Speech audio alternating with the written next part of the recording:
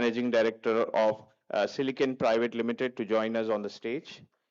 Uh, our keynote speaker for today, Mr. Vagesh Dikshit, past Chairman of CII Telangana and Managing Director Alpla India Private Limited, to join us on the stage. Last but not the least, our Vice Chairman of CII Telangana, Executive Vice Chairman of Resustainability, Mr. M. Gautam Reddy, to join us on the stage, please.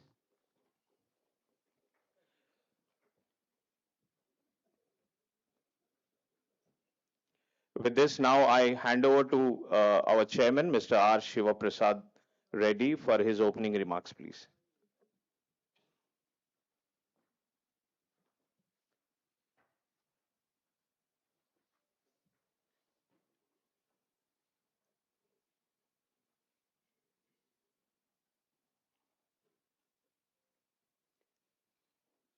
Good morning, Mr. Anil Kumar Epur, our past chair CII Southern Region, and Mr. Akshay SC, ITS, Joint Director, Foreign Trade and Government of India, and Mr. Chakravarti, my friend, AVPS, and Manish Jain, Managing Director, Silicon Private Limited, and Mr. Gautam Reddy, Vice Chairman, CII Telangana, and Executive Vice Chairman, Resustainability Limited, and our great friend, Mr. Vagesh Dikshit, Past Chairman, CII Telangana, and MD Alpla India Private Limited, and my colleague Sheikh Sabuddin, Director and Head CII Telangana. Great morning to all of you and welcome for this summit. It's a great, on behalf of CII Telangana and my personal behalf, I welcome all of you for the 5th edition of CII TG-PackCON 2025. So this year's summit focuses on economic growth driven by the 3 pillars that are shaping India's future: food and agriculture, pharma and life sciences, and technology, electronics, services, FMCG and CPG. This edition promises to be deeply insightful with 2 days of meaningful deliberations, sharing of best practices, and learning that will inspire innovation and collaboration across industries. Friends, the global packaging industry is transforming rapidly, emerging as a strategic partner in innovation and sustainability. In India, packaging has become one of the fastest growing sectors, fueled by the rising demand from consumer-driven industries such as food, personal care, pharma, and technology-enabled products.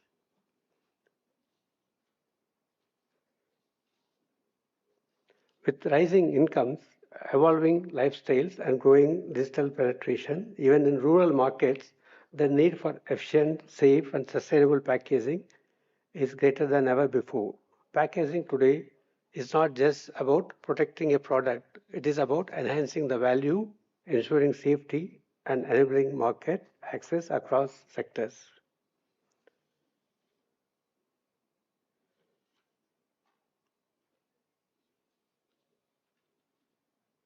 In fact, I have to congratulate Mr. AVS Chakravarti Garu for conducting this program single-handedly, and it is a very unique program which is taken up by CII.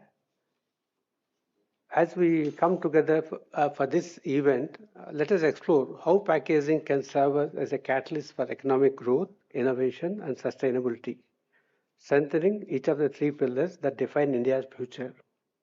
So we are privileged to have among us industry leaders, policy makers, and experts who will share with their insights and experiences, helping us collectively shaping a more competitive and sustainable ecosystem.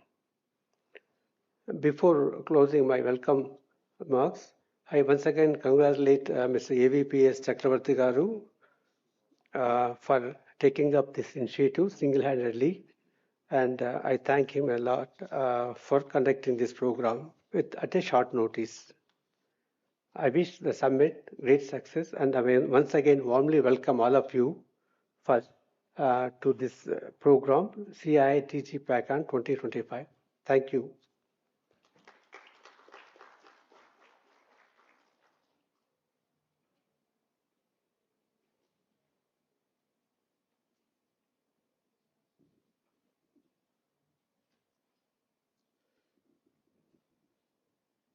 Now I request Mr. Chakravarti AVPS Garu to give his context setting address.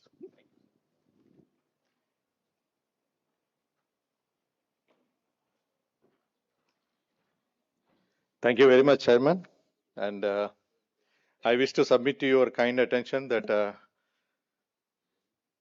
no event is possible without a great teamwork.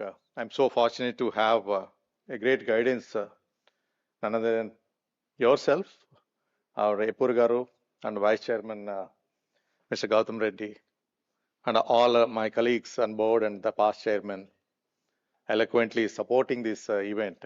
Not forgetting the secretariat headed by our director Samyuddin, his colleague Daniel George, especially I have to name him because he has been there 24 hours during the last 10 days, not sleeping at all, coordinating the entire thing with every stakeholder, literally. And my team sitting in the back who are working on all the creatives and other things. Thank you very much. So I wish to submit to you. It's a great teamwork, sir. So it's not just a single-handed work. And I'm so thankful to everybody. Ladies and gentlemen, I'm so fortunate to be amongst you in this August gathering. Today, what we started a very small way during a COVID 5 years ago, CII TG-PackCON, a virtual event at that time, thanks to Sanjay Singh and Samir Goyal, those days, the past chairman, under their leadership, and followed by our dear friend Sri Vagish Dikshit Garu, continuously supporting this cause. Shekhar Reddy Garu and Sai Prasad Garu, all these past chairmen, we held 4 editions. And then we are before you with the 5th edition. Ladies and gentlemen, I must say the CII TG-PackCON, the traction has got very, very great, I must say. And it's not just a packaging conference, I keep on saying about it. It is the connecting the dots with all the economies, all the pillars of the economies. As already told by my chairman, we articulated in such a way today the 3 pillars we did. In fact, when we explained this to our Honorable Minister, Sridhar Babu Garu, personally we went and met him and explained to him this theme. He was so happy that we are conducting this event, and he extended his warm greetings. But for the election code, he couldn't appear, but he has sent his regards and he has sent all the wishes. Similarly, the Special Chief Secretary, Mr. Sanjay Kumar also, he was to fly to Delhi, and unfortunately he couldn't join us today. But both of them extended their warm greetings and support for this initiative. And today we are so fortunate to have Mr. Nikhil Chakrabarti. He is the Commissioner of Industries, Telangana. He'll be joining in the afternoon. He was stuck up with some personal health reasons, but he also extended wholeheartedly for this conference. And most importantly, our dear friend, very well connected with the industry, Mr. S.E. Akshay. He is the Joint Director General of Foreign Trade, JDGFT, always there for our support. Today, despite his a lot of busy schedule, he is there personally to interact with us, all of us, and share the initiatives of the Government of India in the foreign trade, and which acts as a catalyst to improve the economy as well. Akshay support, we all know Reddy Garu, how he was leading the DGFT earlier. After his retirement, both Akshay and Mr. Chauhan, Sambhaji Chauhan, they are leading the baton. And we are very happy and thank you very much, sir, for gracing this occasion.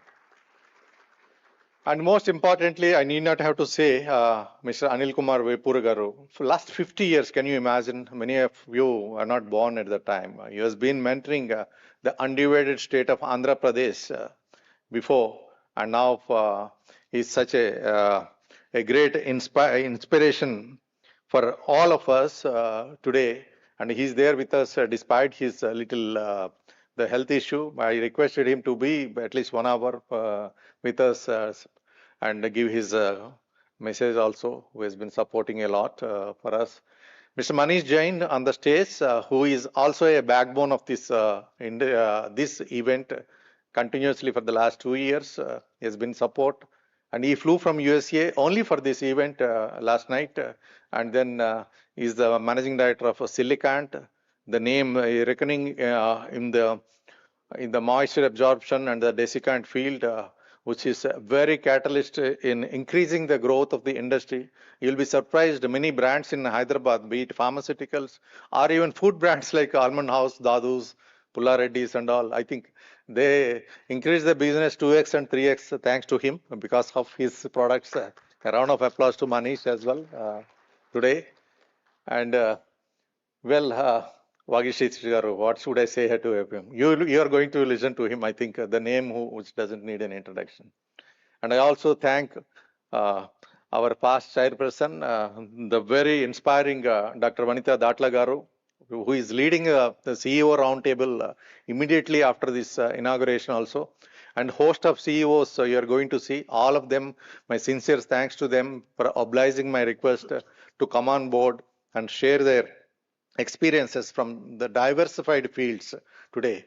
If I start naming, so many CEOs are already sitting in the audience. Thanks to you all, one and all, once again. And to be frank, this year's Vision Edition, in fact, last year was the signature edition. This year, thanks to Epur Garu, he has suggested this name, the vision, how the vision should be taking forward. Even in Telangana, 1 trillion to 3 trillion economy, and the nation economy also, we are becoming the third largest economy in the world. And aligning with the same principle, I think let's name it a Vision Edition. Thank you, Epur Garu, for that guidance. And as I told, this is divided into 3 sectors basically. They're dedicated to the idea that a robust and innovative and sustainable packaging ecosystem, it's a catalyst. As I told you, it's not a packaging conference, but packaging is a catalyst in everywhere for unlocking the next phase of Indian growth story. Our entire agenda is anchored by the 3 foundational pillars shaping the nation's economic future. Well, my friends, the first, I think, the backbone of the Indian economy, the food and agri. You're going to listen to my friends from the ASEAN CEO, Nadiminti Vijay, Mr. Balasubramaniam. He is also there with us for the last 25 years, heading the Mars earlier and also Shrestha Foods later. And now, so today he's the CEO in ITC. He is there. And Mr. Sudhir Shah, Scoops Ice Cream, and Indian Ice Cream Association, the director. And many of them are going to give their insights on the food and agri. And pharma and life sciences, I think that is another major wing. Tomorrow is dedicated for that. The growth engine for economic progress. And then the third, the most importantly, we put it in such a way, the technology, electronics, services, GCCs, FMCG, CPG, and all of them are the catalysts for the innovation and value creation and the global competitiveness. So we divided this event into these 3 pillars, and TG-PackCON 2025 is a platform where leaders and change makers from all these 3 critical sectors converge. We are here to jointly build a future-ready ecosystem that doesn't just manage the logistics, but actively drives innovation, sustainability, and large-scale economic expansion. My dear friends, I wish to take a couple of more minutes to highlight you. Mr. Akshay was also asking, what is this all about? The growth story unfolding, if I say, our program is designed to deliver the high-impact insights and actionable strategies across 2 intense days. My friends, the inaugural session, as you already told, I explained to you, and within this integrated, the keynote address, innovations for economic growth, the packaging as the catalyst there, detailing how innovation, sustainability, and technology integration in packaging directly catalyze industrial productivity and export expansion. This will be dealt by none other than our Vagish Dikshit Sahab. And followed by the leadership panel, the plenary session headed by the Vanitha Datla Garu, Dr. Vanitha Datla Garu. It's a very high impact conversation featuring around 10, 11 CEOs from manufacturing, food, pharma, FMCG, and tech sectors, exploring efficiency, competitiveness, the new growth equation that will define India's next wave. And well, the day two, most importantly, we dive into pharma and life sciences for economic growth, examining the regulatory advancements and global competitiveness. And this will be followed by very interesting tomorrow afternoon. I think I request all of you to stay tuned. The session will be featuring representatives from the United Kingdom, Australia, Turkey, Canada, and the Netherlands to explore global market opportunities. In fact, I request Akshay Garu also to spare a couple of hours tomorrow afternoon to be there.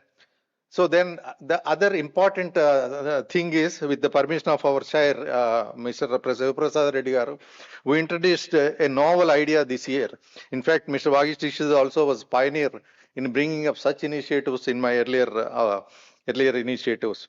Truly capture the spirit of the change, we have introduced high energy addresses designed to shake up conventional thinking. So what is that? The disruptive talk today afternoon, a high energy address by analog astronaut and space scientist on challenging the conventional leading to change and creativity. So today afternoon that will be there by Miss Young Jahnavi Dangeti. And tomorrow there is another disruptive session, a thought-provoking address by an AI expert and a very leading podcaster. And he will be giving us how artificial intelligence is redefining research and clinical development. That will be very interesting tomorrow afternoon. And apart from this, our core working sessions will focus on product innovation, ensuring we capture the cutting edge across the value chain. My dear friends, the sustainability and the circularity as a vital and overarching theme. The food and agri, pharma, life sciences, and medtech as well. Tomorrow it will be touched upon medtech also, the most happening sector. And the technology, electronic services, FMCG, and CPG. And these focused panels are crucial for seeing how technology translates directly into economic advantage across key Indian sectors. Well, my friends, I must express my sincere appreciation to the entire CII leadership and for their unwavering support, and especially the chairman, Mr. R. Sivaprasad Reddy Garu, and my dear friend, Vice Chairman, Mr. M. Gautam Reddy Garu.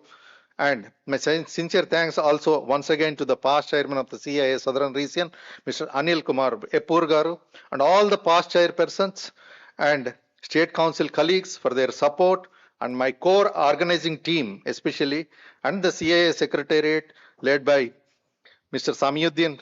Sheikh Samiuddin for their tireless dedication and their invaluable effort in bringing this vision to life. And special thanks to all my partners, most importantly, you see all of them on the back, without whose support this would not have been a reality. The summit is more than a conference, my dear friends. As I told you, it is a strategic gathering to unlock enormous economic potential within our grasp. I invite every stakeholder to join us at the Park Hotel, Somajiguda, this way. Today we are gathering here to contribute to this. And for your information, this is also being podcasted live. We share the live link also. You can share with all your friends all over the world. They will be equally benefited. I'm looking forward to a summit filled with strategic insights, invaluable collaborations, and a renewed commitment to the growth. With that, thank you very much. And I'm equally interested, eager to get insights in the following sessions as well along with you. Thank you very much, my dear friends.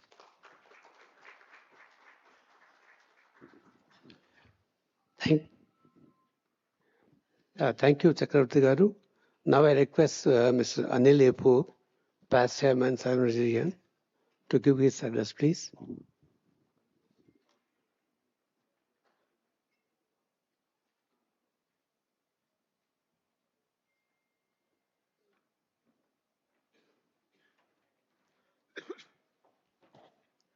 A very good morning to all of you. Reddy Garu, Chakravarti Garu, Gautam Reddy Garu, and all my other colleagues on the distinct people on the dais, and of course, the elite of the industry before us. I only have a couple of points to make. One is that as we are growing as a nation, we are getting more and more value-added products, and we cannot have value-added products unless we are able to properly pack it, and which is what your people are doing. And also, what I'm very happy about to note is that all of you have the right ideas as how packaging cannot be a burden on the environment. And you're looking at alternate materials and how to recycle materials, etc., which I think is the right way to go. And I think that we are lucky in India that we have people like you who are running this sector, who are not looking at what was history, what is yesterday, but looking forward to what's tomorrow. And I think that is a great way for a sector to grow. I wish the sector all the very best and success to all. And thank you all for being here with us. Thank you. Thank you, Anil. Now I request Mr. Akshay, Joint Director General of Foreign Trade, to give his special address, please. Very good morning to all of you. I congratulate CII for having put in so much of efforts to bring the best minds in the packaging industry across the industry, academia, and from the government sector to brainstorm on the aspects and challenges which are uh, available to the packaging industry, specifically for the Indian packaging industry, and how do we see it from various angles. I'm sure in the detailed sessions there will be a lot of exchange of ideas, strategies, blueprints in terms of how it can be taken forward. I'll be brief in what I would like to mention over here. From the government side, I mean, I'm sure that you all appreciate that the philosophy in the packaging industry, in terms of the governance, in terms of the regulations, is the philosophy of reduce, recycle, and uh, reuse, right? So, based on this particular philosophy, all the governments across the world, they have been trying to formulate the policy regulations uh, towards this particular end goal.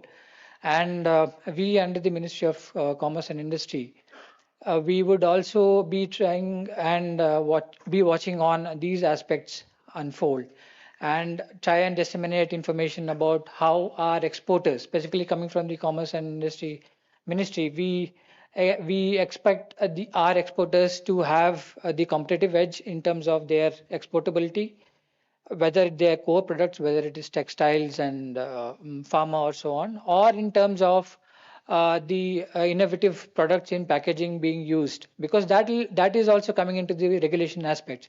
You might be knowing that EU also is coming up with some regulations, such kind of circularity and so on, right?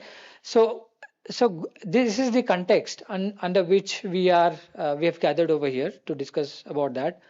So in that background, I'd like to just mention some of the problem statements, if I can say so, to the packaging industry. So the best minds over here can dwell upon these and see as to how they formulate the strategies or the tactics and the technologies. Some of the regulations might start from a simple statement of saying, let's say, minimizing empty space in the containers, right?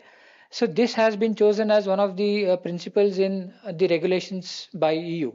They say that less than 40% should be the empty space in a container. So this is a problem statement. So how do we go about it? Whether we use the standardized dimensions, the carton boxes and so on, or should we go for the on-demand based the boxing, or how do we reduce it? The regulatory aspects are going by the principle that if there is increase in the consumption of the boxes or the packaging, if there is increased empty space, that adds up to the emissions during the shipments and so on, because it needs a lot of logistic aspects, the volume increase, and so on. So to reduce this, now how does our Indian packaging industry take it as this problem statement, minimizing empty space in the containers? This I would leave it to the technical sessions as to how they would want to discuss and see what are the new available technologies, what are the capital goods we need to come out, and see as to how it can cater to this kind of problem statement, right? So the other aspect is problem statement being mandatory recyclability by 2030. I mean, some of the regulations which have been discussed is a certain amount, around 30% or something, of all packaged material to be placed in EU needs to be recyclable. So, how do we cope up with this? Do we innovate in terms of the structure of the boards, cardboards, the paper, and so on, or do we mention about the composition details in the labeling as part of this packaging material so that it can be recycled, right? So such kind of strategies, probably you might want to take it up as part of your detailed discussions.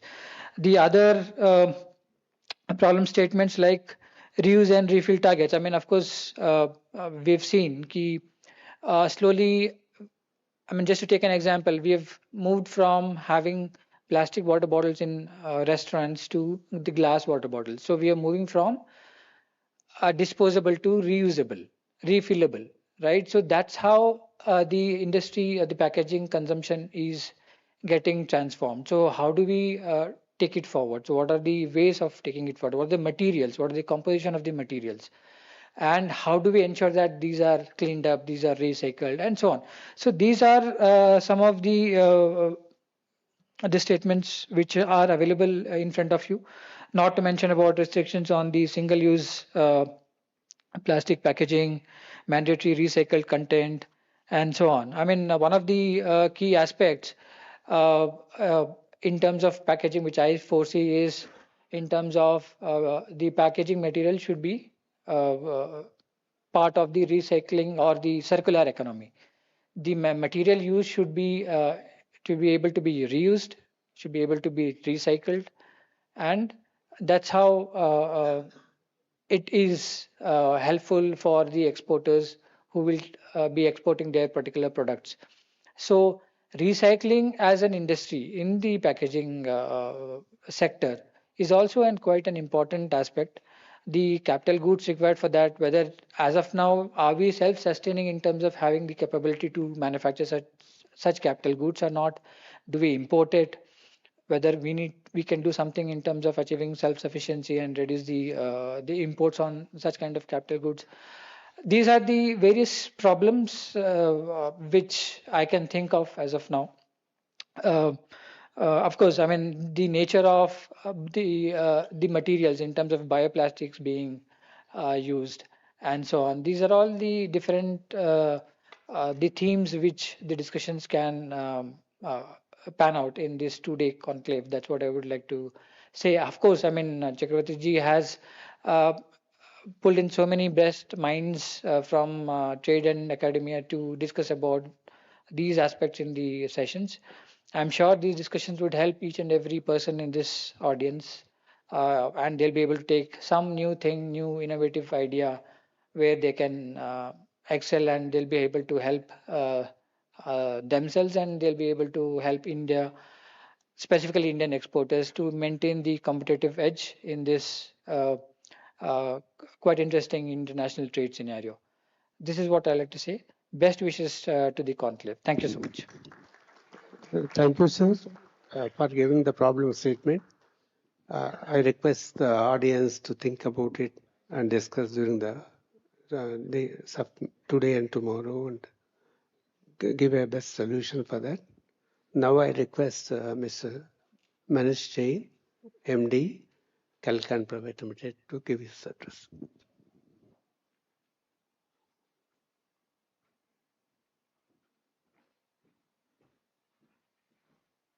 Good morning, all.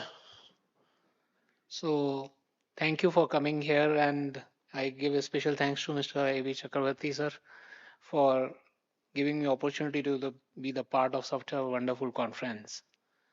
So, as my life started with the normal manufacture of silica gel, so that moment I was not so satisfied with what I was delivering to the world.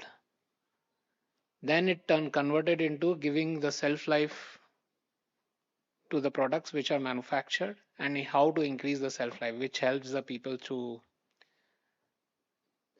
market their product in a well to worldwide. So this is our expertise where now talking about Hyderabad,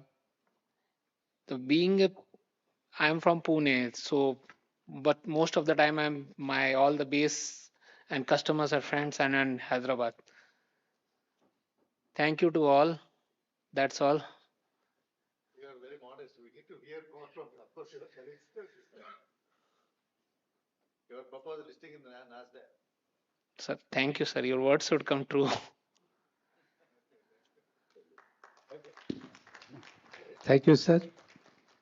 Now I request Mr. Vagesh Dikshit, Past Chairman, CII Telangana, and MD, Alpla India Private Limited, to give his keynote address, please.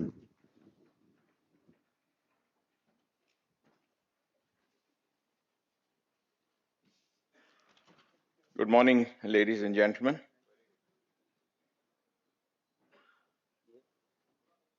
Forward.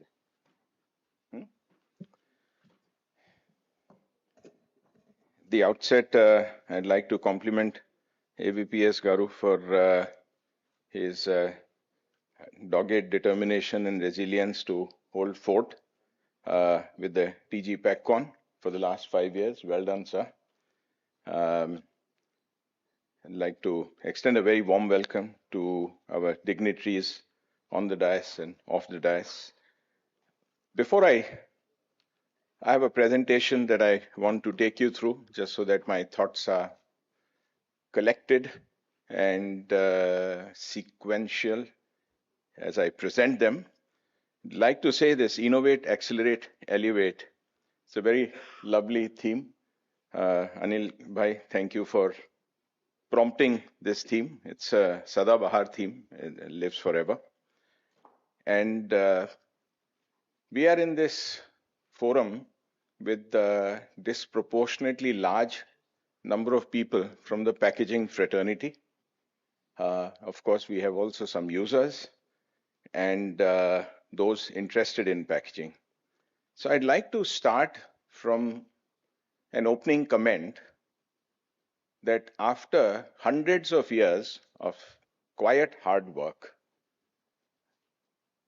packaging industry seems to be currently at a receiving end and more in a defensive mode than on a proactive mode of what lies ahead. Everyone has an opinion on how packaging is ruining our life. A lot of that comes to plastics, but also to other formats of packaging. We have glass, we have paper, we have metal, and variety of hybrids.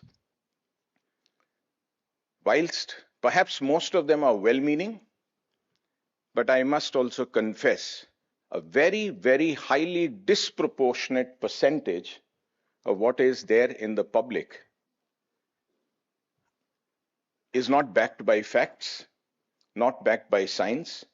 And as much as our news is scattered with half-truths, which the world loves to believe, we in packaging also suffer from the same. I will start with an example and then go on with my presentation. I'm 64, I've been in packaging business for 40. I didn't join packaging because somebody told me so. I was also, like many people, a student in US. And I was a topper. I was admitted to a PhD program in 84 when rarely anyone came back. And I chose to come back because Mera Bharat Mahan, I wanted to create 500 jobs even when I had not $1 in my pocket or 1 rupee in my pocket. I had actually an education loan. So I came back with a negative balance sheet to come to India because I felt this is a country where I need to do things to create some jobs. Started by creating 5 jobs. I said, if I fail, then I'll go and do a PhD and then teach people how to do business. I would have been probably Professor Sabs, he's here, my dear friend, Chakraborty Saab from ISB, I would have been probably another professor, doing my bit, and of course, doing my, that's also a very, very noble profession. But I chose this. So what I'm trying to tell is there are a zillion of stories of people who have got into packaging and in many other industries to do good. None of the people who have jumped into packaging came so with a mindset, it is legal, पर बदमाशी है, 4 पैसे कमा लेंगे. It is also legal to brew alcohol. But whoever does, I have a lot of friends, they know that it is not the best for health. None of the plastic, paper, metal, or packaging guys should feel from this refrain. So please applaud yourself for being noble, business-minded people who are doing well for the society. Give a louder applause. Don't be afraid to applaud yourself.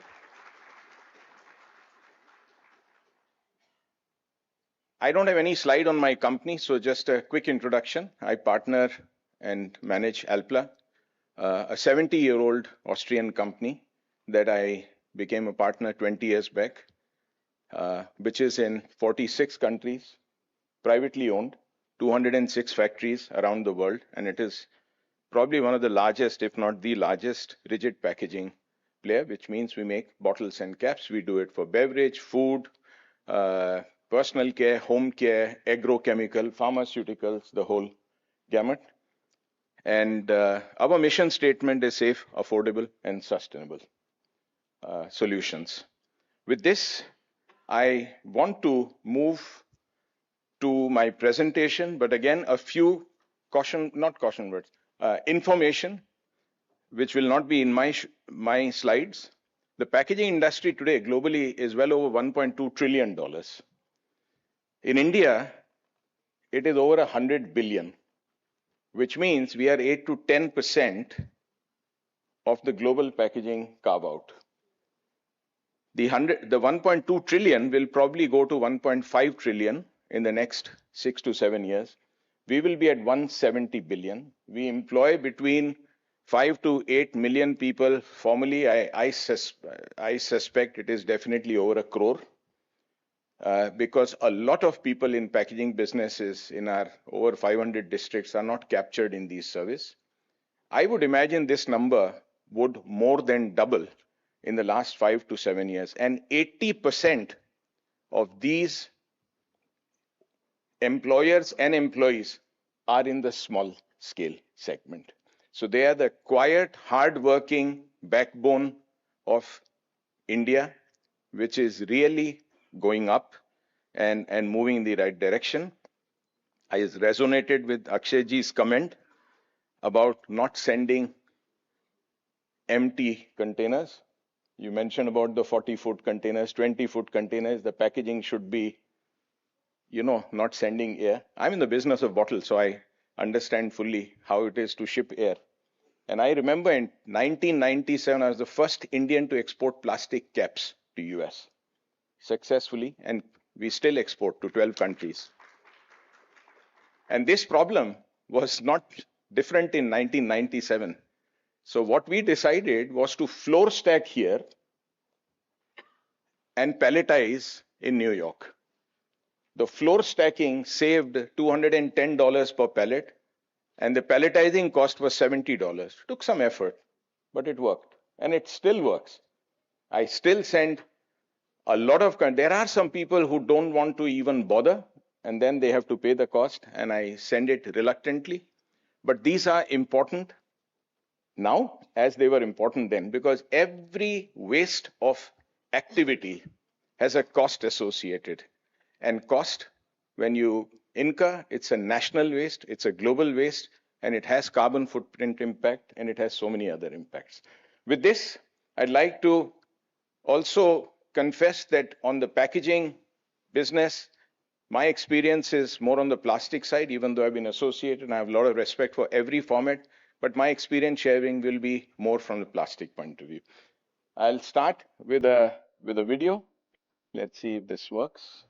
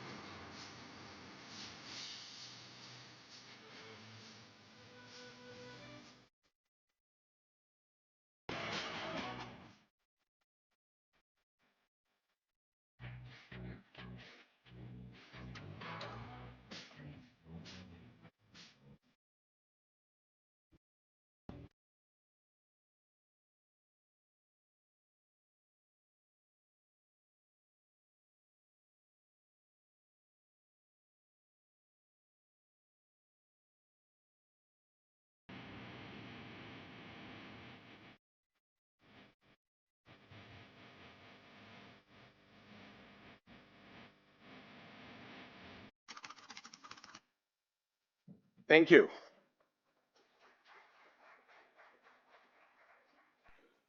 So, the role of plastics and packaging in economic growth is central. Anything that will be produced or sold, even if it is defense components, even if it is a booster rocket for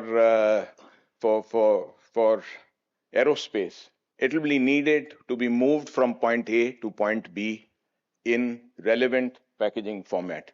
So if we have only the impression of the lay chips that you get, or a bottle of water or whatever, that is one small part of the whole journey of packaging. There's a very large element. And of course, I mentioned that we ourselves in the world of Alpla are into providing solutions which are safe, affordable, and sustainable. And we touch the life of over 3 billion people every day. And this is not individual to us. I think everyone in the business of packaging, if he or she has survived 10 years in business, they are default into safe, affordable, and sustainable living. Let me step back and take you through the world of ours. If you see the history of the world, right from 1861 to 2025, I mean, this is a world which has been full of turmoil. Right from the Civil War, World War, Depression, World War II, Cold War, partition of India, India-Pakistan war, crisis, financial crisis, global crisis, COVID, the Russian-Ukraine war, which is still completing, the Israel-Hamas has gone through, hopefully, a permanent pause. Looks very depressing.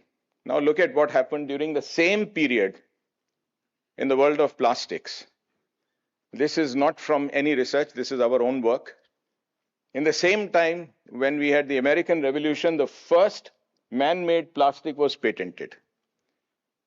Move on to bakelite being invented in 7, polymer theory 20, Teflon, nylons, without which there would be not a single plane flying in Mother Earth, was discovered in 33, 38, PET development 41 to 54, PET patented for beverage, which is a revolution of sorts, because without this, all these wars, famines, floods, people would have died in millions in the last centuries if there was nothing done, not centuries, but decades. Drug delivery devices, I mean, this is all through the same materials. And then bioplastics delivery, plastic and PPE during COVID. I mean, it's surprising that there was a pause for deriding plastic when it saved our life with the masks and the PPEs. And as soon as it was over, we were back to thrashing the same thing that saved our lives. And of course, now with the AI explosion, we are into what next? So you imagine, this is the bipolar world of the last nearly 200 years. And which one looks like pro-people, pro-growth, pro-future, and which is an industry which can claim to have 56 Nobel laureates in the last 100 years. So please, once again, be proud and applaud yourself for doing something good for the society. But just having a great feeling is not good enough. The impact of global events on India is not something that we miss. With all these wars, the tariffs that have been announced, now it's nearly 50%. The fact that I'm standing without crying is a proof that we are all positive about the future. I also have a lot of exposure, but you know what, we'll survive. Raw material price, export issues, industry exemptions, growth application. That's a dichotomy of VUCA environment. You know, we Indians are good at it because we thrive in uncertainty, right? One single drive on the road and you know, every second you have to be alive, otherwise somebody will knock you.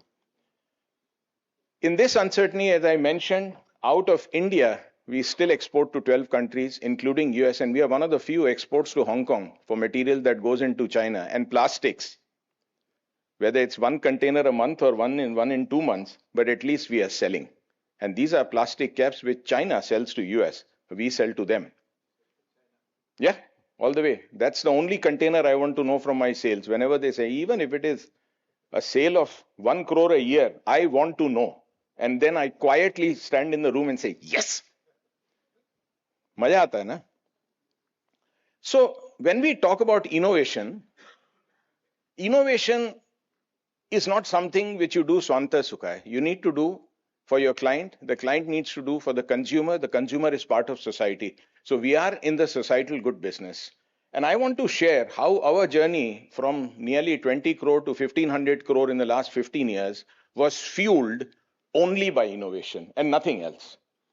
So India has a lot of counterfeiting problems. We also have brand enhancement needs as any other thing. So we came up with a proposition called the Thrill Initiative. And there are 3 elements in Thrill Initiative. The first, to significantly improve the first moment of truth. So, which means if somebody is walking down an aisle or an e-aisle or in quick commerce looking through what we now call as phone throw, not as shelf throw, will you be picked up? And that's only based on packaging. Of course, the second moment of truth is when you use the product. The third is when you go back and only buy that. This was a very nice way that the past chairman of Procter, Mr. Lefley, had announced in 2004 to demystify the journey of a pack. So this for us is the first part of Thrill. Second is, can we improve performance? If you have 99.9% accuracy and you feel very good, I'm sorry, that means still out of 1000 parts, 1 part will be very bad. So are you at 3 sigma or at 6 sigma? Then you create a thrill. When nobody is asking you and you go to a client and say, oh, by the way, I'm going to give you 1 million bottles and I can promise you there will be not more than 1 bottle failure in a million in the line, and not critical defect. I'm talking about operationally. That's a thrill. And the third is significant reduction of price, whether it's through value engineering, weight reduction, cycle time enhancement, machinery. I think Akshayji also talked about equipment. That's a big topic. How can you just rely on import and live on the arbitrage of salary? That will not work. If you want to, and if we want to together, want to compete with China, Thailand, Vietnam, Korea, the whole ecosystem has to change. People cost being only one element of it. I might even dare to say a small element. So what did we do? Half the packs did not exist. Jhandu was in glass. Indian Oil used to have fake lube in the market. All these products were through technology interventions that Alpla did for the first time, not in India, in the world. What you see in Jhandu in 2007, we call it the cube technology. It was used in automotive. We were the first to apply it into packaging. And my partner said, well, if this works in India, let's go for it. The fact that we did not know the technology was a minor hiccup in the detail. My company was 100 crore in top line that time in 2010. We invested 40 crore in this project. If it failed, well, I would have lost the time to go back and do a PhD. I would have been probably really, really hurting. But all these projects were rockstar projects that were not done. And of course, it takes hard work, it takes effort. What did it do for Jhandu? They used to sell 4 crore pieces in 2007 and their growth was 3%. They said, tired product hai, 90 saal purana hai, thaka hua hai. I said, then how come everyone uses it? Maybe you're not getting the sales. And of course, 100% duplication was there. Do you know, now they sell 30 crore pieces. From 4 crore to 30 crore. Mentho plus balm. It's a world wonder. The chairman of Unilever 12 years back, Paul Pullman, he was so surprised. He asked my partner, he says, this pack, how much do you sell for? So my partner and chairman, he said, well, it's sold for 2 rupees, 40 for a dollar. He says, no, not the packaging. I mean the product. He said, I mean the product. 2 rupees mein bik raha tha in 2007. You know what's the price now? 2 rupees. And you know, the molds for this cost 800,000 to €1,000,000, and we need 6-7 of them. It's 100 crore, 150 crore investment. If we hadn't followed the path that Akshayji hinted at, we would not be able to. We forced the German company to produce the machines here after the first 5 years. I remember saying good news, bad news. So he said, yeah, tell us the good news first. Of course, everyone wants to know. I said, we have a market for another 10 machines worth a lot. What's the bad news? If you make it in Germany, we are not buying. You have to produce in your India factory, and we'll work with you. And then the ultimate joke was, we tell them, and our engineers have found a way that you can make these machines 40% more energy efficient. That was a quiet moment. If you tell a German engineer that we'll tell you how to engineer, it's not funny. We tried to be very, very sympathetic, very, very humble in communicating this. But long story short, Milacron has stopped producing that in Germany and now 100% exporting out of India to Germany, to US and the whole world. Not only this machine, all machines. And what they now sell in India for 200,000, they change the color, CE certify it and sell it for 600,000 in Europe. So I'm saying innovation is not just an arbitrage of cost. It is the arbitrage of mind, and the only thing that will hold you back is the limitation of your thinking. You have seen all these packs. Coca-Cola launched a 250 ml pack in plastics. They used to sell 1 million pieces, 10 lakh pieces a day, 2016. And glass for 1 liter of water or 1 liter of Coke requires 16 liters of water. For cleaning, for the whole ecosystem, everything needs water, some more, some less. This and the glass bottle used to be 350 grams. So you can imagine the carbon footprint for transport. So bikta nahi tha, chalta nahi tha, theek hai. We launched this with them, joint project, 9.6 gram. And with a life of 6 months due to some more technological intervention. This now sells with us 1 crore pieces a day. And they are selling 1.6. So it's the biggest breakthrough in packaging according to Coke in the last 10 years. And it happened right in Mana City, Hyderabad, and in Aminpur Coke plant with Alpla India as their partners. So these are the things I'm sharing. I'm sure all of you have some experiences. Some of you I know personally. I know you have had breakthrough experiences. I would also like to turn back and see where I get my inspiration or my team gets an inspiration. Look at Operation Sindoor. Look at the lessons learned. Embrace indigenous innovation R&D. How many people in this room knew about the Agni Tir? Not many. I've been to Israel. I spend a lot of time there. They have a Kavach, which is 99.some%, capable of wielding. Our Agni Tir had 100% record of success. I had friends in Jammu actually having the guts to put their video on and saying, "Bhai, ये मिसाइलें आ रही हैं." मैंने कहा, तुम ऊपर खड़े होके देख रहे हो, you can also die. He said, नहीं नहीं, सब टैकल हो रही हैं. This is the confidence of an Indian in India. And this is not because we cleverly assembled it cheap, because we made it from the basic. So investing in R&D, materials, all the elements is, without this koi upay nahi, nothing will work. Collaborate across the ecosystem. Go anywhere. Find the elements of success. Build resilience through self-reliance. Today, we have some amazing people. We have Reddy Garu from Vasanta, who's quietly sitting and exporting 150, 200 crores of molds worldwide, right? Out of his 300 crore sales. We are also in the plastic business. Against all odds, we also established our own tool shop, global tool shop, to replace our German tool shop. And in the last year, we have exported 40 crores. And to US, to Spain, to Germany, you name the country and our molds are running there. Indian molds. But what upsets me, the steel is from Saab, from Sweden. The hot runner comes from Canada. The various machines that are used are either Japanese or why not Indian machine? Why don't we have the pride, energy, enthusiasm to go into the metallurgy? We have largest steel mills. Why not work together? And this is where I have also constantly been in touch with the government of India through various forums. Why not make special alloys? Why not make special things which enable us? Upri se, only from the surface, you will achieve something. But only when you go to the bunyad, you will achieve a total resolution. So automation, I mean, there are amazing things that we can do. Along with that is a need for swabhiman.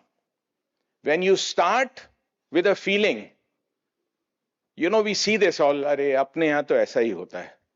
Have swabhiman in your action, self-awareness and community building. There's not a single activity we can do successfully if we don't have swabhiman ki bhavna. Whether you work in Jammu Kashmir or in Telangana or Bombay, we need this. And so we also work with our communities. We have our first dual education system in India, which is recognized along with government of Telangana. Last year, only for 14 kids, 2,750 applied. And when they pass out, they are all job ready globally. I do want to say something which might be opposite to what we are all proud of. We have to get out of this jugaad mindset. We are very proud of this term jugaad, but it is all the original word jugaad came from frugal activity that bridges a gap. जो kaizen बोलते हैं Japanese, a small activity that solves a problem. The Hindi word was jugaad. But if you see the word jugaad, it is like a door of a machine is open, उसको रस्सी से बांध दिया is jugaad. This word has destroyed India's focus on innovation and has focused on imitation and doing unsafe things in a terrible way. So I would really most humbly ask you to look at this very seriously. Towards a Viksit Bharat, growth-oriented Bharat, just arbitrage of human cost will not work. Specialty steels and metals, I'm talking from plastic and packaging industry point of view, is the base. Electronics and electrical, the whole panels, whole subsets, a lot of them come from Korea, from Taiwan. Why? We need to work on this. And work is happening. We need to accelerate this. Application engineering, abhi, you know, half the softwares come from outside, if not 90%. If we do all this, machine building pe, if we focus, distribution, we are very good. Intra, you know, especially our quick commerce, we also need to look at how to distribute more effectively. And we need to be open to be global and quality oriented. 90% people who don't want to work with a made in India label is not because of our price, because they are not sure of our quality. The day our product is even 5% more expensive, but 100% reliable, I'm telling you, people will be willing to give 5, 7, 10% more price. This is badlav in the mind. Cheapest is not the best. Cheapest is equal to no business. I want to give, in more or less in my concluding slides, the path to Viksit Bharat. We have to also see how did other countries do it. If you see Japan or China, what was their journey 70 to 80, 80 to 2000, 2000 to 220? It was a journey originally, auto, electronic. In 80, when I was in US, the American friends used to laugh at Japanese cars for being poor quality, unreliable. They stopped laughing in 2000.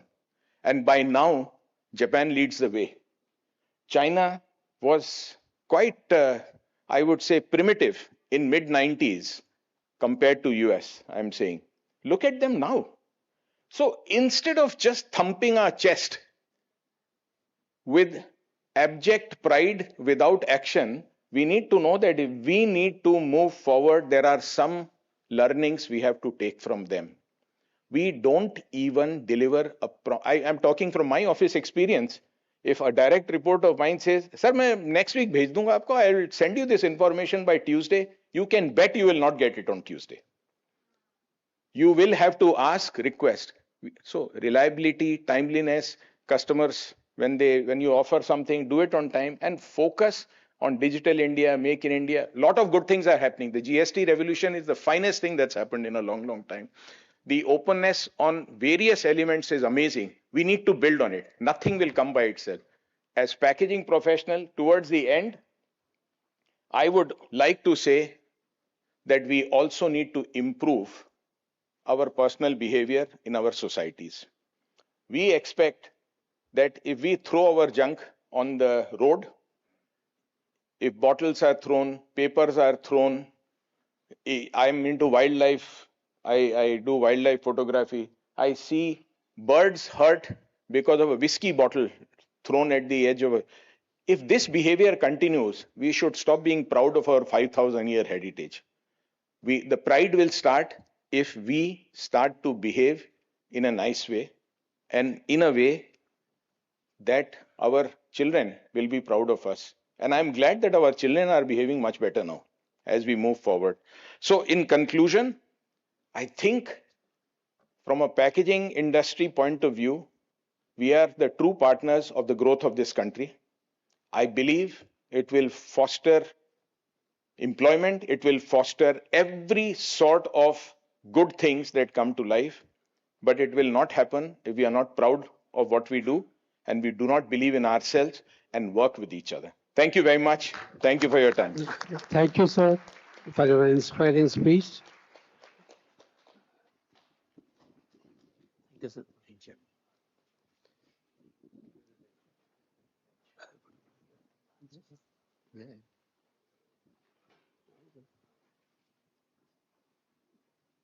The souvenir is there.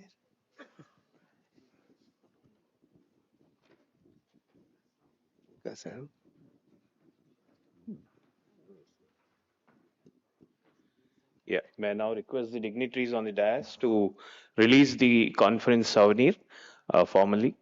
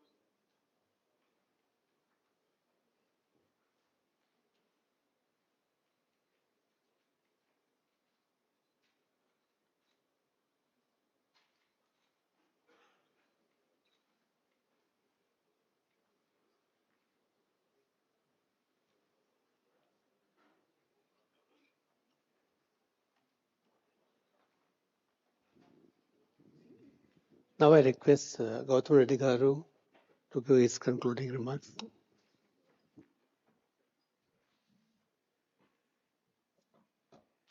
Good morning, everyone. And before concluding, I'd just like to add a statement. Very ironic situation about packaging, as you all see, is one of its key purpose is to protect it from contamination. And at the end of it, once the product is consumed, the packaging material becomes a contaminant. And that's the irony. And therefore, it's very important that, as you have heard from many speakers, it's very important to believe and do things that, we use sustainable materials. We use sustainability as a focus in packaging, and therefore, we have to ensure that it gives a much more natural resources to the next generation. And that's therefore very, very important. I would like to place on record thanks to the chairman, CII, Shiv Prasad Reddy, who has been inspiration in getting this whole program together and leading it from the front. And of course, AVPS Chakravarti, who has done a fantastic job putting the right team and group together to conduct this program. Anil A. Purgaru, our Southern Region past chairman, who has been very kind to be here and address the gathering. S.C. Akshay Garu, Director General Foreign Trade. Manish Jain, who has created a new thinking for packaging, talking about enhancing the shelf life of the product rather than just packaging, which is a very innovative thinking. And I must appreciate Vagish Dikshit for taking a very bold, courageous statement to be proud of plastic. And I echo his sentiment. And as I keep repeating in many of my speeches, everyone wants that there should be no pollution. But the reality of life is it's inevitable. We eat food, we defecate, and that's pollution. We drink water, we urinate, that's pollution. We breathe in air, we breathe out carbon dioxide, that's pollution. Pollution is inevitable. What's important is how we mitigate, how we minimize, how we manage it. So whether it's plastic, whether it is metal, whether it is glass, whether it is paper, or the combination of products, innovative products that are used in packaging are all very important for packaging. But what's important for us to recognize is how to manage them afterwards. How to ensure that it does not impact the society, the environment, and the next generation, to ensure that the resources are available for the next generation is the most important thing. But I appreciate the bold courage to say plastic is better than other products. I really believe in it and appreciate that wonderful thing. And thanks, Sami, for arranging a good event together. Thank you all very much, and have a wonderful two-day session to bring out better thinking. Thank you.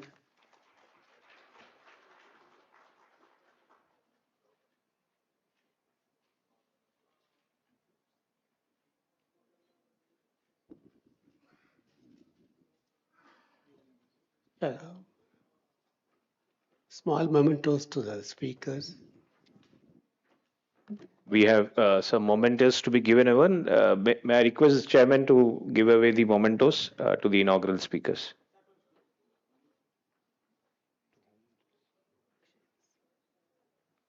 Chairman.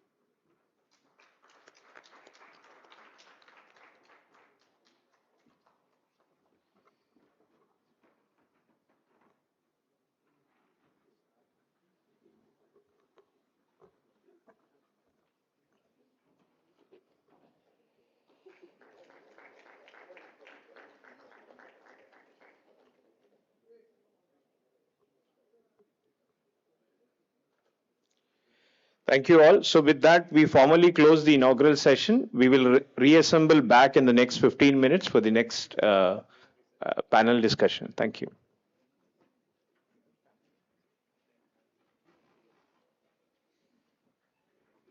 Thank you all. Be here immediately after that. Otherwise, you are missing a very inspiring plenary session by the CEOs from diversified sectors. Thank you very much.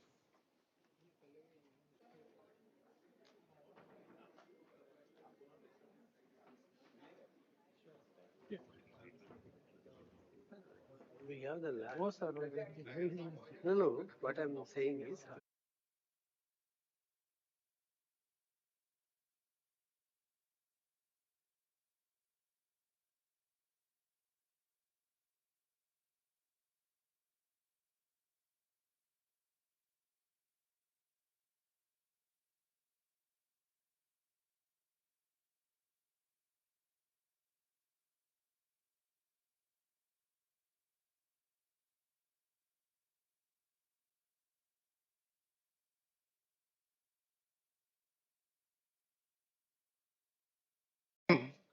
Who doesn't know in the poultry field, the International Egg Commission former chairman and the president, and also the vice chairman and managing director of Srinivasa Farms.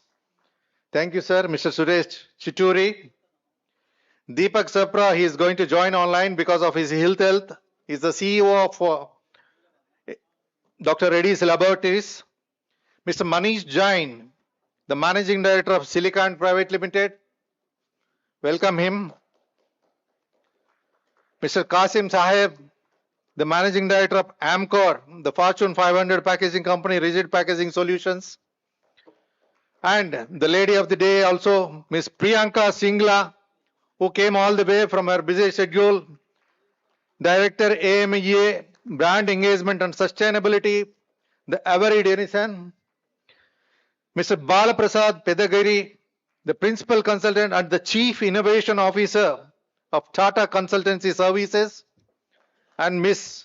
Rashi Agrawal, the Chief Business Officer of Banyan Nation, and then Dr. Sandeep Goyal, the Managing Director of Moglix, and finally, we have Dr. Saurabh Shekhar, the Managing Partner, Wipro Consumer Care, the Pet Care. I welcome all of you for an inspiring plenary session. Over to the chairman of the session, Dr. Vanitha Datla Garu. Thank you very much.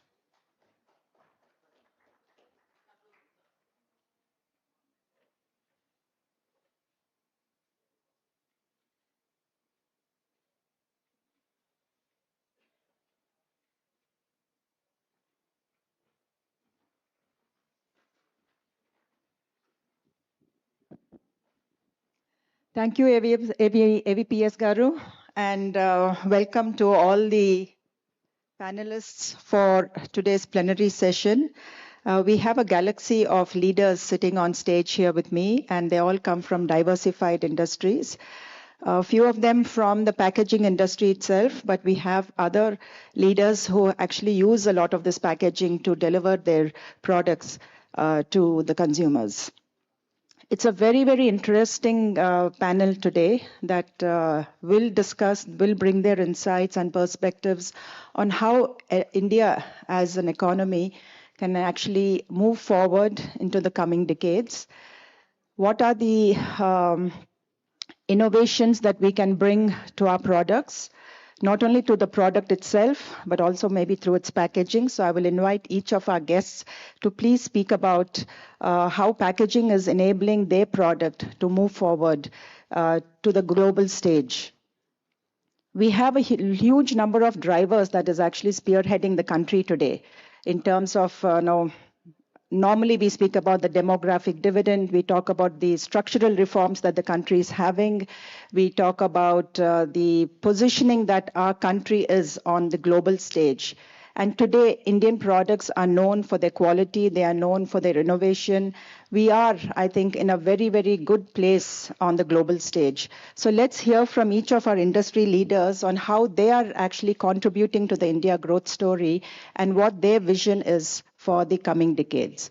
I'll start with Suresh Chituri, a leader in the poultry business, the egg man, as we all call him fondly. What is your take on this topic, and what do you foresee India to be in the coming days?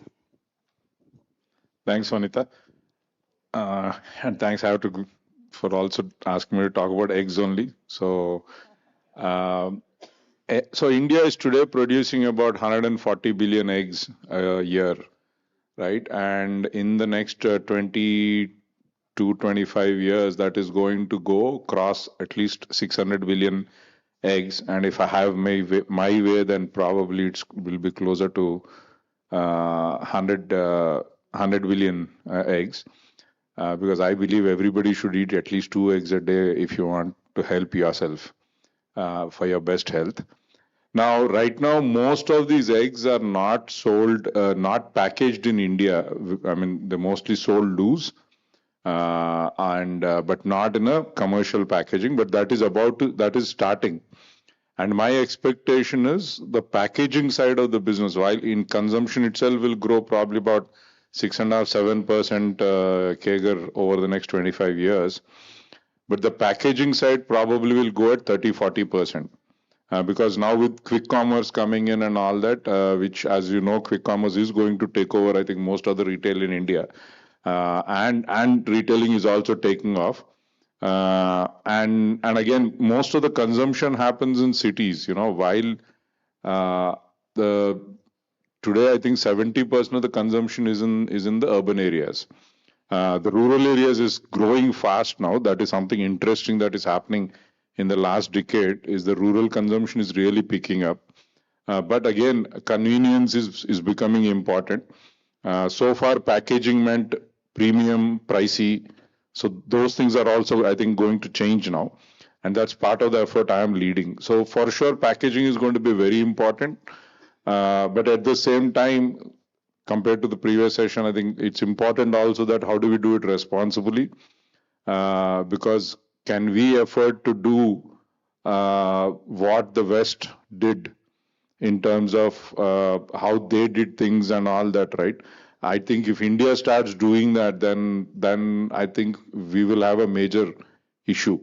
So I think it's a beautiful opportunity for me. It's exciting for sure, because if it's already done by somebody else, then usme hamara kya kaam hai?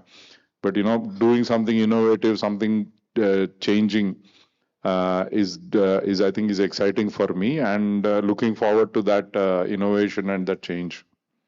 Yeah. Thank you, Suresh. We have our next speaker who couldn't actually be here physically today because he's actually running high temperature, but he comes from the pharma industry, Dr. Reddy Labs, Mr. Deepak Sapra. In fact, though he was having fever, he said he would send out a video message. We'd like to have the video played, please. It's a very, very relevant sector because today all of us take tablets, and pharma is a huge sector, and so packaging is a key element in that sector. Over to you, please. Good morning, everyone. First of all, my apologies for not being present at this event in person. I'm honored to share my thoughts on how the pharma and life sciences sector can be a powerful engine for progress. The themes in this event: innovate, accelerate, and elevate, resonate deeply with our industry's mission to improve lives and drive economic growth. I want to start by saying that pharma and life sciences are no longer just about medicines. They are economic accelerators, job creators, and global impact drivers. They are economic accelerators not just because of the industry, but because they provide good health, which has a huge productivity spin-off on the economy. In addition to that, they are job creators at a massive scale for manufacturing, for research, for go-to-market, for global capability centers, and therefore they drive impact not just in India, but around the world. In India, we have proved that we can deliver at scale, from generics to vaccines. But I think the next leap in our industry is going to be about innovation, speed, and global leadership. Let's start by touching on each of these for a few seconds. On innovate, I would say innovation in pharma today is about harnessing the power of science and the capabilities that we have developed here in India. Look at vaccines, look at COVID medications, all developed in record time, deployed globally. India being a very important hub for many of those. India started producing them at scale, reaching billions of people around the world. Similarly, look at something that we've been doing very well for the past several decades, generics. India is the global leader in high quality, affordable generics, reaching billions of people around the world and making healthcare affordable and accessible. Hyderabad, where we all are, is emerging as a very strong pharma and biotech hub. It's a home not just to large corporations, but also to multiple startups, creating novel gene therapies, biosimilars, AI-driven drug discovery, and several innovative research projects which are likely to impact global health in a big way. Globally, pharma companies have started to use AI to predict molecules, optimize trials, and personalize medicines. A huge opportunity exists for us in India and in Hyderabad to lead here, given the capabilities that we bring to the table. I also want to say that medicines are no longer about pills. They are about solutions that keep the patient at the center of the universe, and therefore they are supposed to act accordingly. They are also about diagnostics. They're also about devices. They're about the drug-device combination. They're about packaging. They're about the convenience to the patient enabling compliance. So that's some of the examples of areas where I think that we can innovate in a very substantial way. Now let me talk a little bit about accelerate. On acceleration, we can think of digital transformation, we can think of manufacturing, we can think of strategic collaborations. In India, again, we have the hubs in Hyderabad, we had partnerships between the private sector and the public sector. We have AI becoming increasingly integrated into R&D, into supply chains, and therefore the enablement of healthcare access. It's a lot about scaling fast. Now, India supplied to the world a large number of products of high quality and at affordable prices. Now, imagine a similar speed in oncology drugs, in biosimilars, in diagnostics, in drug device combinations. These are places where we have a tremendous opportunity to lead the world and to be a leader, not just for India or the global south, but also for all countries in the world. We have the opportunity on Accelerate to streamline supply chains, to predict demand, to reduce wastage. Public-private partnerships like our collaborations with CII and global NGOs show how business can amplify impact while driving economic growth. Then I want to talk about Elevate, the third theme of today's session. Elevate to me is about impacting people and economies, about addressing healthcare disparities, about addressing the issues of access and equity. Now, life sciences do create high-value jobs. They attract foreign investment. They enhance India's global credibility. At the same time, it's very important for us to elevate the standards of quality, to elevate the standards of compliance, to elevate the standards with which we run clinical trials, to elevate the standards with which we do our manufacturing, and make sure that the patient access that we have is built on the foundation of trust in a very substantial way. We can use technology in a meaningful way here as well. For example, AI-powered diagnostics, telemedicine can bring healthcare to parts of the country which do not have access, and therefore we have an opportunity to connect growth with equity. As we look at the growth trajectory in pharma, we must prioritize accessible and affordable healthcare by developing innovative solutions for underserved populations so that we can bridge the healthcare disparities that are so obvious in different parts of the world. This, of course, requires a tremendous amount of collaboration between the players within the pharma and the life sciences industry, across industries, with the government and with healthcare providers to ensure more equitable access to quality healthcare. I would like to end with a shared vision for all of us that India can be $100 billion pharma and life sciences industry by 2030. Today we are about half that number. In the next 4 to 5 years, we have a very good possibility to double this. This will not just drive economic growth, but also improve the health and well-being of billions of people in India around the world. I think the opportunity is for all of us representing different industries to work together and harness the potential of this industry to create a bright future in this, not just for India, but for the entire world. Thank you very much. So we heard from Mr. Deepak Sabra, and I think it was a very, very comprehensive message that he was able to talk on all the three elements of innovate, accelerate, and elevate. We'll move on to Ms. Priyanka, who's from Avery Dennison, on her take on how we can move into this sector for the coming decades, especially from the Indian angle. Thank you, Vanita ma'am. I am representing Avery Dennison, which is not one industry. Yeah. Avery Dennison actually started 90 years back in Ohio and 25 years back in India. And it's very interesting that with the humble label that goes on to many bottles, we've managed to create almost a $10 billion business in a Fortune 500 company. So I'm very proud of how far we have come.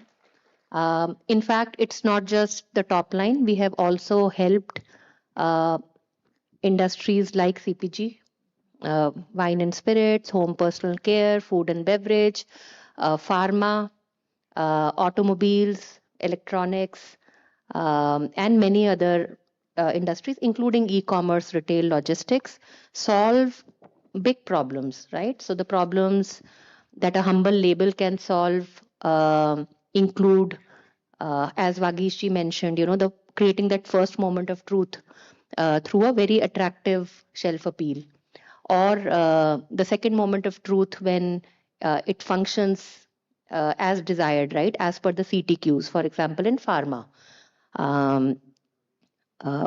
Pharma being highly regulated, the label has to ensure there is no contamination, further contamination to the constituents of the ingredients or the primary packaging, meet an array of regulatory compliances, especially when our pharma companies are exporting, and the documentation, right? So it's not just the label, but a lot of innovation which goes on to meet the ever-changing requirements of the industry, be it, let's say, low migration, or the labels that can go on low mandrels, or something that we did for a major pharma major who was also facing a tremendous amount of counterfeit, right, for a pediatric syrup.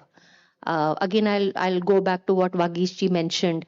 When there is counterfeit in skincare, it is damaging. But imagine counterfeit in syrups that you administer to young children, which can be devastating. So a label was created by us, working very closely with the brand to ensure that a retailer can find out the difference. So the reason I'm giving all these examples, Vanita ma'am, is that as the packaging industry grows, we continue to be a very small portion of the entire gamut of packaging, right? So packaging is bottles, packaging is caps, packaging is secondary packaging, tertiary packaging. We are less than 5% of what goes into it, but having such huge impact. And I tell my team that let's imagine we are not there, right? So it's like being an ant in front of an elephant. That ant can also cause a lot of impact on the elephant, right? So we do see that a company like us or a label will have a huge impact going ahead in the growth story of Indian packaging. I also wanted to mention, being the sustainability head for AMIA region, we look at the recyclers and the sustainability community in India with a lot of respect. In fact, it's one of the best ones, even when we compare to some of the ASEAN countries in terms of capability to recycle plastic waste, HDPE or PET or PPPE, into something which is meaningful. Not just incineration or waste to energy, but really creating circularity. We are very proud of the EPR regulations that the government of India took out. I think one of the most forward thinking regulations, even if I compare it to Europe. very meaningful impact that hopefully it will have on the industry. And we are going to play a very important role in ensuring that labels which can come out of bottles easily in the recycling stream, so that it enables recycling in the true sense of the word. Thank you, Priyanka. I think you've brought into focus a highly overlooked element of packaging. I mean, yeah, we look at the primary packaging, whether it's bottles or caps or the cardboard boxes, but we hardly pay any focus to the labeling part of it. And I'm sure that a lot of hidden elements that are important for the overall sustainability and not contributing to contaminating and polluting. We'll move on to Mr. Balaprasad from TCS. So from the services industry, while TCS is known to be very good in IT and IT-enabled services, what is your take on this industry from the services angle? It's huge, I would say, in one word if you want me to put in. First of all, thank you, Anita, for making me part of this particular panel, and thank you, Chakravarti Garu, for inviting me. First, taking this particular TG-PackCON Vision Edition, it's a very, very powerful theme under which it is trying to bring in. And I just want to start with one small example. Recently, we did one particular challenge in T-Works on the Abdul Kalam's Legacies Robotic Hackathon. And we invited students from the different cities, tier 2, tier 3 cities, even tier 1. The reason I want to tell you this story is the remote areas, the rural areas have got so much bright ideas of looking the different lenses of the same thing. We heard from Vagish about Jugaad innovation. We should not do that. But Jugaad innovation can help us to create a path for the scalable innovation. And one of the innovation in that particular area was a student was focusing on creating a sustainable material sciences for the packaging industry. And he was trying to use a robotic way of packaging. And it was very unique in the sense, and I was asking him, what made you to think in that direction and why you want to do this? And he says that I don't want to wait for the world to innovate and come forward. I want to drive it fast. But one thing is for sure, he says that every time we do certain things, people will ask us, is it really efficient? Is it really scalable? And I always believe that efficiency always comes with a cost and expense. This was a statement made by him, but it really a profound thought for me to understand how the traditional models and how this Gen Z are really looking at it, engage. So India is at an inflection point, I would say, where this particular new growth engine will come from efficiency, competitiveness, sustainability, and also the intelligent. So we have truly moved from scaled advantage to the intelligent advantage, and we are witnessing from the IT industry also. It's no longer people talk about large projects, large services, but how do you embed intelligence into this? So even in the packaging industry, if you are trying to take you across your value chain, it's all about embedding intelligence will be the true advantage for you in the future. It's no longer talking about, I want large orders to be scaled. How well you will be able to embed intelligence into your processes, how well you will be able to embed as part of your material sciences, packaging constructs, simulations even before the orders are getting failed or packaging orders getting failed. All these things need to be really looked at. The third important thing I strongly believe is you need to look into the power of 3 I's. One is intelligence, second is innovation, third is integration. When you're trying to look from the intelligence, it's a culmination of AI, automation, and the data. So these are the 3 important riders under which the packaging industry need to really look at how you try to utilize this intelligence embedded as part of your entire ecosystem of thought. The second important element is innovation, which is trying to focus on bringing the entire process change reimagination. We normally in TCS advocate the thought that every time a new technology comes in, it comes into the 3 different horizons. And now we are trying to talk much about Gen AI, agentic AI kind of things. And these are getting embedded into every piece of the industry. No industry can excuse itself.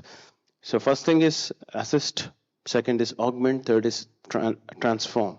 And today, packaging industry really need to look at, if they want to scale well and embed intelligence, they need to transform their entire processes. That can make every piece of the segments within the packaging industry to work and scale. The third important which I was trying to refer is about integration, which is trying to talk about technology, talent, and trust. The adoption will grow when there is a huge amount of trust, and the packaging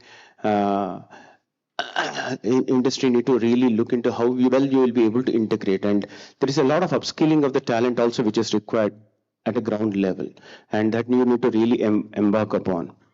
So finally, I just wanted to say one important thought. Efficiency can give you the great velocity. The competitiveness will give you the kind of a outreach, what you want to call. But the sustainability, what you're trying to talk about, will really make the longevity of your solutions to make a big difference. That in a nutshell, I just thought of embedding my views. Yeah, thank you, Mr. Bala. Thank you also for bringing about these elements of packaging, sustainability, and innovation. And on that thought, I thought maybe we should listen from Mr. Saurabh Shekhar on his take, especially since you are looking at the pet care products. And initially, I think India has now become on par with a lot of these developed countries in terms of pet care and the products that we get. So what is your take on innovation and sustainability, especially in packaging for pet care products? Thank you, Vanitha. So just to give you a perspective, right? So I don't know much about packaging, but yeah, I had business. So last 3 months, when we are searching for a packaging partner to get an innovative product into packaging, into pet care, we didn't find anyone. And I had to travel to Thailand to find someone, right? So, and again, my request to everyone is that I'm pitching in, guys, for pet care. And many a times, innovation is not directly proportional. Rather, it's inversely proportional to scalability. And I'll tell you what and where we are. So pet care as an industry will be around 13 to 14,000 crores by 2031. And that's what the estimate of Bain says. The calorie conversion and the pet ownership for dogs are around 7.3% household penetration is there today, right? And Gen Z millennials, they are looking for options. And as Vanitha rightly said, that we are at an inflection point. We are not an emerging country that many of the multinationals consider India to be. In pet care, we are at the inflection point where we see that your ambition is meeting your rising incomes, and it becomes feeding is now becoming more and more feeling, right? It has nothing to do with your ingredients, right? People talk about different functional benefits, different things, but Gen Z is looking at trust, transparency, and making sure that what they are doing for themselves into food replicates into their pets. Right. So the other aspect and angle I'll show and I'll share with you is that if you see tier 2, tier 3 towns, we always thought that pet ownership and pet parentship is more of an urban phenomena, which is not the case today. So if you see next 100 million customers will come from tier 2 and tier 3. Last month, UPI transactions were around 20.8 billion transactions, amounting to 27 lakh crores, right? And that mostly is coming from tier 2, tier 3. If you look into the recent IPO, I was just going through 2 days back, Grow, that company, 70% of their customers are from tier 2 and tier 3. So that shows that the pet ownership also is transitioning from tier 1 towns to tier 2 and tier 3. And the digital flywheel is enabling the entire thing to reach out to the remote locations. And that is where the innovation in packaging will help us to really drive the pet ownership and making that an experience for the pet parent to drive this entire growth. I'll just, from the fellow gentleman from TCS, completely agree that tomorrow's, again, the leadership for India, or especially any segment, irrespective of packaging or pet care, it will be driven by efficiency and innovation. India will always be a value-conscious country. So that will be one of the critical components. The second one will be competitiveness in execution, how fast we execute. And the third one is driving things with a purpose, right? So whether it's pet ownership or packaging, it needs to be driven by purpose. Last but not the least is bring the costs down, right? Because we talk about reuse, recycle, the costs are prohibitive. So make sure and try to be more innovative that how it can be more mass so that we really, all the industry, irrespective of where they are coming from, start thinking today to execute tomorrow. So that is what my take on to the entire pet care and packaging is. I don't know how relevant this was, but guys, make sure next 2-3 years, if you'll be coming to TG-PackCON, you will be talking about pet care for sure. So start innovating now, start renovating now, so that you'll be a part of this game. Thank you. Thank you, Mr. Shekhar. In fact, me and Suresh were just having a conversation before getting onto stage. And I think the current generation seems to prefer pet parenting rather than actually human parenting, because I think mindsets are changing, attitudes are changing, and their take on how the future of life is going to be changing. And I'm sure Wipro Pet Care is going to benefit from no more pet parents than human parents. So, of course, he's also pitched for looking at innovative types of packaging. So that's a huge take for all of you back home. Let's move to Ms. Rashi. For your take on this, Rashi, and what do you feel? How is this industry going to be moving forward? Yeah. So, packaging and recycling are symbiotic relationships, where recycling exists because there's packaging out there, right? So, if you just look at Plast India Foundation data, you'll see that 40 to 50% of the 20 million tons of plastic that we produce in the country goes into packaging applications, right? And that begs for the recycling industry to exist, because what are we going to do with all that packaging once it's out there? So we're definitely symbiotic, and why the way packaging benefits from recycling industry being out there is, just the things that Vagesh was talking about this morning. We're helping you, rejuvenate the image of the packaging industry by making it more sustainable, by including recycled content. And that's where I think India has really done a phenomenal job. And I was just at the K show last month, and what I've come to realize is that we're actually leading the whole sustainable packaging revolution in the world. If you looked at, all the machine manufacturers trying to sell into India, or all the, all the companies that are trying to do work in India, you can see how India is really leading the sustainable packaging revolution around the world. And some of the enablers for us in this industry have been one, and first and foremost is the people, right? I think Indians inherently we're sustainability minded, whether we believe it or not.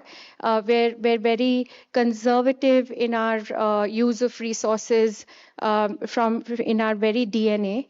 And that led to the government sort of responding to how Indians think anyway. So we've launched one of the most, as Priyanka said, very comprehensive, very forward-looking extended producer responsibility laws. The EPR law that we have covers, what each and every industry does. And we're not just doing it in plastics, but all sorts of materials like paper and glass and everything, right? So I think that that government resolve, which is responding to the people's ask for more sustainable solutions, is really enabling. And also the ecosystem in which we're growing up. So we were a company that was incubated in Telangana. We're a Telangana company. We were one of the first people to be incubated at T-Hub. So the government's resolve to invest in, innovative solutions is something that is very enabling. T-Hub, in fact, gave us our very first customer. And so creating that ecosystem for innovation is something I think that is really enabling the recycling industry, particularly in India. And I think one of the things that's also enabling everyone is a lot of cooperation and collaboration. So from the packaging industry particularly, we've received a lot of cooperation and collaboration that I'm very grateful for, because of the, we've been able to stand on the shoulders of giants to look out into the future. So whether it's Alpla, who was one of our very first customers to buy recycled plastics and safely include it in their packaging, or we are now working with some of the largest flexible packaging companies in the country as well, who are helping us, who are guiding us and helping us and running all those trials with us, and really creating a blueprint for how all of that, 8 to 10 million tons of plastic waste that we generate can be integrated back as a raw material into the packaging industry. So really, I think, like I said, it's collaboration, it's regulation, and it's just, people wanting sustainability that's really driving the recycling industry in India. Thank you, Rashi. I think you've made a very relevant point initially. You talked about how Indians always had that in their DNA to sort of save and reuse.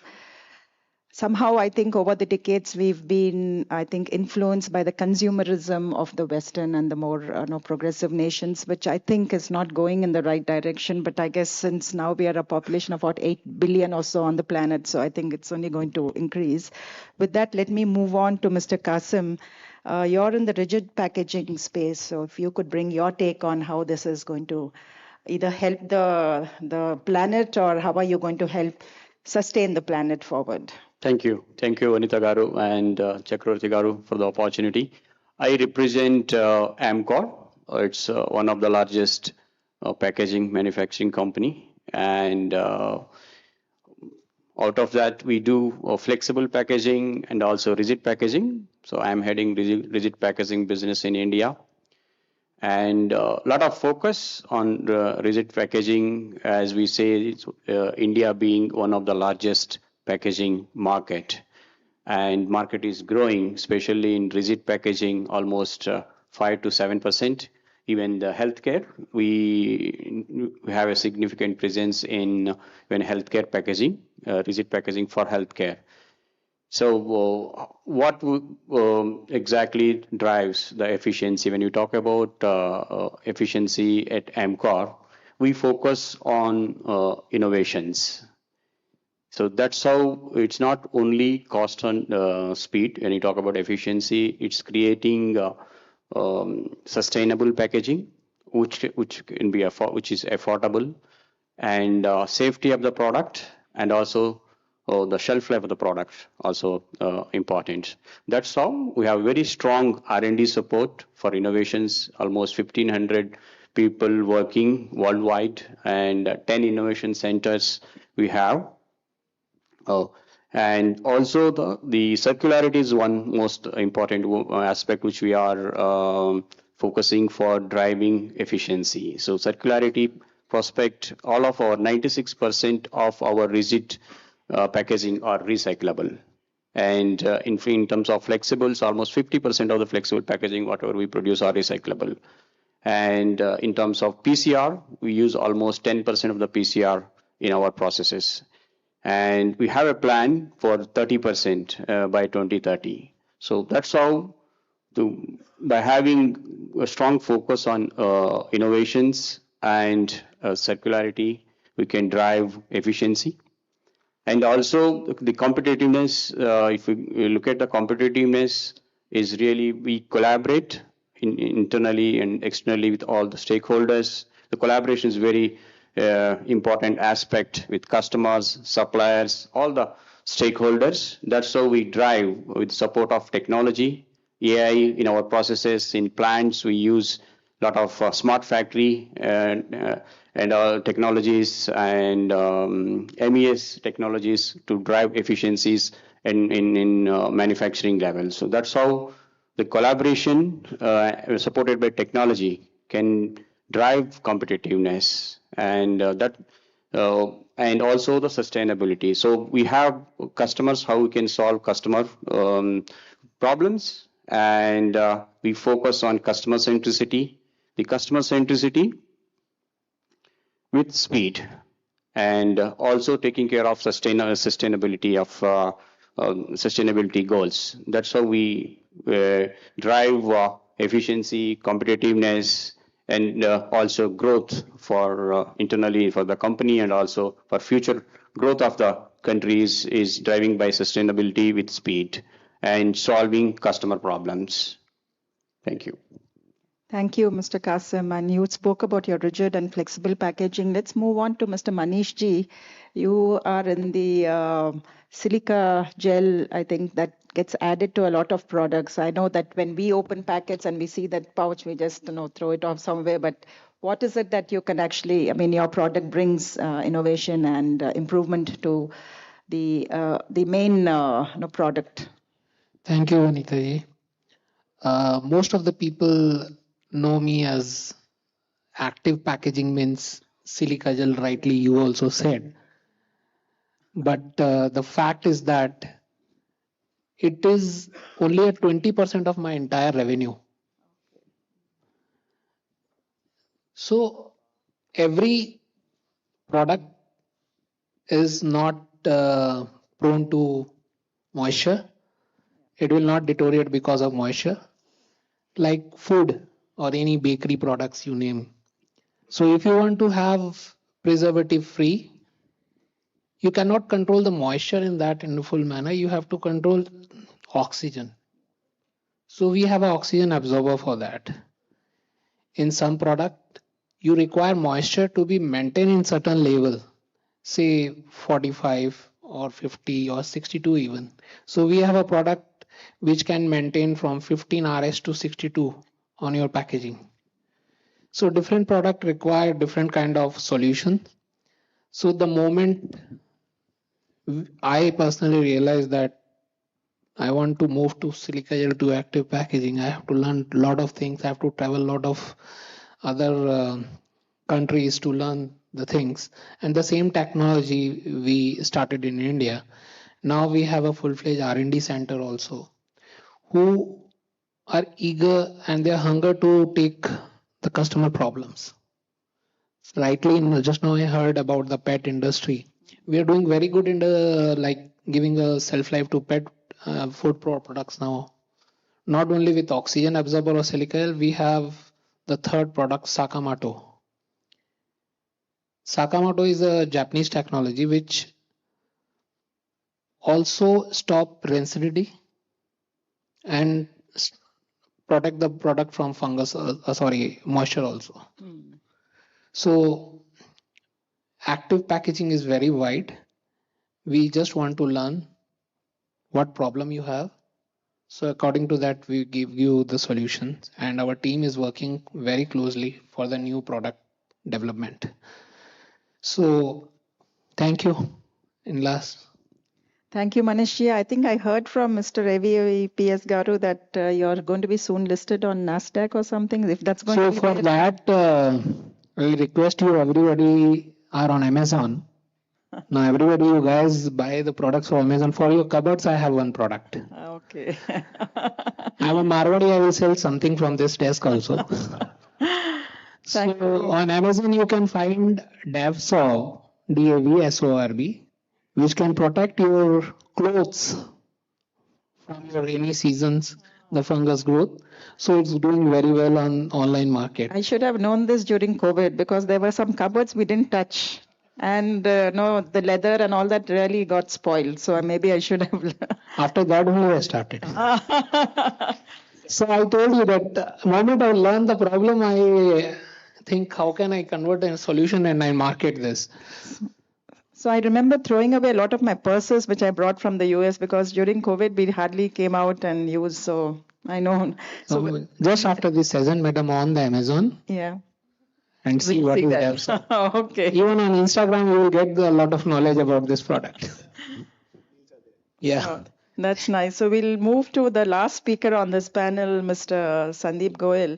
On your take, please. Thank you, Vinita. This is Sandeep Goel. I am from Moglix. Moglix is basically, you can say, Amazon or Flipkart for factories.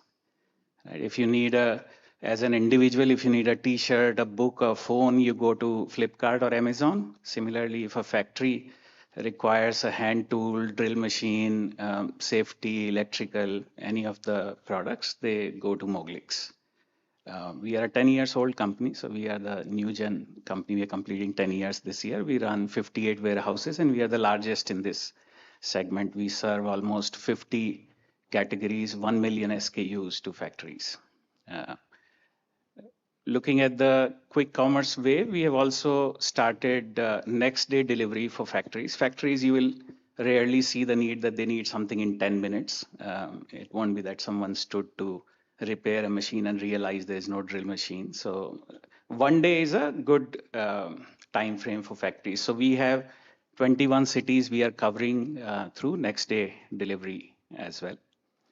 Now coming to packaging, packaging is one of the large categories that we saw. It's a 500 crore business for us where we sell packaging materials. We are more into secondary and tertiary, right? From paper bags, bubble wraps, tapes, corrugated boxes, pallets, etc. We supply those. Many of you, when you order from Blinkit or any of the quick commerce or commerce, likely that the paper bag in which the product is arriving might have been supplied by us. Like Behrouz biryani guys, we supply boxes to them. So that's the packaging side of business for us. At the same time, we are a large consumer of packaging ourselves as well. We do almost 50,000 shipments to companies every month. So a lot of packaging material is consumed by us. So packaging is a critical part for us. We consume a lot of packaging as well as we supply the packaging. Now, earlier we were buying and selling most of the packaging material.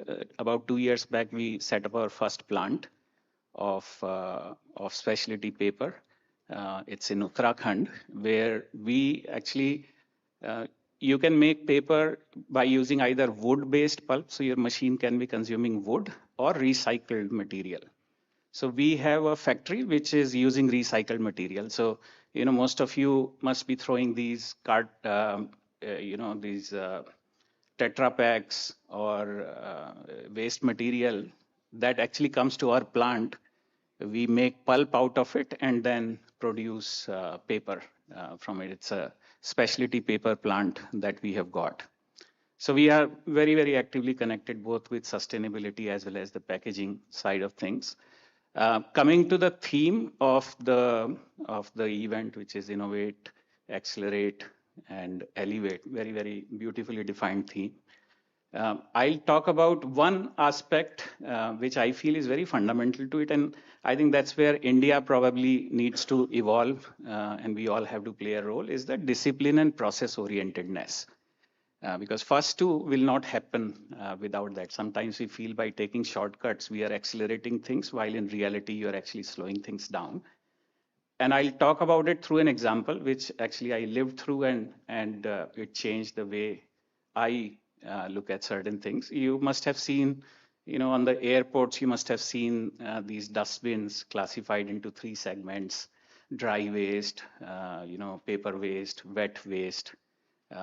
And I don't know how many of you pay attention to that care and put the right waste in the right bucket. I was not one of that until 3 years ago. You just go pass by the dustbin and whichever is the convenient, you throw it in that bin without noticing what's written on it. Now that we run a paper plant, there are 2 things which impact us the most. One is the moisture content in the waste which comes. So if I get a Tetra Pak or a box which is wet, it consumes a lot of steam for me to dry it, right? And my cost goes up. And second is if the paper is mixed with, let's say, polythene bag. So along with that Tetra Pak, if someone has thrown a plastic bottle as well, that also comes to my plant because the truck carries everything. That also increases my cost or sometimes spoils the quality or machine as well. So when we were doing plant reviews, I realized these two things are impacting. And suddenly from the next day, behavior changed. When I was throwing something in the dustbin at the airport, I was reading, okay, this is dry. And I was practically visualizing that this paper is going to come to my plant. And I was carefully dropping the dry one in the dry one. Similarly, at home, you have a dustbin, which is in the kitchen. Everything goes into that. That's a super dustbin of home. And then you have a newspaper wastage shelf, which is, newspapers go. These are the two broad waste. So there is a super dustbin and newspaper waste. Now with Amazon and all these deliveries coming, we get a lot of corrugation, a lot of paper coming into our homes. Earlier that used to go into kitchen dustbin as well, along with the waste, food, onions, everything, the paper will get shipped. Now very carefully, I fold these bags which come from Blinkit or Instamart and keep them along with the newspaper. Right. So when you went through that pain, you realize that you got to solve this problem. I'm sure many of you are not going through this pain, but it's causing someone else a problem.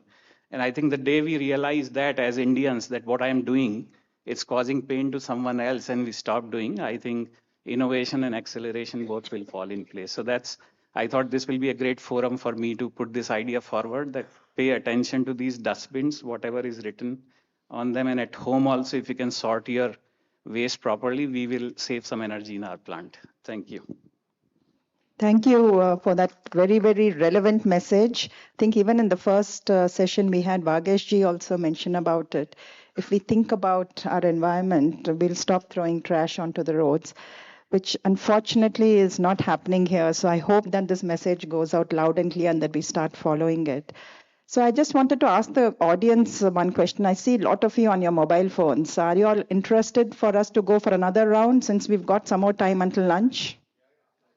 Yes? No, I only hear from ABPS, nobody else. A resounding yes, and I'll go for a second round. Yes? Okay. So let's make it a little bit more interesting. Suresh, I'll come back to you. You are in the industry of selling eggs to consumers. So what do you think packaging holds an important element in sort of differentiating you from your competitors? What element have you seen or do you see in your competitors that you maybe want to do a one man up on that? Not only eggs, maybe even chicken and everything else that your other products do. See, this is something, Vanita, I've been at two ends right now. By nature, egg itself is a perfect package, right? And so that's how it is. So to spend anything on it to make it more attractive for consumer, I don't like. But I have to, right? I mean, in this day and age, when you have to attract attention, right, to the product, and also, of course, it's while it is a perfect package, we also say walking on eggshells, right? I mean, because it is also not. So you have to provide that protection for it to reach the consumer or whatever it is. So that way that way packaging is necessary. And some people they're just doing fancy packaging and selling it for very high price, which is not my game. I'm not against people who do that. But I'm looking at, but as I said, going forward, packaging is going to play a major role because I don't think buying it loose makes any sense.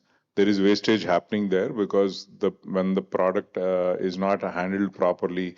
Fortunately, again, like Madam was saying that India, we have a culture of being but that's changing because at the speed at which we are going and all that, right?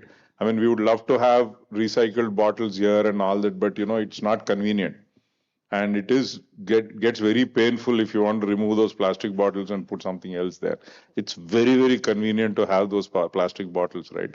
So in this thing, I think we have to find solutions. We have to find different ways of doing things. But we are in exciting times. As I said, I don't know which country over the next 25, 30 years, you will have as much excitement as in India. whatever is happening and around the world and all that, believe me, India is the brightest spot right now and will continue to be for next 20-25 years. And I have this saying, I said, whatever you solve for India, you solve for 6.5 billion people. Because what is solved in US and Japan is not useful for most of the world.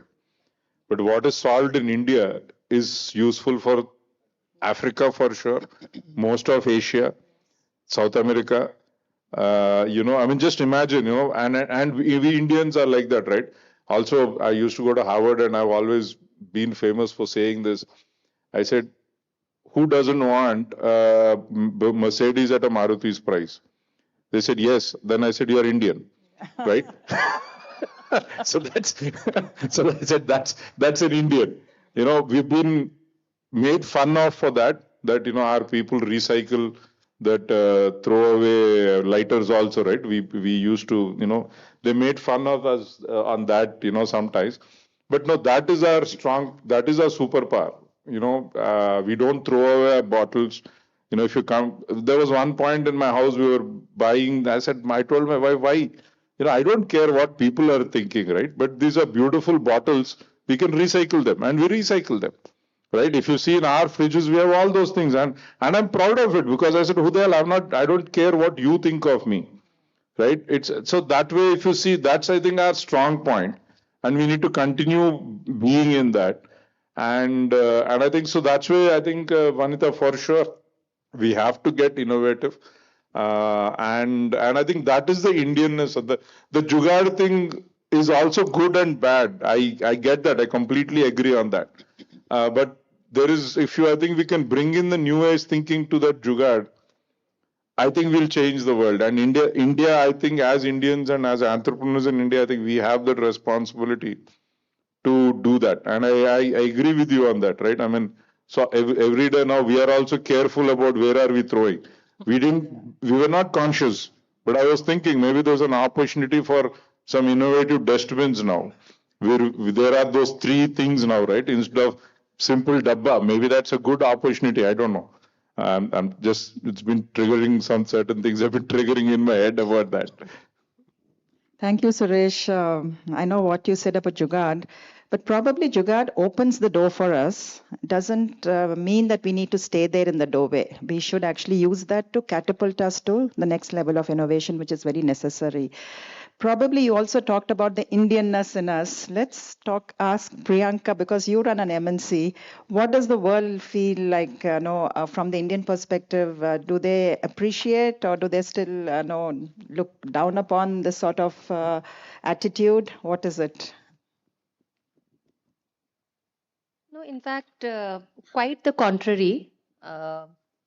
In fact, if I talk about the organization that I work with, the global organization has decided to put in tons of dollars into 2 state-of-the-art facilities here. They inherently value the brain of an Indian being, right? So there is a lot of trust in the inherent hard work, the STEM background of a lot of people who work for Avery Dennison in India.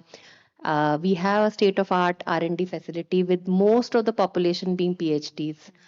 A lot of innovation happens here, and I really resonated with what Suresh ji mentioned, right? If you solve for the Indian population, it's the baseline.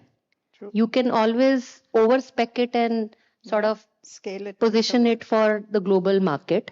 A case and example is something that we are trying to do with the World Health Organization to ensure that the vaccines that are made in India and supplied to the Africas of the world, the overall wastage in the value chain reduces manifold, because this small vaccine vial undergoes so much of a temperature variation, right? And it is transported over either cryogenic vehicles or hot or temperate climates, that we really don't know that the end vial that reaches and is sort of injected into the human body, is it safe or not, right? The cost at which the Indian population can manufacture a viable solution the developed countries can't even imagine, right? So that, and bridging the gap, I think will take years and years, right? So, and it's definitely not jugaad. It is high tech. It is because the labor is very cheap, and we are go-getters for sure. In fact, if I talk about the Indian talent, uh, the organization itself has exported many talented professionals to be GMs of business units outside India. That talks about the respect. Of course, I think we need to stop being wannabes. I think we need to be very sure-footed that we carry a very differentiated value proposition, right? I think there is high level of integrity. We say what we do and what we think, unlike a lot of, and that's a personal thought, unlike a lot of people outside, we need to take a lot of pride in who we are. And just looking at my fellow panelists, I'm also sort of a Marwadi, Manishji. So I think I'll not get up till I get a coupon discount from you on silicon products, Amazon. Yeah, we'll talk offline. But I think we are a country of entrepreneurs, Vanita ji. We should be very, very proud of our legacy. And as Vagish ji also mentioned, I am a huge fan of Alpla and Vagish ji, which is why you would probably hear me talking about him and his work.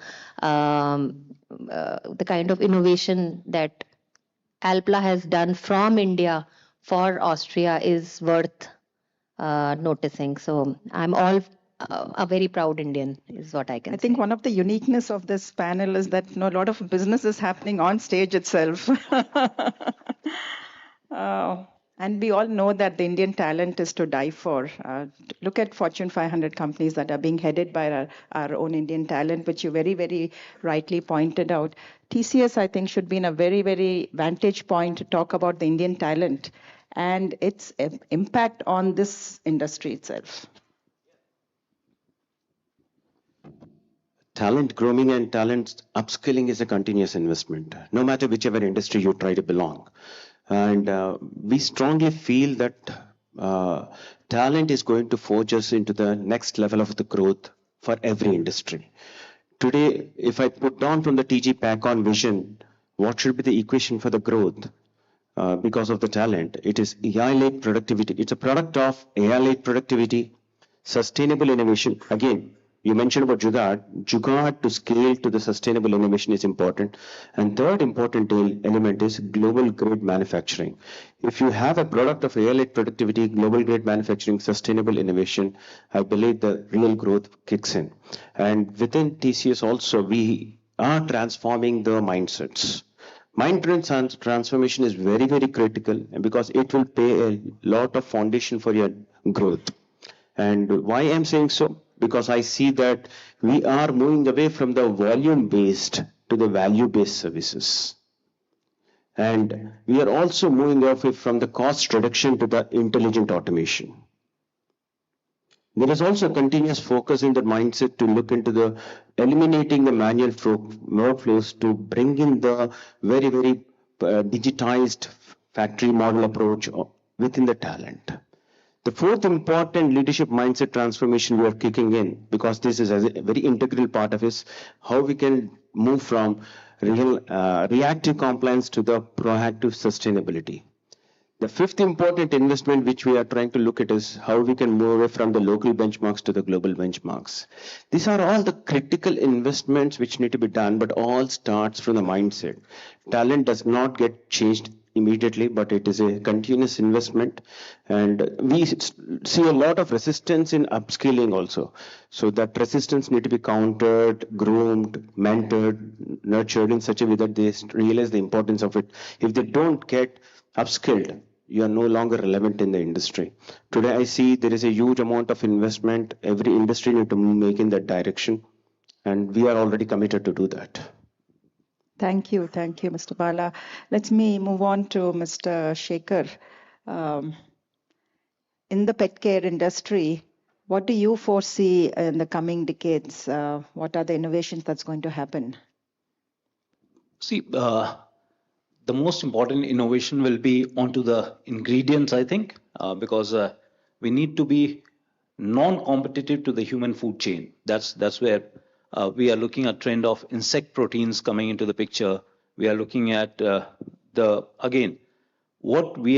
biggest challenge is that humanization of pets is happening. As you rightly said, that Gen Z, millennials are just dual income, no kids, and again,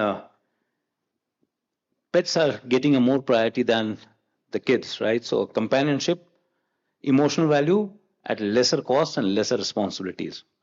So the innovation will more come into the transparency, that how transparent we are into manufacturing pet food. The second one is how we are going to make it as good as human food, right? Imitating that with the ingredients which are not competitive to the human food chain. I think these two are key innovations. You see, there are 73 startups which have started pet food business in the last 8 months. And everybody has a unique proposition, but mostly coming from the same human food, right? So, and if you see European standards or European or American food manufacturers, recently the animal insect protein addition is up to a level of around 5 to 6%.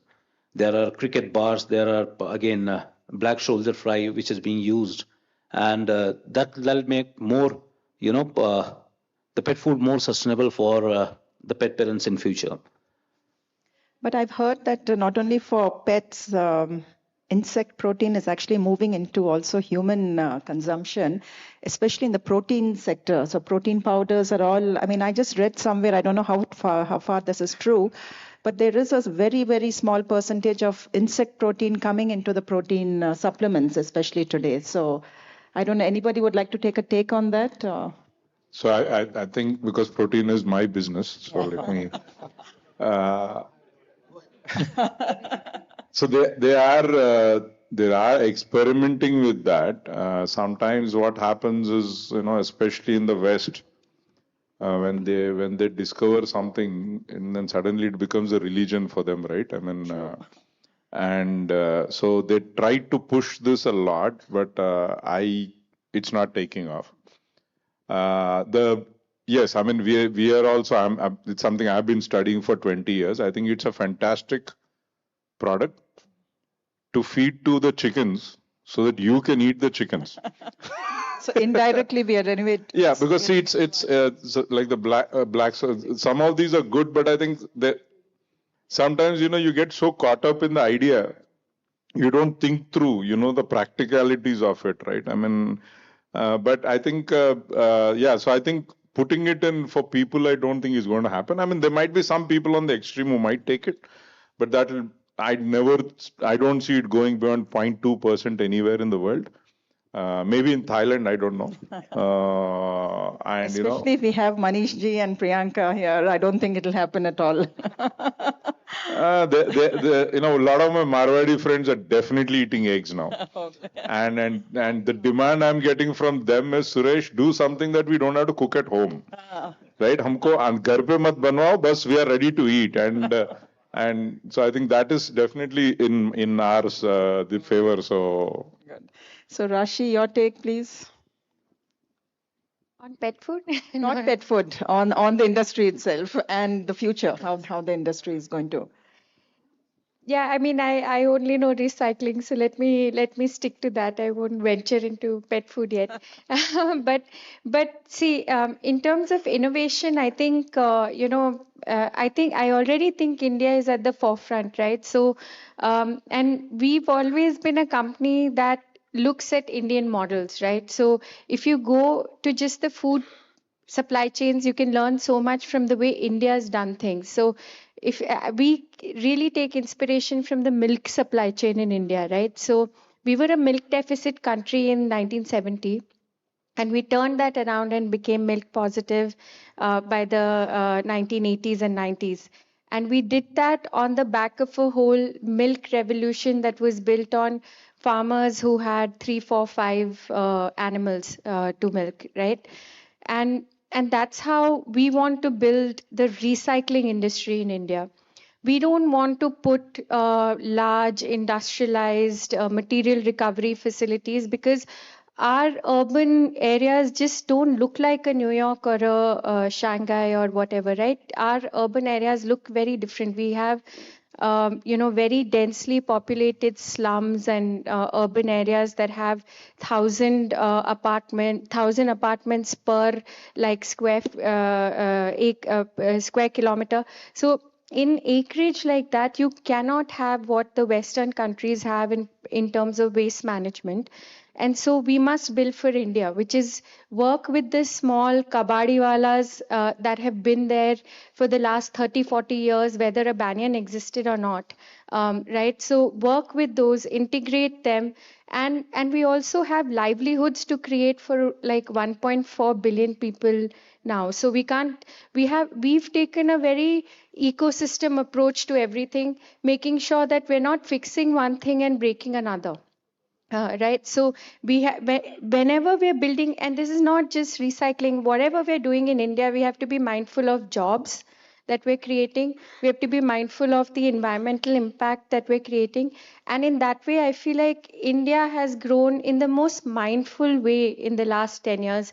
The kind of commitment that we've seen from the government to growing sustainably comes out in all the policies that we've seen, right? It comes out in how the state governments, not just the central government, but the state governments are owning sustainability and, making it a part of the growth story and not just something we do on the side to as a marketing gimmick, right? So I think the way India has internalized sustainability and made it a part of our growth story, such an integral part of our growth story, I think speaks back to the same values that we come from. Is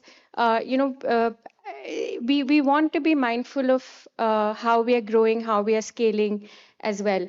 And with that comes that responsibility. Like Vagesh ji also spoke about how when he came back, money was secondary. He wanted to create jobs, right? And I think the more we think about everything from a lens of let's fix everything in a holistic way, we may not be the fastest to fix something, but we'll fix it right. I think that's the approach that we as Banyan have taken. We may not have grown as fast as some of our competitors, but we're doing it very deliberately, mindfully, making sure that we don't break things along the way. Thank you, Rashi. Let me move on to Mr. Qasim. Your take on the future of this industry. Yeah, my take on future of this, especially healthcare industry. So India is pharmacy of the world. It's going to be pharmacy of the world going forward, and the perception has really changed. The way they look at, I have been dealing with in multinational companies the past 20-25 years.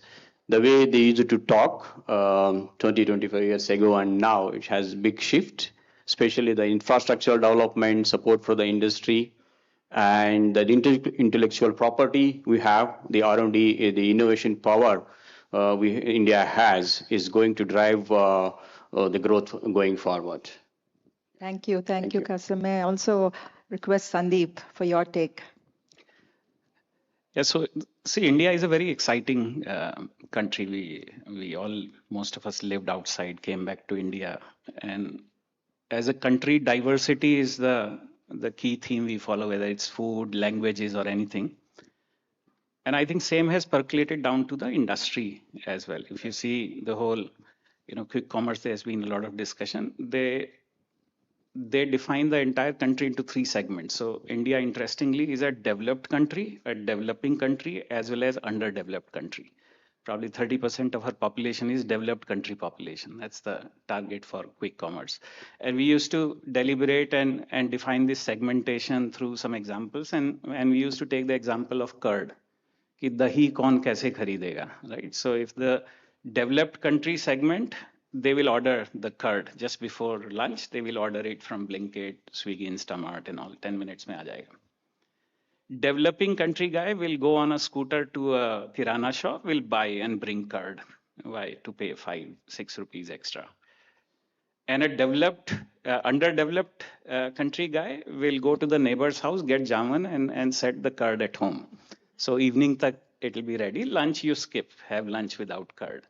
So you find all three mindsets in India, and then when you're running a commerce business, you have to segment yourself very, very clearly that what do you want to sell to whom. You will not sell a 10 minutes delivery to a guy who will go to the neighbor's house, and that won't fly. Same thing is happening in the industry as well. If we see our factories to whom we supply to 3,000 plants in India, and we see plants which are, many of them run by multinationals, highly sophisticated, probably spare part prediction will be for next 3-4 months. You can work with them, run a much more organized commerce.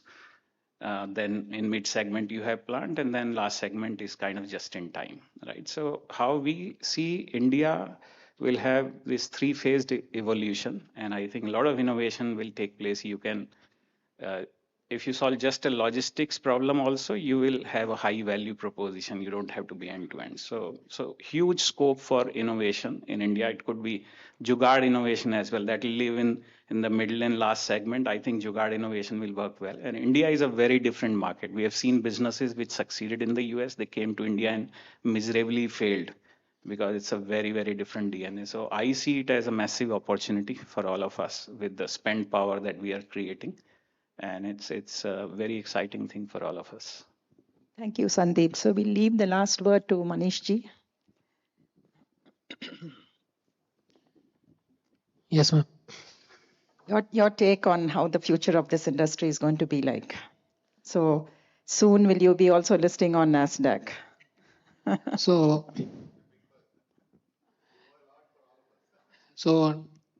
if I go on that, you guys are going to buy the shares? You can do a private placement. That's the on reason the stage. I mentioned that we are on Amazon. So basically, going on Amazon if you talk any of my other industry partners or other industries, they will say it's a foolishness. It's a small market and you are wasting your time and all that. There were two basic reasons. Number one, Amazon, if you see their logistics parts and the way of doing the business, it is a lot of things to learn. And there is no better knowledge than a practical knowledge. To understand that company deep from inside and to understand the market, I started selling on Amazon. Earning money was not the criteria. The second thing, if I go tomorrow for an IPO, every home should know me. Who will buy the share? So it's a good platform to market your company, market your product. From one buyer, you can reach 200 buyers. Number third, when I started office in US, forget about the household, which already in India we are buying online. Each and every packaging material, most of the industry, they are buying online only. They don't entertain any salesman or any company in their premises. So, and this is going to be future in India. Even if you want a box, a cartoon box, the new generation is going to buy online. So Amazon is a good platform to learn. That's the reason. And if you leave digitalization side, you cannot think of better future for your company or better future for this world. So about digitization is one of the factor which I think we should do for a better business or better environment. It's our habit is growing on that side. And regarding that pets, I have one memory. I've watched many times Vedanta's chairman has told, "Paisa bahut kharab cheez hai." Yeah, Agarwal. When I was not having money, my family members were coming to me for dinner and they were waiting for me when I return home. Today I have a lot of money. The two small dogs come and they welcome me at the home. So I always remember that dialogue. So that's the future. That's the harsh reality. With evolution come changes, so I guess we will have to live with it. Yes. You can't ignore, but that is a fact. So on that note, we will conclude this very insightful plenary session. I would like to thank Mr. Bala, Rashi, Manishji, Suresh, Priyanka, Qasim Saab, Sandeep, and Shekhar. I think each one of you brought such uniqueness to this panel discussion. I have a lot of takeaways, a lot of business I think is also happening offline, but I think it's a huge opportunity for the audience, a lot of takeaways, a lot of interesting insights and perspectives. And I'm sure that as the entire core team of this conference envisages that this industry will become a catalyst for the economic growth of India. On that note, thank you, ABPS Garu, for inviting all of us and being part of this very interesting conference today. Thank you. On behalf of all the panelists, thank you, Vanita, for moderating wonderful panel with such a passion. Without any doubt, Dr. Vanita Datla Garu has always been an inspiration. The first Telangana CII chairperson today is with us and very efficiently, eloquently moderated and chaired the session. Give a round of applause, and I want a standing ovation for all the panelists. 10 CEOs on the stage, 2 CEOs joined online. Chairman Garu, please join on the stage as well to felicitate them. Please, Chairman. And come for a group photo also.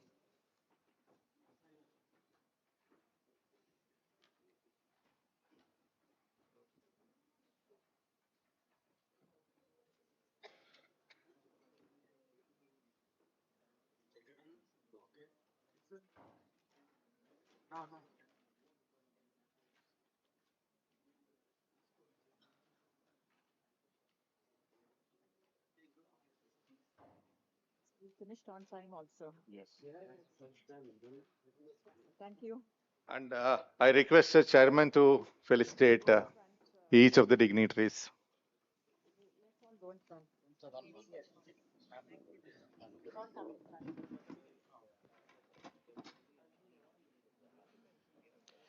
We'll have a wonderful, very brief session on food and food processing immediately after that, and then we'll break for a nice lunch.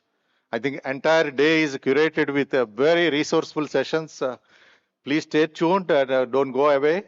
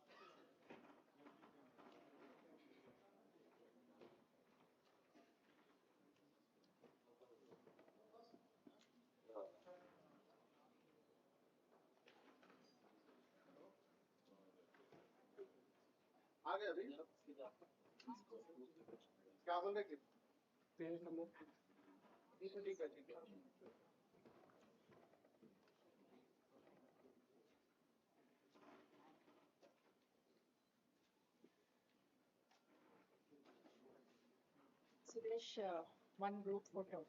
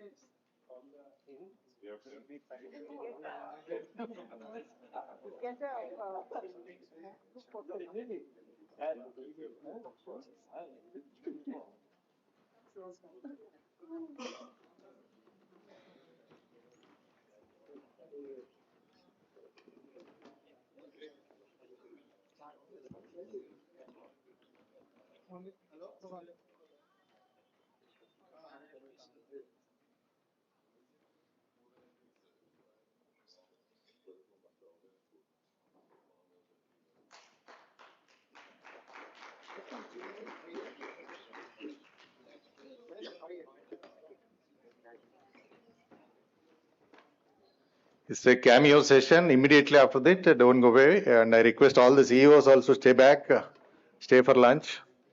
And I invite Mr. Balasubramaniam, the CEO of Sreshta and then currently ITC. Mr. Sudhir Shah, the Managing Director of Srinivasa Foods, Scoops Ice Cream, very well known. And the young lady Biti Roy from Ravi Foods. And Mr. Nadiminti Vijay is the CEO of AZ Hub, who will coordinate and moderate among journalists. All four of us will have a brief interactive session. So it will be around half an hour. Please stay tuned. Welcome all the speakers onto the stage.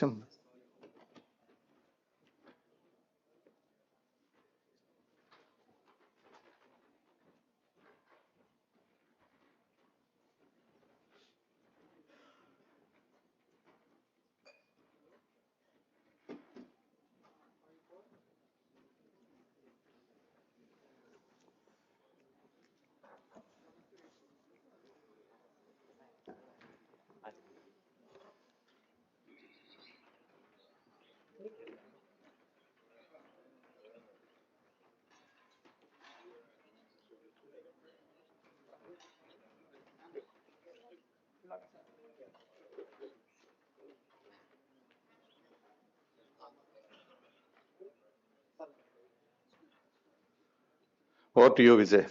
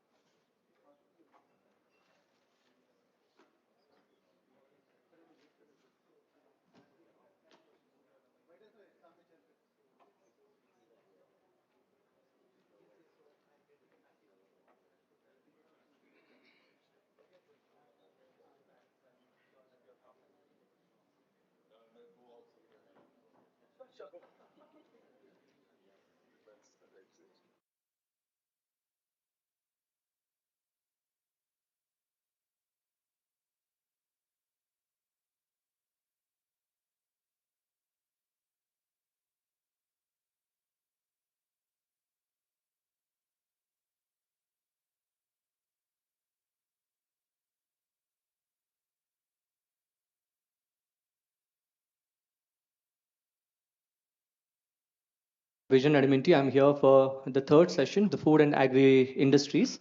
The panel is about perspectives on enhancing shelf life, reducing wastage, improving supply chain efficiency, as well as boosting India's agri-food exports potential through innovation and collaboration. I'm Vision Adminty. I'm CEO and Director of Ag Hub, Agri Innovation Hub at Professor Jayashankar Telangana Agriculture University. I'm an agribusiness professional, largely right now building on the agri startup ecosystem through Ag Hub.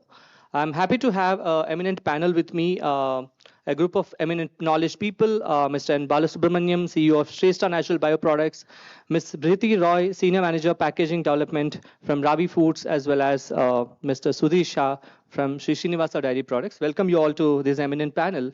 So before we get into the panel, this panel is largely talking about the thematic areas. One of which is largely talking about the challenges and how do we tackle the post-harvest losses. The second being how are we making efficient supply chains through the intervention of technologies or novel solutions.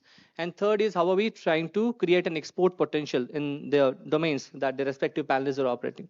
So we have a very eminent panel who are working on the cross section of the agriculture, dairy, and also of course somebody who's bringing the packaging innovations, right? So very diverse, right? So somebody is working on the confectionery side to dairy and ice creams, and somebody's on the food and agri value chain. So it's giving a whole lot of perspective on agri and beyond till the food spectrum. So to set the tone or the context of the panel, there are three pieces of this whole collage. One is post-harvest losses, and naturally we know some statistics, but just to bring in the context, I'll just bring in. So post-harvest losses have been very pressing issue as far as the country is concerned. Roughly 30% of the post-harvest losses are booked in the perishables, and it's almost up to 15% of the post-harvest losses in agriculture as far as a commodity in soya or wheat or paddy. On the other side, we also see most of the post-harvest losses happening across the spectrum, whether it be on the harvest to transportation up till the retail, and this is really ranging from 5% to 15% of the post-harvest losses happening during the transit of the commodities. The third is about the storage capacity of the country, which is roughly 50% of the entire production that is happening in the country as far as food grains are concerned. And on the other side, when we see about the economic value of the post-harvest losses, it's almost like 150 lakh crore worth of 1.5 lakh crore worth of the post-harvest losses which are happening. This is huge. We've been talking this, and of course the industries are trying to solve the challenges, but on the other side we also see a gamut of supply chain operations happening from the industry, and that's why we have the eminent panel. We would definitely love to understand about the supply chain operations, their involvement in this. So we would want to understand about the new interventions happening in the post-harvest sector in terms of handling the supply chain, bringing efficiency to technology, collaborations and innovation. And last but not the least, when we talk about agri exports, the agri exports stood at almost like 52 billion US dollars in India. And then with that kind of huge potential, but still India is rated about 1% of the global export potential that we are contributing from Indian side, which is very meager of the global potential. So how do we unleash the potential of the Indian exports, making on par with the other countries? With this, let me introduce the panel members over here. Let me take this introduction. I might miss out something. My apologies for that, but whatever I could grasp from the internet, I would read out for the benefit of the audience. I would introduce Mr. N. Balasubramanian, CEO of Shrestha Bioproducts. Mr. Balasubramanian has been the CEO and Director of Shrestha since September 2010. He has an extensive background in FMCG sector. He has contributed to major brands including 24 Mantra Organic at Shrestha, Safal brand of frozen peas at NDTB. He's worked on Real Good Chicken at brand at Godrej Group, Pedigree's pet food operations in India for Mars Group, as well as he has been the sales director earlier for Tropicana Beverages when it launched in India. He holds a postgraduate degree from IRMA Anand, and after completing his master's in nuclear reactor physics. Welcome, sir, on the panel. And I have Ms. Brihiti Roy, who's a senior manager packaging and development at Ravi Foods. Ms. Brihiti has over 16 years of experience in the packaging industry. Currently, she serves as a senior manager packaging development at Ravi Foods with known brands including Waffy, Duke's biscuits, chocolates, and confectionery. Her specialization in developing innovative and creative packaging solutions, and she brings in postgraduate in packaging science, and she's a certified project manager from Indian Institute of Packaging with her innovative projects. Let me introduce Mr. Sudhir Shah, MD of Srinivasa Dairy Products. Mr. Shah is a MD, and his company is known for manufacturing and marketing ice creams under the popular brand name Scoops and Temptations and Creamstone. He has played a significant role in transforming this small-scale ice cream manufacturing business into prominent South Indian ice cream brand. He is the current president of Indian Ice Cream Manufacturers Association, and welcome you all to this panel, sir. I'm sure this panel would touch about the various nuances of agri, food, confectionery, and dairy industry included. So I will now open the floor for a broad-based discussion on the sector you're operating. Let me open up with Mr. Shah. So what is that you are trying to do in terms of managing the supply chain challenges or post-harvest challenges in your sector, especially the dairy sector, and how is your business able to tackle those challenges? Over to you, please. Yeah, thank you. I'm Sudhisha. Regarding the cold chain in ice cream, is one of the plays important role. The significant temperature has to be maintained from the manufacturing unit up to the retail chain. Means the exactly the stock keeping units moving from the factory and reaching up to the retailer, the minus 18 degrees temperature has to be reached out. Even up to distribution level, that my transportation vehicle, cold chain vehicles have now AC/DC vehicles have come, so that plays an important role. And the stock which is kept in that, it has to be intact from the factory up the retail chain, even up to consumer level, that has to be reached. Even the cabinet what we provide to the retailer, that it has to be maintained good temperature. So the ice cream should not be get spoiled and everything. And the ice cream life is about 1 year shelf life. It plays a good role. So with that, I'll also want to understand as to, how is the kind of technology playing a role in the sector you're operating? Any new technologies that you're using in the ice cream industry as far as the industry is concerned? Yeah, regarding cold chain, now earlier ACTC has come. Now, apart from that, glycol vans have come. Once we charge the vehicle for the 12 hours, means it will remain for intact for the 12 hours without dropping the temperature. Even when we open and close the doors of the cold vehicle, the temperature doesn't get fall. Even when we go for delivery from distributor point to retailer point, when lot of opening of doors are there, because every customer will have different stock keeping units, like cones, cups, or whatever requirement. Then we have to open the door and just keep the vehicle and open them. That temperature doesn't get fall. That the latest technology has come, that has helped me us. It is a totally glycol packet. Means total boundary and everything. And once it's charged, means it will be intact.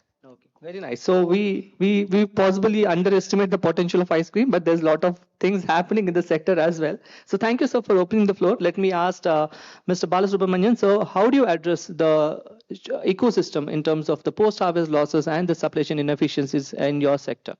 Thanks, Vijay, and thanks, Chakravarti, for kind of persuading me very hard to come. And thanks for doing this session before lunch. So, because after lunch may be a bit tougher, right? So I think, as I told Vijay, I might go a little bit off subject or stretch the whole thing, because I mean, let's say first job I did was working with the National Dairy Development Board to set up stores to sell perishable, that is fresh fruits and vegetables. And that was in 1989, right? And since then, and that time there was a chairman for APIDA called Gokul Patnaik. He's coined this whole 30% loss. No one has measured till date. No agency, no one has measured that. Okay? Everybody quotes the same 30%. Whether it's 30, 20, 40, I don't know. Right? The losses are there. Okay? And it's been there and we have been talking about it. So that's so he said, in my own way, wherever I work, whatever I've done, we have tried to find solutions. But the reality of the whole thing is, with all of us around, we have not yet solved that. Okay, there was a huge proposal. I worked partly with McKinsey for a short period. We tried to get Unilever, Mitsubishi, all the companies to set up cold storages, harvesting facilities, but everybody backed out. This was way back in 90s, right? So nothing much has happened in the country.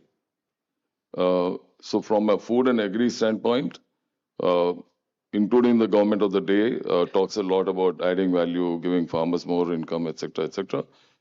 But apart from packaging, the larger issue in the country is still infrastructure.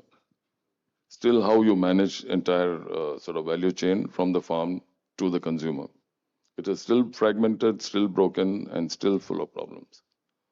Right? And we are still battling in each of our own ways to figure out solutions. And I'll give you a classic example. When we started off, and I think some funny thing is, the first trial we did was to tell farmers in and around Delhi to not send vegetables in classical wooden woven baskets, but rather use the plastic crates which we supply to them. And the farmers just won't do it because they felt, it'll spoil the product instead of making it better. So it took us a fair bit of convincing to even make the farmers give us their produce in our plastic crates rather than in the traditional baskets, which were causing more problems than anything else. And eventually, while we were not able to make a headway, we hired a struggling actor called Shah Rukh Khan, who was just starting off with his first serial, to do a commercial for the farmers. The video is still with me. Shah Rukh Khan's first break in life was given by me. For a commercial where so he kind of requested the farmers to work with us and give us the produce, etc., right? That is the extent to which we had to go. And the reality of, and subsequently I worked with the Godrej Group, all of that. But the reality of my interaction with farmers is, with the land holdings and everything, they are so risk averse because they would rather do what they've been doing traditionally, continuously, rather than take risks, right? As part of the first job and then later with Godrej sourcing grapes, our ability to convince a farmer to adopt new practices, harvesting or cultivation, not use pesticides or use limited pesticides, etc., would really have huge challenges simply because the farmers were not confident. And over a period of time, I think it's just become worse because the income level of the farmers is, I keep sharing in fora where I go, that most farmers with 4-5 acre land holding today earn 100,000, probably 150,000 rupees a year. And we pay more to our drivers today in cities, right? So as a larger level, right, if we want country to improve on various things, it's a huge ask in terms of how we handle the entire, all aspects of this, not just packaging, not just supply chain, right? Because ultimately it comes down to what a consumer is willing to pay, right? Mr. Shah was talking about, and this is why I'm going off script, right? We were saying kind of freezer vehicles, etc. In many years back, there was a company called Snowman, which is still there. And when they came up with this cold chain vehicles, they told me they will charge some 10 rupees a kilo for moving bananas from one place to the other. And I said, my banana procurement is 2 rupees, and who's going to pay me 10 rupees extra, right? So we couldn't do it. I mean, we had to do traditional methods, right? So the challenge really is in terms of having the right solutions for some of the problems related to agri, which we face today, okay? From a packaging perspective, it's a little bit later, when I worked with the Godrej Group, we were one of the first companies to try and export grapes to essentially UK. At that time, we tied up with Tesco, etc., etc. Again, it took us a lot of time just to fine-tune the packaging. Now we're talking about recyclable, all the terms we all know in this room. And it took me quite a bit of time just to develop packaging which would be accepted in the UK. This is again mid-90s, right? And develop cartons which will stand 4 degrees centigrade in the container from Bombay to London. So you have the grapes, and then the cartons would invariably collapse mid-sea. And the entire shipment is gone, right? So, and then we imported craft paper from Switzerland, etc., etc. So a lot of story behind that. But I think those are the days when we really struggle to create value, right? Because somebody has to pay for it. If you import, you add to your cost, it gets, complicated. And then subsequently, I was in Tropicana, Pepsi launched a juice. And the first 6 months, we were only draining the juice out through the drains. Because whatever R&D Pepsi had done globally, I had been part of all of that. We said 44 degrees, 45 degrees in Delhi, it'll take care, etc., etc. Eventually, everything turned black and we had to drain it out. And why I'm saying that is much later, about 5-7 years back, the Food Processing Ministry called me and we had a big discussion on Modi's agenda of using fruits better, etc., etc. Till date, there are no solutions. Tetra Pak is expensive. Tetra Pak is not transparent. Consumers do not buy a lot of Tetra Pak products because they don't think it's fresh. Okay, because they don't think it is fresh. Today, the industry where I started in 99 is still very small. I mean, with Pepsi, Coke, ITC, everybody being there, it is still a small industry because Tetra Pak doesn't sell in this country. There is a lot of misunderstanding on Tetra Pak, right? Again, there are no solutions. We try various kind of bottles with whatever, sunlight protection, etc., etc. It doesn't work, and you will not find that in the market. And people tried cold pressed juices, all of that companies have collapsed, basically. Right? So you have pockets of excellence, some small brands doing well in one pocket or the other, but not at scale. So again, our fruit juice industry or fruit industry suffers. Okay, so we are the largest producers of fruits and vegetables, and this also we've been talking for 35, 40 years, but not much has happened since then, right? While I'm kind of saying these things, it's not just about a doomsday thing. A lot of things have changed and evolved. And critically, what I see today from 24 Mantra perspective, what we actually have done over the last 15, 17 years is, work on all aspects. So we work with the farmers to improve their soil productivity. Carbon sequestering is a big thing. That is why we have low productivity. So that's why we tell the farmers not to use pesticides. So that's a part of sustainability. We use whatever packing material from the farm. So one is consumer pack, which we all talk about. But when I have to move goods from, even if it is grains, from the farms to our factories and then export it, etc., etc., how we handle each of this commodity varies. We, as an organic brand, don't use any preservatives or any pesticides in any part of the value chain to figure out how to manage without having any sort of pest attacks and stuff like that at the farm level, at the storage level, everything.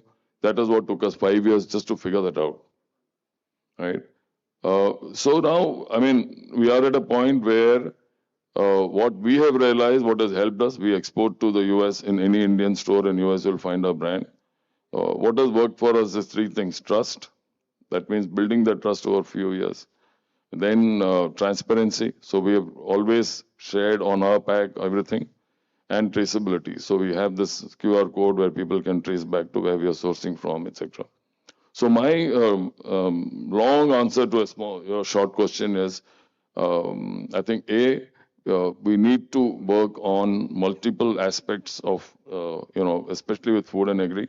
I mean, I worked with poultry industry as well, so I can tell you things about chillers, refrigerators, not being able to sell fresh chilled chicken, etc. So that. B, really, from a packaging perspective, I think I've been in this for so many years. Till about 10 years back, nobody would read what is written on the pack. So like people talked about e-commerce, revolution, changes. I also had some points given by my team. But the reality is with all of that, few years back, we used to say nobody reads what is written on the pack. So it's not so useful, right? You can write anything and get away. Today, forget the regulation. The consumer wants to know, I mean, more and more consumers want to know what's written on the pack as to what is inside, and all of those information adds to the product and the brand. So the one aspect, one is of course having appropriate packaging, which I still think is a bit of a, especially even today with 24 Mantra, we struggle because we use PET poly, we use, all those materials which are standard materials. And a lot of our core consumers write back to us saying, why can't you use more friendly, more this, more that? But the reality is I can't get my WVTR and OTRs in place with other material, right? I can't protect my grain, which is not treated with anything, from moisture and from pests, etc., if I don't use PET poly. And if I use PET poly, my consumers don't like it, who like organic, who like natural, stuff like that. Right? So that is still a problem. But while we are doing that, I think using packaging to communicate far better, I think is something which we are still not doing as a country and multiple brands. We are still mostly writing what is legally mandated, etc., etc. But I think packaging as a communication medium should be leveraged far more. Thanks. Thank you, sir, for packing the whole concept very well, starting from the whole spectrum of procurement till the customer's awareness. So you set the tone really. Thank you so much. Mr. Shah, would you want to have a question with, you wanted to ask something to? Yeah, Mr. Bala, please. Thanks, Bala.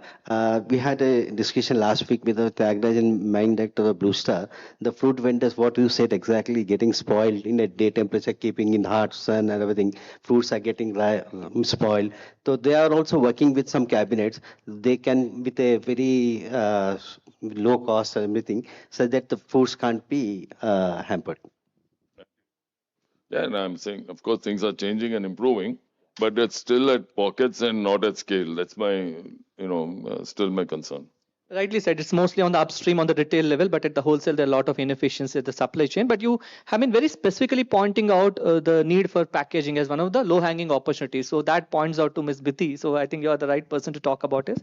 Ms. Biti, how do you see the whole spectrum of packaging innovations coming into picture, solving the issues of post-harvest losses and tackling the wastages happening in the sector? Especially you are in the food and confectionery segment. How are you tackling this aspects of post-harvest losses? Good afternoon, everybody. Firstly, I would like to thank Chakravarti sir for giving this opportunity to present in front of you. So, a brief discussion, a brief about Dukes. So, I am representing Dukes. So, Dukes is a company which is started its brand from 1996. So, in Hyderabad only, we have about 17 state-of-the-art factories.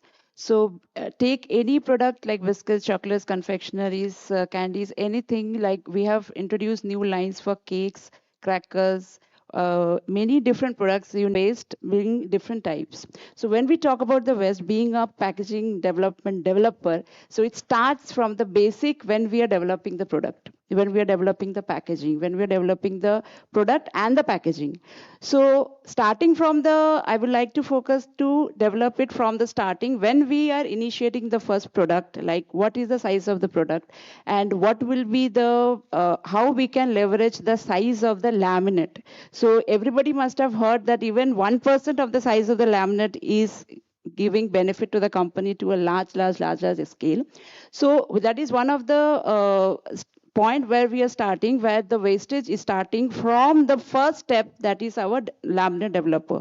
After we doing a laminate development, then we are going to the next step where we are manufacturing it.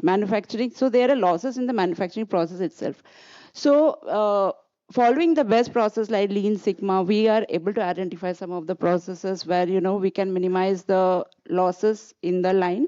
So there is the second step. Third step, when we are actually shipping it to the loading stage, so there is also losses. So it can be stack losses, it can be space losses. And last in the morning, we were discussing about the space, how to reduce the space inside the container. So that is also a loss. So each and every step when we see, when we are moving down the ladder, we are trying to eliminate the losses in all across the value chains. So when we talk about the losses in terms of the laminate quantity, also if we speak, there are many products and I hope there are many entrepreneurs here, many startups are there who don't have a much big volume to play. They have a very less volume. So in that, for the laminate, in the printing process also there is innovation which has come. We don't need to go for gravure. We have flexo process. We can have less quantity less quantity laminates like 50 kg or 1 kg, because it was the more drawback, or it was a difficult part for us also, because we also, like you startly said, we also cater to the export products. So the export orders what we have, it is very less quantity.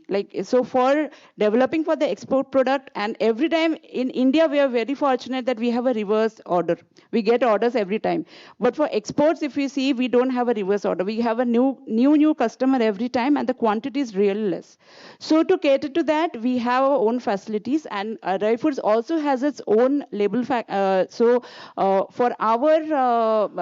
state of the art, if we tell, it's not only the production, it's also the packaging. So we have our tin factory, we have our label. So wherever it is one of the USP of us. So manufacturing different art of the packaging as well as product. So variation in the product, variation in the packaging, that has helped us to avoid all these wastages and get going and have. And nowadays we have come up a long way, and we are exporting more than 120 countries. The potential of packaging. Thanks. I also learned few of things, and I could relate to the problem you're saying, especially working in the startup ecosystem. Of course, building packaging for a huge manufacturing setup might be easy, but for a small startup, in terms of being able to package, was a new dimension that you covered. Correct, because I know there are audiences who are new setup. Yeah. They want to set up a new factory, but for giants, it's very easy to say, you are ordering in tons. Yeah. But we have to think of and packaging from the niche also, because there are many people who are there who are not only, they want a few samples to be printed. But nowadays, those solutions have come, thankfully. Digital printing is there, flexo printing is there, where we have also adapted some of the products. Like we are very much core in e-commerce, and we are very much core in modern trade. So you must have seen all our Dual Swappies products in modern trade, e-commerce very easily. So if we talk about that e-commerce and thing, at times we need samples just to show the customer that, see, we are developing this new. So digital printing is one such type of printing where we can easily, they can give you 25, 30 samples, which we need to present. So technology and printing technology has helped us a long way to, cater to all sort of industries, starting from the smallest to the giants. I'll also like to ask one more interesting thing out of my own curiosity, right? We largely relate packaging to a lot of plastic and non-sustainable ways of doing this. So there's also increasing kind of sentiment, or what you call people talking about sustainable ways of managing the packaging. Are there any kind of initiatives happening in the industry with respect to sustainable packaging or eco-friendly packaging, as what we usually jargonize? So what has been the approach of the industry? That is there. Definitely, most of the sustainable solution which is there, it's really costly as of now. But at least few initiatives which we can easily do away. Like in our case, if we talk about our initiatives, some of the bundle packs which you see in the modern trade, which we used to be like flexible packaging, it used to be like in the metallized labels, we have easily reduced it to paper. So some of the thing which can be easily done should be done. Because we also need to contribute to each and every for the sustainability. Maybe we are not able to do to that scale, like developing new molecules and ordering new sort of a polymer. All those things, if it is not possible, at least do a bit. Your bit and bit counts a lot. So that really covers the first part of handling the losses, whether it be or agri or food or supply chains or largely about dairy, right? So we talked the first part of the waste, but that's at a micro level. But when we enhance into the supply chain level, that's where the second dimension of this whole topic. This is people coming from various gamuts of the industry. I would like to ask one common question to all of you. How do you tackle the supply chain inefficiencies in your respective systems? And what has been the approaches? What has been the new things coming for the benefit of the audience? I would like to start with Mr. Shah. Yeah, new things are coming up, like what exactly you said, okay, how best we can deliver the products, how best we can deliver means intact means products, everything. The main thing is that we have to pack in the different what the means madam has told me. Means the packing has to be get developed. It should not get spoiled. The strength of the corrugated boxes should be intact. Once we keep in one by one, it should not, the last one should not be shrink or get shrinkage. That makes the very shabby and everything like that. So that strength of the boxes, the corrugated e-flute boxes, we say that it should be very intact. And when we pack in the crates should not have more than 4 layers for 5 layers. Such that the strength of that corrugated boxes should be intact, and that will give a good delivery. Okay. So that's something interesting as far as the ice cream sector is concerned. So now I move on to Mr. Bala. So how do you tackle the supply chain in your respective experience? So of course, as I said, I mean, things are not that different. But having said that, for example, using basic IT technology tools to source more efficiently, store more efficiently, and so reduce losses and wastages. That's one basic thing we do. Obviously, as a company, we handle multiple 90 plus agriculture commodities. So it's a bit, I mean, without the use of technology, nothing will happen. So anyway, we are supposed to do that. The second thing, as I shared, that one of the challenges in our industry is really, since organic means you can't use any preservatives and pesticides and all of that, we have developed a sort of solution where we do carbon dioxide kind of treatment and all of that proprietary type of thing. Of course, now industry is kind of a lot of people have started doing that, which we did a lot of trial and error and developed that because it's critical for our industry from organic grain perspective. Okay, and the third is honestly, while we talk about storage capacity and so on and so forth, I think the basic infra required. I mean, it's as a private company, we do what we can, right? Which essentially ensures all of the basic, storage requirements like road ends and stuff like that and all that. So that's what we do. So one is meaning supply chain as in logistics, just in time and managing the right inventory so that you have less losses. And second is really using the other part of science, which is how to preserve, how to keep it safe without getting spoiled and without using any chemicals and so on, is what we have developed. Interesting. So now I ask Ms. Bhiti, how do you tackle the supply chain in your For sector? us, see, we have both domestic as well as exports. So from Hyderabad itself, we have both domestic and exports. So for us, forecasting accuracy is very important. If the forecasting accuracy is not there, so we have, as I have said, we have small quantities. So at times during festivals or we have challenges that small quantities, whom to give preference to, like Indian market or the domestic market, Indian market or the international market. So that forecast based on the forecasting accuracy, that how, what timings and that how it happens. Apart from forecast efficiency, another challenge which is there, and we are continuously facing that when we are loading it, there are a lot of unskilled laborers who are loading the vehicle on the containers on the containers, cartons on the container, sorry. So when they are loading it, so since they are unskilled, they will if it is upside down, they will not put in the right direction. So that impacts a lot in the products. So if it is a fragile product, if it has given a particular identification that it has to be kept in a particular way, so that always doesn't happen. So if it doesn't happen, then there is a lag. So, and also it has been found that when they are the laborers, and when it is on a daily meeting, if we are training them, then we get a better feedback, and all these issues, what we face in the supply chain issues, it minimizes a lot. If we give a training like this particular container will go and this will go to this place, this has to be prioritized. So that continuous communication is one of the key to the laborers, because they can't read. At times they also they are not able to do it. So continuous communication with the laborers helps a lot to prevent many of the shop floor problems. So I clearly get a clue, right? Supply chain has not been easy for the industry. It's challenging and daunting as far as procurement up till forecasting, the whole spectrum of activities. So it is evolving day by day as the companies are progressing and foraying into new markets. It's clearly evident. So with this, since we spoke about the wastages and supply chain, now the important aspects, right? That is about export potential. How is each of your industry trying to tackle the export industry? That some of you have touched it subtly, but also wanted to understand what new can be done with respect to elevating your respective sectors to the export potential that India has to unleash. So Mr. Shah, you want to start? You can start, please.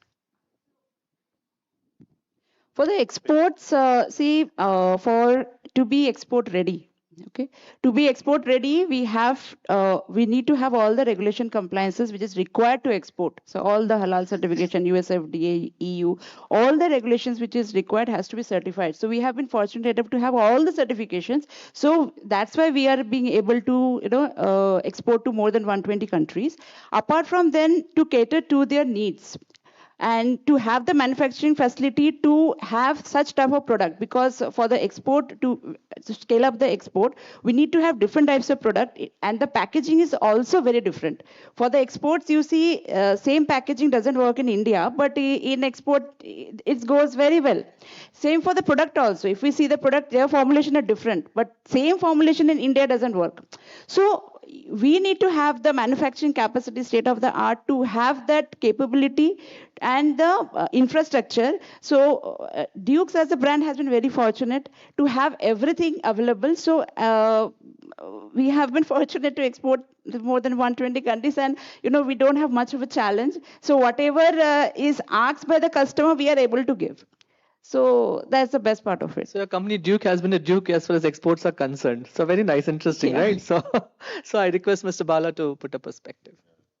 I think we are at someone said earlier inflection point, and I think as the world looks at, let's say, more provenance of the produce which is being sourced, the let's say the traceability, the quality of the produce, all of that, I think we are now at a sweet spot, right? We have done a few things, we have progressed a bit, or let's say, over the last 10 odd years, I think the products being exported from India have improved in terms of quality, perception, everything, right? So I think from here on, it's a question of, like I said, three things which I keep maintaining: trust, transparency, and traceability. So, from agri, not just in my company, but I think from an overall agri-food standpoint, as our productivity improves, as our let's say infrastructure improves, our share of the global market can only go up. It's so pathetic today that it's only has to go up. And while the rest of the world is struggling with multiple issues, as an economy and as as a country, we are in a great place. And I think we have also now a far better understanding of the markets, which is probably not as much earlier, right? So today, we also understand what US consumers need versus a consumer in Middle East or Japan and so on and so forth, right? But again, as I said, a lot of individual effort, like we export a lot to US, we are in every state in the US and so on. But it's not like pan-India. So, and I see this, as, let's say, newer people come into business and, the world is becoming smaller in a way and we know more about whatever requirements are there. If we improve our, someone said earlier, right? If our credibility goes up, if we are continuously improving and people can trust our products and our brand, I think we have a huge opportunity to export. Thank you, sir. Let me ask Mr. Shah, sir, would you want to speak about your sector? Regarding the export, what exactly is the suggesting? Means now UI means the different packaging it contains. The language is different. Then certification of halal has to be done in the packing material in the food sector. Being a vegetarian, 100% ice cream, we write the certification of halal. It means people understand it is a non-veg ice cream. So a lot of interpretation, a lot of viral has been taking place in different parts. Now you say one say 100% vegetarian, and other side you say it is a non-veg. How can we justify your ice cream? No, that their content of the packing material rules and regulation of UA in African countries, southern this one are different because halal certification, halal means packing, printing, everything, color, everything has to be distinguished. So nothing to differentiate between India and UAE packaging. Yeah. So very interesting. In the interest of time, since we're almost reaching the head of time, but what and we all could grasp out of this whole thing is the whole gamut of industry, starting from dairy or to food, agri, organic, to as much as packaging industry. Everybody in the supply chain is headed towards a change. The whole gamut of operations, starting from very interesting dimension that Mr. Bala brought it as the trust at the farmers level, the traceability at the supply chain level, the traceability at the export level and the transparency at the supply chain level are trying to decode the way the ecosystem is going ahead. And we clearly understand that every industry is understanding the preferences of the market, trying to make a headway into global export markets, and also trying to elevate the way the sectors are operating. Starting from every sector, we take a clue that every sector has been trying to be competent enough in the way in which they operate. So naturally, when the industries are coping up with the whole gamut of the supply chain operations, bringing export efficiency, bringing packaging innovations. Naturally, I believe that this will also benefit the farmer, the real stakeholder who is at the primary agriculture industry trying to supply the milk and dairy and the wheat and food. So naturally, this is a real alignment between what farmer is aspiring to do and what industry is trying to do, not only for his business interest, but also to elevate the social status of the farmer.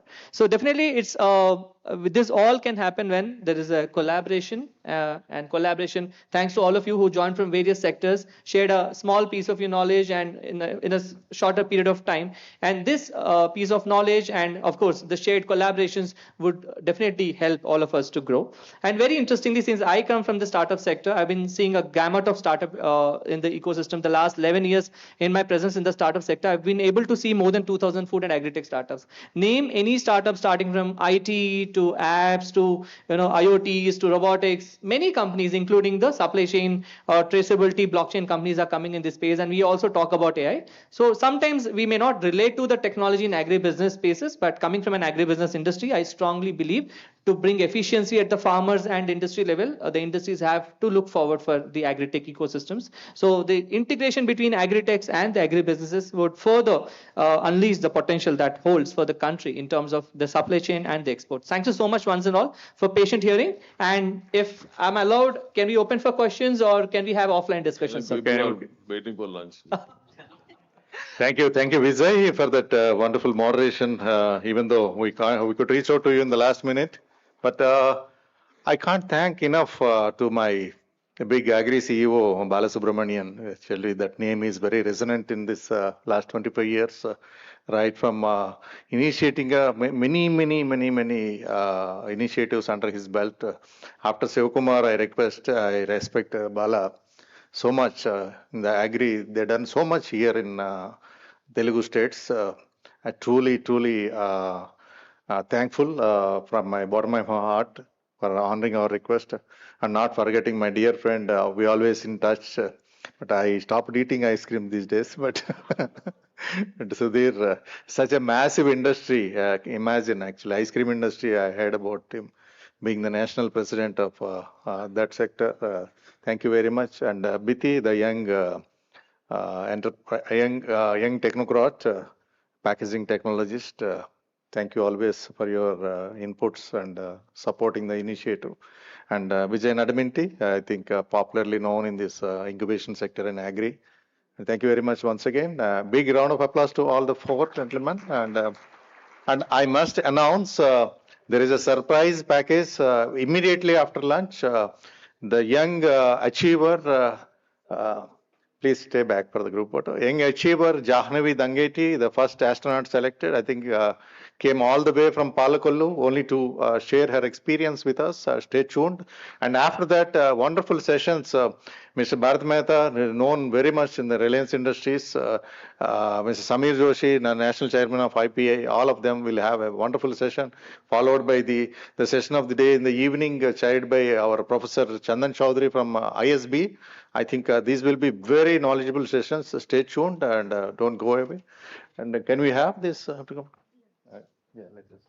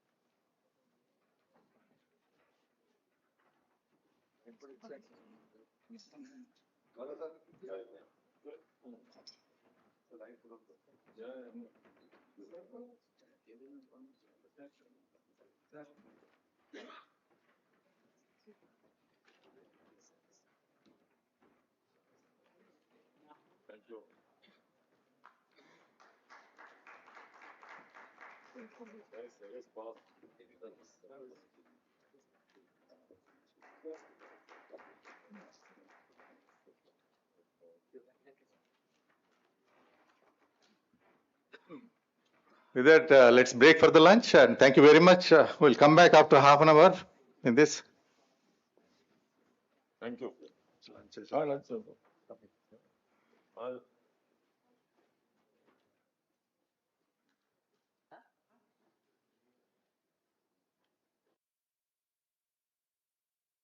Nevertheless, we are so fortunate to have a young lady here, young achiever, who came all the way to share her experiences with us. Today morning, she started from a small village called Palakollu. She came all the way only for this purpose, to be among ourselves. And Miss Jahnavi Dangeti is an analog astronaut and an astronaut candidate representing the next generation of Indian space explorers. A graduate in electronics and communication engineering from a lovely professional university, she became the first Indian to complete the International Air and Space Program, IASP. Give a round of applause to her achievements. At NASA's Kennedy Space Center, in 2025, Jahnavi was selected as an astronaut candidate, ASCON, from Titan mission, positioning her among the youngest Indian preparing for the space flight. She has completed analog astronaut training at the Analog Astronaut Training Center, Poland. She is the first to achieve from India, and the advanced planetary geology courses in Iceland as well. So gaining real-world experience simulating lunar and Martian environments. Her work extends beyond astronauts into STEM outreach and education, where she mentors students and advocates for greater inclusion of women and underrepresented communities in science and space research.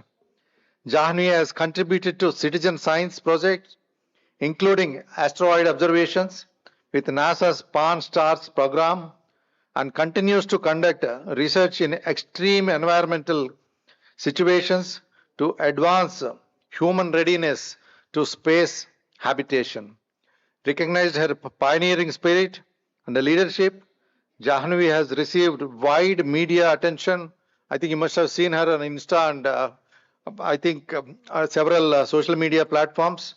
A symbol of India's growing footprint in global space exploration.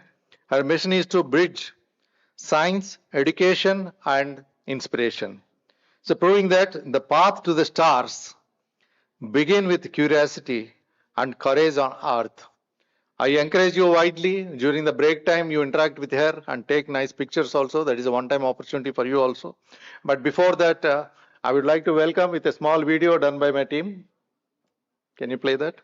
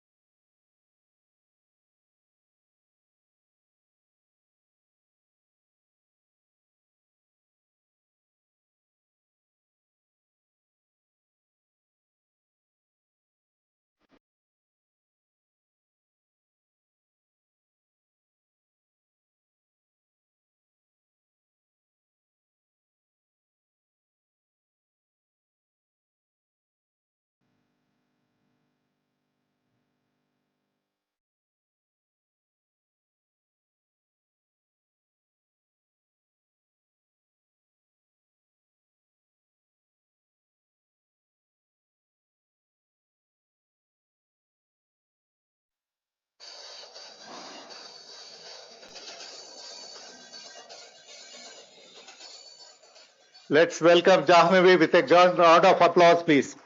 Over to you, Jahnavi. Stage is yours. Thanks for coming. Thank you so much for having me. Good afternoon, everyone.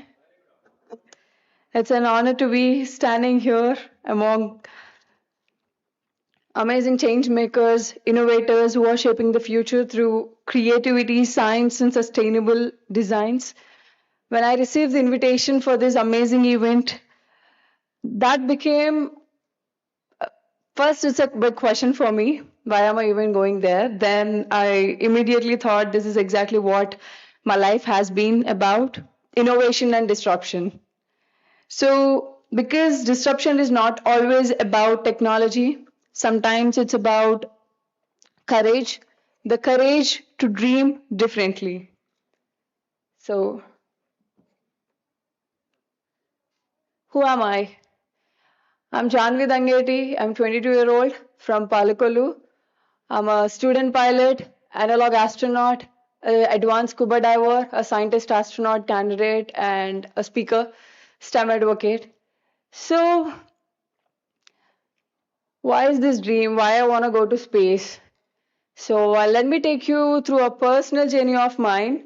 So, my parents left me when I was 1 year old with my grandparents. So, I met them after 9 years. When they left me when I'm 1, they came back when I'm 9, and I couldn't even recognize who are they. So I grown up completely with my grandparents in Palakolu, listening to the bedtime stories about moon and a lady who lives on moon. And there is always, I used to live in a big imagination that moon is following me. So that's the biggest imagination that I believed in. When I questioned my parents why the moon is coming with me, they always used to tell me that maybe it wants you to be up there someday. So they didn't laugh at my question. They put a curiosity in my brain to chase the moon. And that's how the journey began. It began with the simple programs that is being organized by ISRO. So in 2019, I've grown in a place where people don't know the difference between astrology and astronomy. So when I tell them that I want to go to moon, imagine they used to think I'm the crazy dumb person ever. So they always say you're dreaming too big.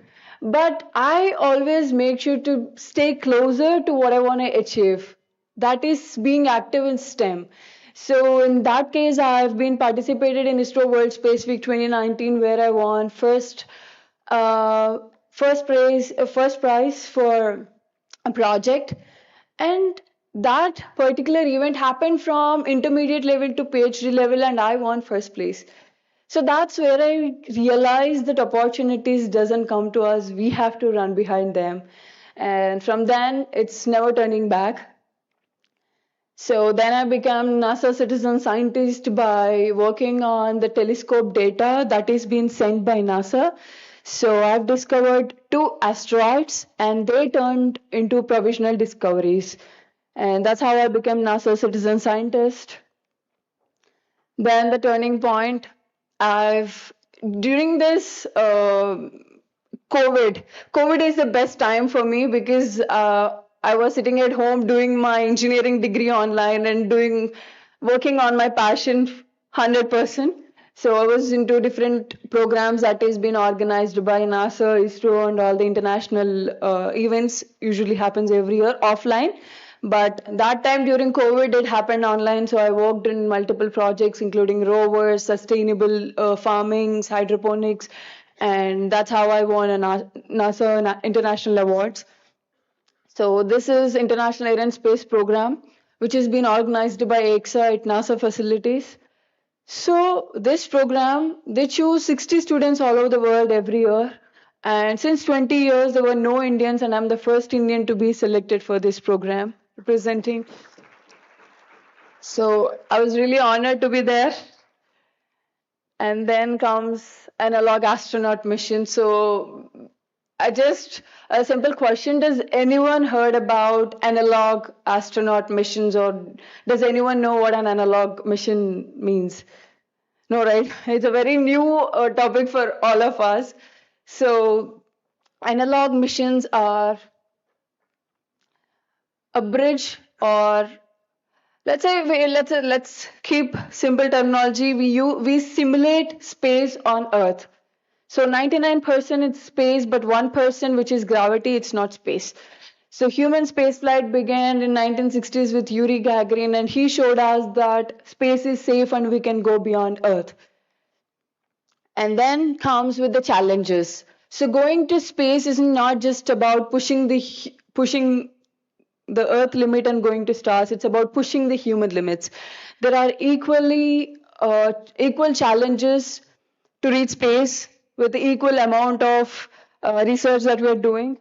Like when we talk about the space flights, it always comes with radiation and heart-related issues and muscle issues, and mostly it has to deal with confinement, which will completely affect on our mental health. So there are so many exercises and programs that will help us to sustain in space physically, but mentally you have to be prepared on Earth itself. So all the 5 major challenges includes isolation. And during these analog missions, what we do is we close ourselves in an extreme environment for a certain period of time, and we get trained in extreme environments, either in deserts, under oceans, under volcanoes, in caves, whatnot. So these are few analog missions, one from Jordan, the other one from Iceland, and this is also from Jordan. So during my analog journey, I've been into ATC, geospace, and neutral BNC labs and IVO operations. Let me take you through one by one. AATC is an analog center that simulates Mars and lunar environment in Poland. So I was the youngest foreign analog astronaut to participate in this center representing India. So that's my crew. We are from different parts of the world. So here, if you can see, when we talk about space, people always think that space belongs to aerospace engineers. But in reality, none of us are from aerospace background. I'm from electronics communications background, and this guy is from aviation. Top right, she's from biomedicine, and then he's a veteran. Then she's a horse rider, but having a STEM degree. And then Alex, he is also a veteran in USA. So space is a diverse field. It's not anymore only for the engineers. It's for everyone, mainly for entrepreneurs. Then this is my few pictures from my analog mission. If you see my hand, that's my psychological state during the analog mission. The interesting part of this analog mission is we've been isolated for 14 days in a forest kind of area in a small house. We were never exposed to sunlight or moonlight, no internet, no mobile phone. And we are working with a crew that we never met before.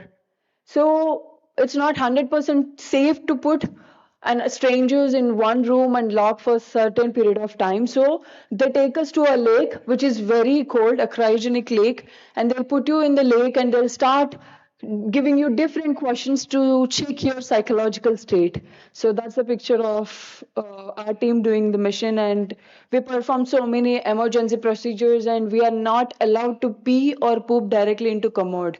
So how much amount the water we are taking in will be counted, how much ever toilet you're letting out will be counted, how much food you're taking, how much food you're letting out, everything counts. The beginning days, every count will be very fine. The going forward, everything changes. Your mental state will completely affect your gut. Your digestive system will change everything. So this girl was banging the doors that she want to go out.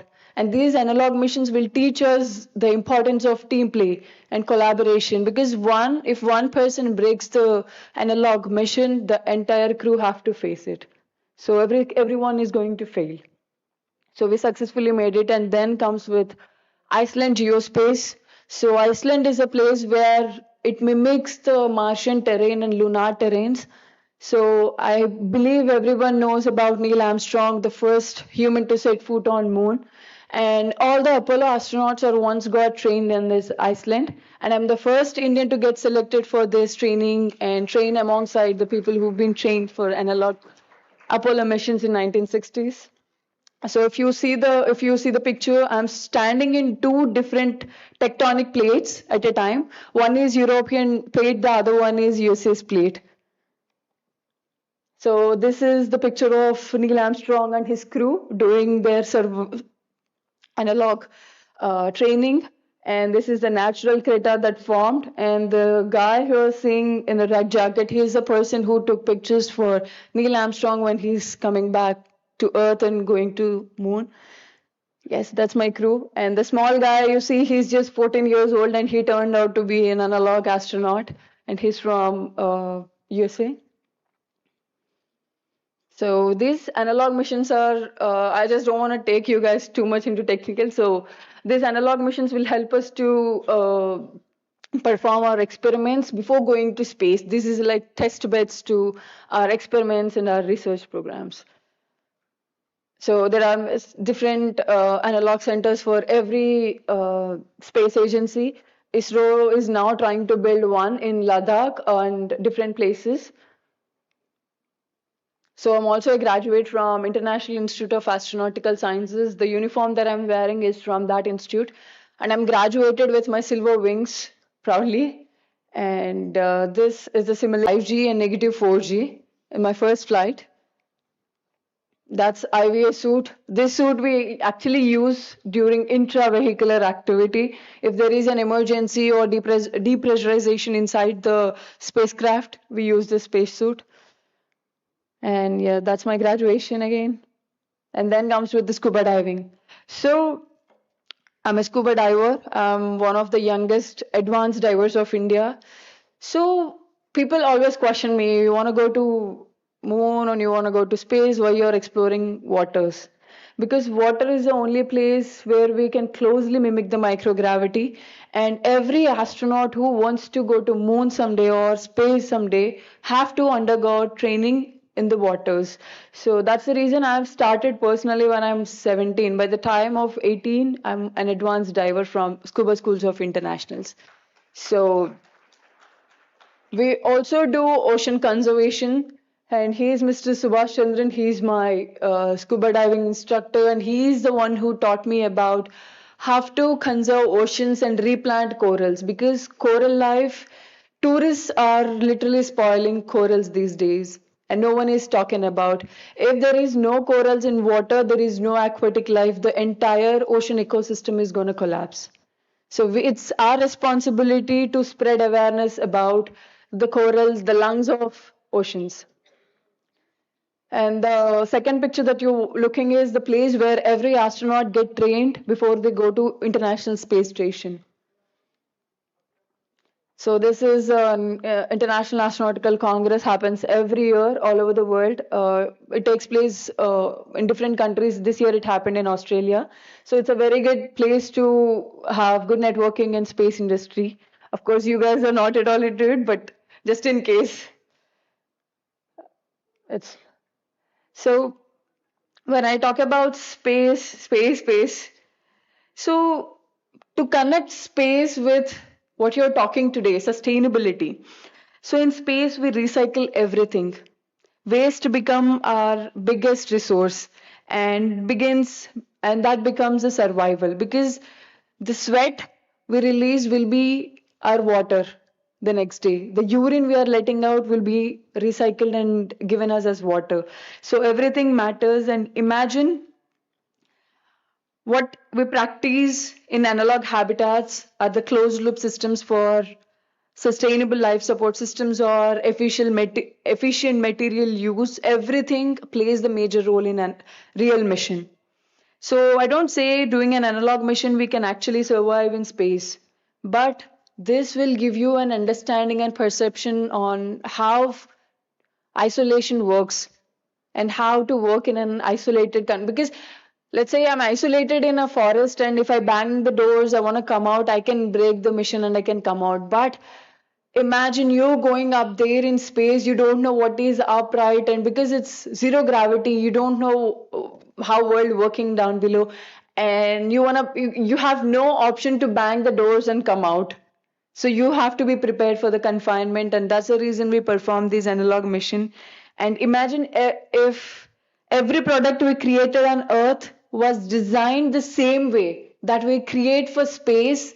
There is no problem of recycling or no problem of climate change, nothing. Because space, we are not spoiling. Every food we take, everything has to qualify different levels of clearances. But on Earth, we don't value the resources that we are having at the moment. And that's the reason we are trying to build a different home, which is Mars. And people there are people who questions like, why you're trying to build Mars? Why don't you develop Earth? But at some point, let's say when sun completely blew up, the first 3 planets will go. and which includes Earth. And whatever the humanity we built till today shouldn't die here. So that's the reason we are trying to build a second home, which is Mars. And we don't say everyone on the Earth can be transported to Mars to live, but at least few people can carry forward the humanity or the technology that we built till today will actually take us forward and continue the life there. And this is not science fiction. That's the mindset we need for a sustainable future. And my journey wasn't easy coming from a normal town. It was always been a biggest roller coaster. And I've stayed away from my parents all my life. And it was always when I'm with different students or when I'm in a group of people, people always treat me as a weird human because I always talk about stars and going to different planet, and or they often treat me as an alien. But that doesn't stop me there because all curiosity became my biggest best friend. And when someone criticizes or when someone discourage me, that actually fuels my dream. And that's how I'm standing here in front of you as an analog astronaut, scientist astronaut candidate, and a scuba diver, and trying to be one of the first Indians to set foot on Mars. And today I also do outreach for tribal women and unprivileged women. I go to them, I do STEM outreach activities alongside. I'm currently doing my pilot training. So today, as you discuss innovation, design, and transformation, remember that disruption doesn't start in lab or a boardroom. It starts with a question, a vision, and the courage to take the first step. And my journey began with curiosity and grew through persistence. Yours might begin with a question or a single idea. And let's break barriers in our mindsets, in our industries, in our business, and move forward, because success is for the people who dare to break the gravity, but not for the who follow the gravity. And thank you so much.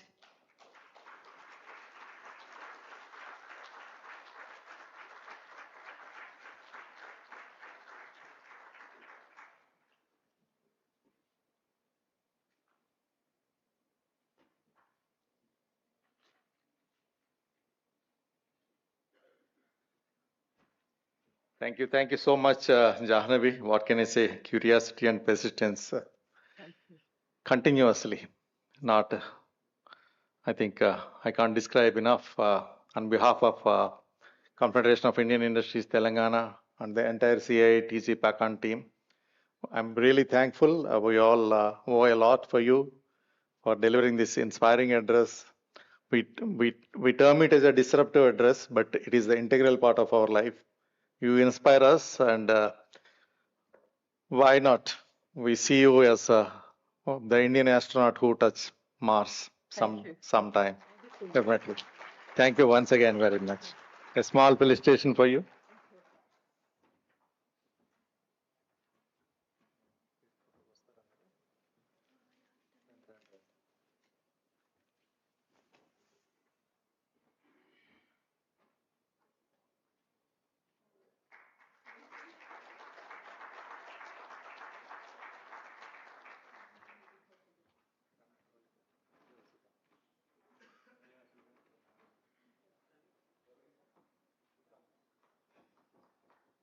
No, that's okay.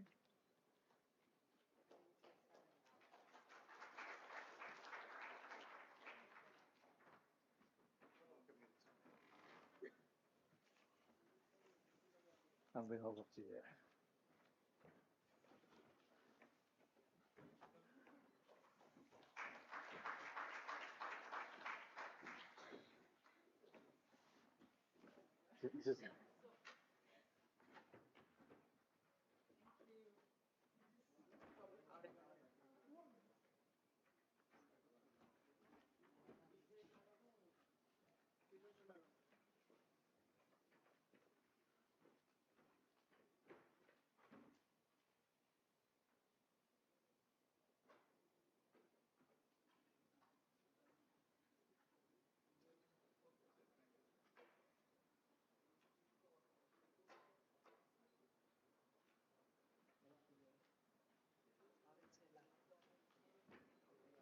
So friends, thanks for your patience. After that very disruptive and inspiring address from our young girl from Telugu states, Miss Jahnavi Dangeti. As I told you, you can browse the net with her name. I think internet is flooded with her name and her achievements. You all can browse her name. And during the break, you also ask for a picture with her. I strongly recommend. But now, going back into the technicalities. The people flew all the way from Mumbai. My dearest friend Bharatbhai Mehta from Reliance, and the ever champion of plastics, Dr. Samir Joshi, and my dear friend of Hyderabad, for a long time we know, Dr. Roshan Miranda, for his innovative, disruptive ideas and initiatives from waste to health those days to Brintrix, waste research these days. Dr. Samir Joshi is chairman of Indian Plastic Institute also. And Bharatbhai Mehta is the vice president, pet marketing, Reliance Industries. We all must be proud. India is the only country where 95, I think it has crossed beyond that. More than 95% of the PET bottles are 100% recycled. It's the only country. Wherever I go, any country I go, I strongly stand on my foot and tell them, we are the people who recycle most. And you are the people who, I don't say the word in brackets, say more, whatever. And then the lady of the session, and I'm very glad that she has come for the second time today from Delhi, respecting our invite. Ms. Garima Mishra, representing Alliance to End Plastic Waste. She is the Senior Advisor, Growth and Engagement. And I welcome all the four people. And over to you, Dr. Samir, to put in 40 minutes all the things together. Over to you. Yes, time already started.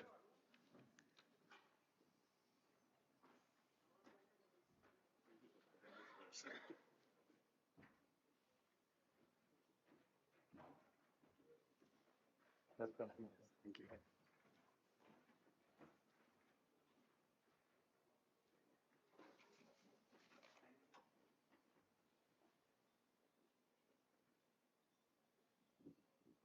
Every package knows his name.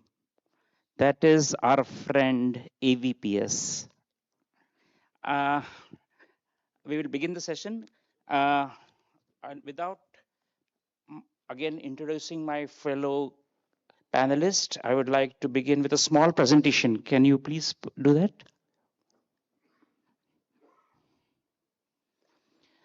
$62 million tons of municipal plastic waste, and less than 1/3 of it is today digitized. How much of it has been lost? Small packaging formats make 75 to 80% of the India's packaging, and the vast majority is still not picked up. To pick up 1 kg of plastic bags, that waste warrior, whom we call as the Kacharawali, she has to bin 400 times. The key is not the material. The key is what we do with that material. The most sustainable packaging is the one which we will reuse. And today we are going to talk about packaging and its recycling. A little more action, and with CII we will walk the talk. Is my presentation there? How green is my packaging? Let's start with new mantras. Not to ban, but to plan is one such simple step.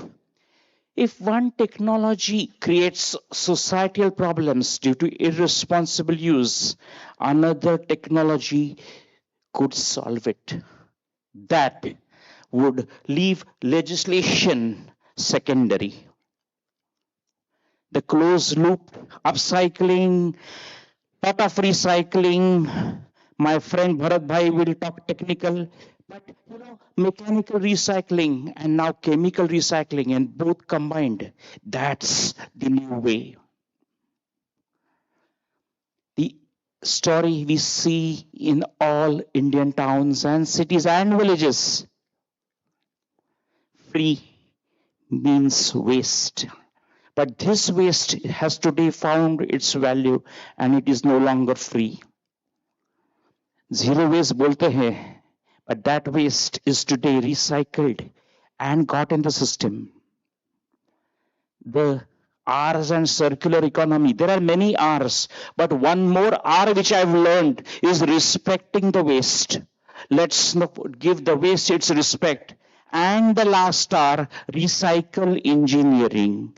Recycling the waste using engineering policies, and that converted into actions of circular economy. Incentivize. Two tools for waste management, fine or incentivize. How much fines can work? You know, when we talk of recycling, it is not simple. The additives, the plastics, the impact, that is more important. The leaching out of the products, if used again and again, all has to be talked, all has to be taken care of. Regulations are there, but they are beyond certain level when actions have to be taken. Again, the various waste recycling. Recently, I have come across an enzyme, meaning a worm, not eating plastics, but recycling plastics. That's the new development. Plastic recycling and circular economy. Going back to the monomer and the feedstock recycling. That is the new future. This slide borrowed from Padma Shri Dr. G.D. Yadav. We are talking of the circular economy. The world is moving to a bioeconomy where biology and food and natural resources are used for the circular economy. The most important point, where are we on the sustainability curve? We are at the down part at the moment. Through regulations, everything is there, but everyone has to first remember that sustainability will come at a cost. And what is that cost? Balancing people, planet, profit. That is where it is. The global plastic treaty to eliminate plastic pollution is being discussed even as we talk since the last 3 years. And this will be a legally binding instrument when the world will have to keep its promise for a better planet where plastics also live in harmony with nature, but the pollution is decreased. And talking of money is here, my friends. This is the recycling opportunity and growing. AI, use of AI in packaging is going to disrupt the things as never before. The right to repair is a concept by itself and has picked up in Europe. You know, you can, people have been forced with the consumerism to just throw away what you use, but this is a right. And the same right is there in packaging also. Design for recycling, the guidelines that are going to be an important part when we look at the systems and manage our recycling. In our rapidly growing world, the management of waste is titled Plastic Waste Revolution. This is a dynamic sector with growing opportunity where sustainability is a part. My favorite slide. We have all heard of Make in India. Ye thi Indian. Let us see this. 3 young kids, 10 years.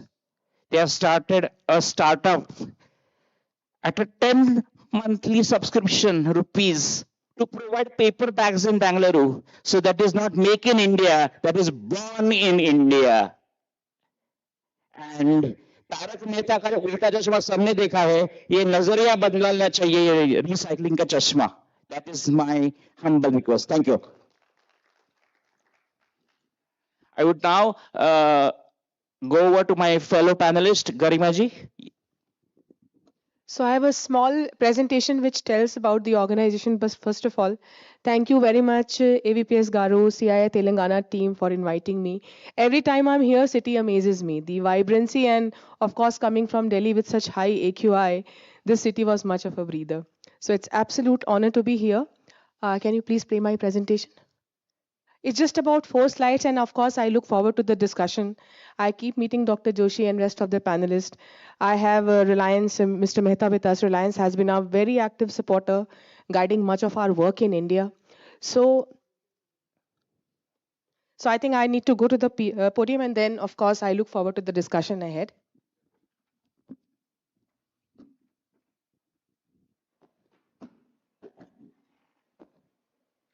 Yeah, solutions to scale. So many speakers have since spoken about, I know we are much from the packaging segment, and much of the valuable material that is used in packaging, of course, plastic is one of them. So plastic as a material is not a problem, definitely. But then the pollution that emerges out of it is a crisis. And of course, we need to manage this crisis. Indian government is very active. There is an international treaty negotiations that are ongoing. So overall, nationally, internationally, there is a very vibrant ecosystem that is emerging. And the base is the circular economy all of us want to create. So if I talk a little bit about Alliance to End Plastic Waste, I'm a senior advisor with them. I look after growth and engagement. First slide, please. Yeah. So towards 2016, when much of this anti-plastics voice was increasing, the industry came together and we decided that, solutions need to be in place. So about 27 companies globally, which included many of the big petrochemical companies, they came together, they pooled in resources. Today, as I stand in front of you, we have about 60 member companies. There are 3 Indian member companies, Reliance, as I said, Uflex, HMEL. Our work in the region is about to really grow a lot. We have strategy 2030 in place, which I will shortly talk about. Our purpose, our reason for existence is that we want to end the plastic pollution and we want to build a plastic circular economy. There are many players in the ecosystem. We take pride of the fact that we are a do tank. With all due respect to the wonderful think tanks, they are doing their own job. We are a do tank, and till date we have mobilized about $570 million dollar of capital globally, which is roughly spread over 30 geographies, 30 countries to be precise. We are using this capital to build projects on ground, and these projects can demonstrate new technologies, business models, and solutions. See, anything which can find value will find its own ways. Like we have seen in case of PET. We can proudly say that about more than 90% of PET in India today is recycled. So PET is hardly a challenge now. But then we still see a lot of visible litter plastic around us, which is giving the plastics a bad name. This category is flexibles. MLPs, which is very, very tough to collect. Dr. Joshi just mentioned that 1 kg, to collect 1 kg, that waste warrior has to bend 400 times. It is not only bending. Imagine the condition and where that waste is lying, in heaps of garbage. So it's a very, very, very tough job to do. So Alliance takes pride in the fact that our solutions are focused more on these tough to handle categories, which is the flexibles, which is the MLPs. And since 2019, we have funded about 70 projects in the world, as I said, spread over 30 countries. We are a not-for-profit, registered in the US, but headquartered in Singapore. Also primarily because of the fact that 60% of our project portfolio is spread over Asian region. Next, please. When we talk about circular economy, there are 2 aspects to it. One is the recycling and more complex advanced circularity solutions. But before that, a step before that is the collection and segregation, which is like the backbone. So in less mature countries or developing countries like India, our solutions are more on collection and building a sorting infrastructure. Whereas in developed countries like EU and the US, Our solutions are more on unlocking the circular solutions, which is like developing the digital watermark. So we, as I said, we support project partners who can demonstrate and work on the ground. Now our work has also led to a very, very significant impact. Next slide, please. So overall, we address all the circularity gaps ranging from design to collection, sorting, recycling, quality gap. We are working on everything. Next, please. Now, this is our journey of impact. Will be of interest to you. On one side, you can see the graph, which is about the increasing impact our projects are achieving. But what I would like to highlight in front of this audience is that in 2024, a strategic rethinking happened in Alliance. From 30 countries, our board decided to focus on 12 countries. Now, globally, when 12 countries were, I wouldn't say fighting, but they were competing with each other, Alliance focus on India was very clear.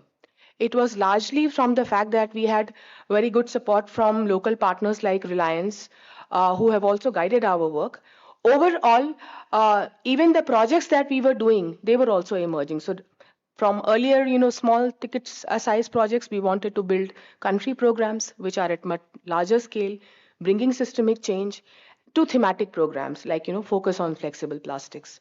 So we fine-tuned our strategy and we decided that even out of these 12 countries, we can't work in 12 countries all at once.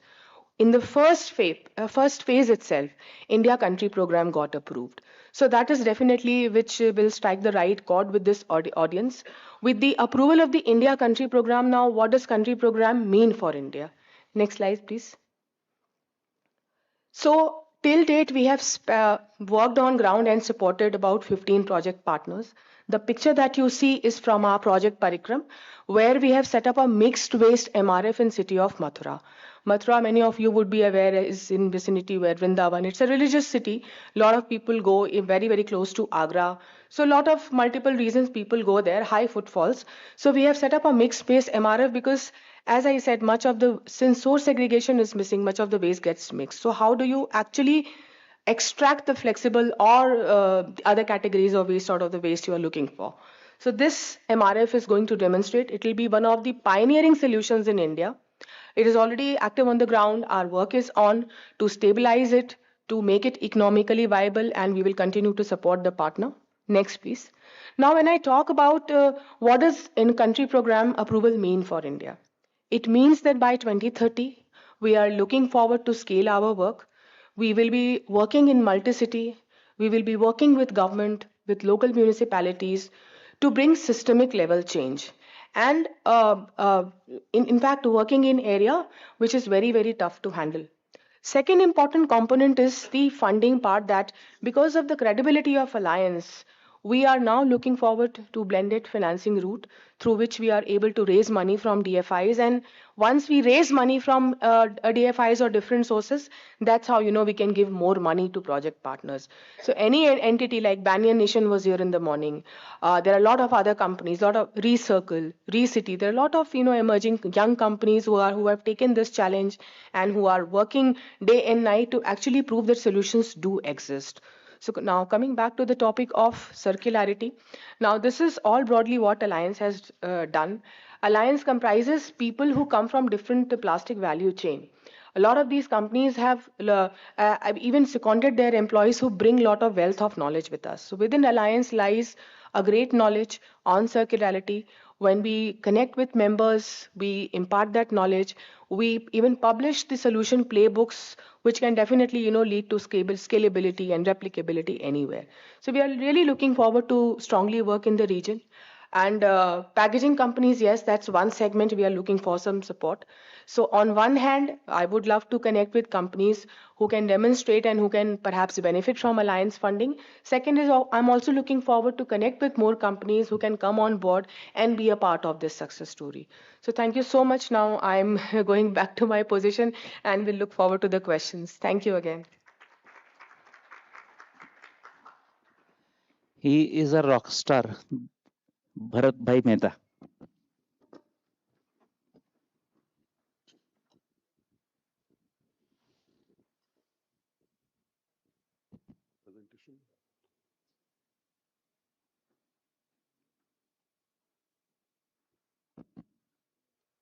My presentation is not there.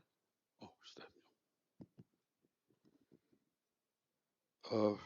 I think AVPS Garu is not seen. All of you must have heard of the word postprandial somnolescence. Postprandial somnolescence, खाना खाने के बाद नींद आना. When we came into the room, we had this postprandial somnolescence, but Janvi shook us up, and then the other lady, Garima ji, also took us around how she's fighting and finding solutions for plastic waste. So, a very good afternoon. Namaskar. Jai Shri Krishna. When we are in the mountains, when we shout, there is an echo. But I find very feeble echo. I think there should be loud. Good afternoon. Namaskar. Jai Shri Krishna. Thank you. So, taking you to the topic of my presentation. On your left, you see the world's largest T-shirt. It was right here in Mumbai in 2018, weighing 4 tons. It was as big as a 10-floor building with 3 flats on each floor. That was the size of this. And this has an entry in the Guinness Book of World Records. It is made in India. So made from post-consumer recycled PET bottles. So that is this is the traditional way how recycling has been happening. You pick up the waste, convert into fiber, and convert into clothing. So that is what people call it as a linear economy, but that's big. It never needed any government intervention. It was economical and that was the incentive for the waste pickers to pick up the waste, and that is mechanical recycling to fiber, bottle to fiber, B2F business. And I think Dr. Samir Joshi was part of this. Then he got it converted to 10,000, 15,000 T-shirts, and Afroz Shah beach cleanup, I think they were used. I think nowadays the businesses were focusing on profit, profit, profit. Now planet, people, profit. I think we have been hearing since morning. Someone is talking about planet, someone is talking about people. All these are important. And when we talk of planet, the product has to be eco-friendly. When we talk of people, there has to be safety. When we talk of profit, availability and affordability. So I'll take you through the presentation. So coming to the planet, how it is inhabited over the last 225 years. In the year 1800, the world population was less than the population of India or population of China, you can say, because India is more populous now. So it was just 100 crores. In 1900, it became 160 crores, just beyond the population of India today. And by the time it is 2,600 crore today, we know in 2025, it has already crossed 8 billion, 800 crores. So the population on this planet has gone up by 8 times, 800% increase. The diameter of the earth is same, the resources are the same. So do you all think that if the traditional materials like glass, metal, wood would have been there, and if everything was to be packaged, I think my feel is earth would have got vanished. So we needed a material which was at least 8 times lighter than what was being used. And I think plastics came to the rescue. And today I'll say it's not only 8, 10 to 15 times lighter than traditional materials. A glass bottle weighs, I think, 150 grams. That is 12 grams PET. So that is the difference. I hope this is I want to put things in the right perspective, that plastic has been a blessing. Of course, littering is bad. I'm not supporting littering, but plastics has been a blessing. The story of India is not much different. I'll not dwell on this because I've already spoken on this. It's similar to the world. Now, in terms of plastic, I'll talk of one type of plastic, PET. And if you look at the consumption of PET in India, it has been growing at a 10-year CAGR of 12%. Indian GDP growth has never touched 10% since last, whenever the memory goes, 12%. And the previous 3 years, it has been at 18%. So it suits this theme. summit of economic growth: innovate, accelerate, elevate. So this is how PET has been growing. And why it has been growing? Because, like I told, planet, people, profit. How it has been helping around this, I'll touch upon this. The first thing is the product, the packaging has to be safe. There were talk of leaching and harm to the environment. So there are a lot of international studies. Previous decade had been a decade of cases against PET by some NGO, Himjagrati, you would have all heard of. And people, the government wanted there should be an Indian study on the effect of PET. So we engaged with CFTRI, Central Food Technology Research Institute, the most premier research institute of Government of India. And PACE is a PET Packaging Association for Clean Environment, like you have IPMA, you would have heard of IPMA, IPMA is very popular. In same way you have PACE also. And we, the PACE engaged with CFTRI and they gave samples for 3 tests and they were collected by the scientists themselves. First is the PET resin. First accusation, PET has BPA, it has phthalate, it has heavy metals. So it was tested in the lab with NABL standards. There was no such thing found. PET, these things are not part of PET chemistry. Then the thing is, okay, the resin does not have. When you got converted it to a bottle, it will generate it. So the bottles were given. There was no detection in that. Then the another accusation was, okay, PET gives endocrine disruption. Endocrine disruption, for those who don't understand, because Hyderabad is a pharma city, everyone knows this, but they change the hormonal secretion, which may adversely affect your body. Yoga also changes, but it positively affects your body, but EDC can adversely affect your body. So this was a real experiment. Permissions have to be taken because mice, white mice were used. Female mice, male mice, over a period of 60 days, they were served water at different temperature for 60 days. And their hormonal level checked. There was same results, whether it is glass or PET. So these were the different studies which are there to dispel myths. And I think these studies have been shared with the Government of India. During the RPET launch, we shared it with FSSAI.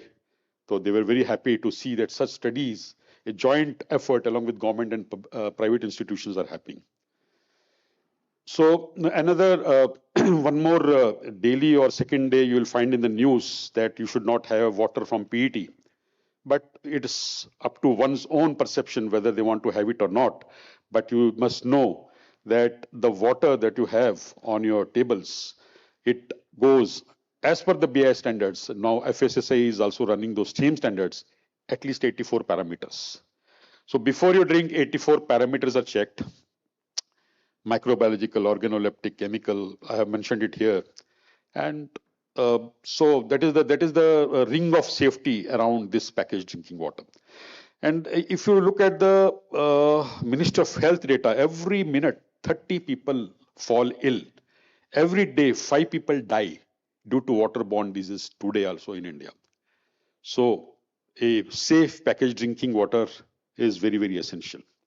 And people are talking of water ATMs. What are the standards for that? Who is managing that? Is there a cockroach behind that? Who will know? So it's up to the people to decide what to drink, from what to drink. So that is the safety of PET ecosystem. US FDA, FSSAI, EFSA, WHO, everyone has said PET is safe. And since the first PET bottle was introduced in 1980, till today, 500 million ton of PET resin is already consumed globally. And estimated more than 25 trillion bottles to pack different products, pharma, edible oil, soft drink, juice, water, they have been put. And kisi ko kuch nahi hua. Everyone is safe. This is a great epidemiological evidence. This was about safety. Now, if we talk of environment, during the last decade, even today we see only 9% of plastic globally recycled. only 9% and PET bottle ka photo hoga. And today, AVP sir said that 95% is getting recycled. So we said, instead of we saying let a leading NCL Innovation Center, a project was given to them. They visited 44 recyclers in India, and they concluded that was nearly 8 to 9 years back, that 70% gets recycled by organized recyclers, another 20% to 25% by unorganized. So 85-90% recycling existed even 8 to 9 years back. And then if you talk which is better, there has to be life cycle assessment. At Institute of Chemical Technology, Mumbai, a project was given to ICT. And they found that global warming potential of glass is 300 times of PET. Global warming potential of glass here, global warming potential of PET there. And a similar study was done by Alplaf and comparing it to beverage carton. There also PET scored better on many of the parameters. Safety, eco-friendly, planet, people. Now, rPET is known to everyone. The food contact material rPET. The first picture I showed, that was traditional recycling, which does not need any government incentive. It is happening on its own. Bottle to fiber, this is bottle to bottle.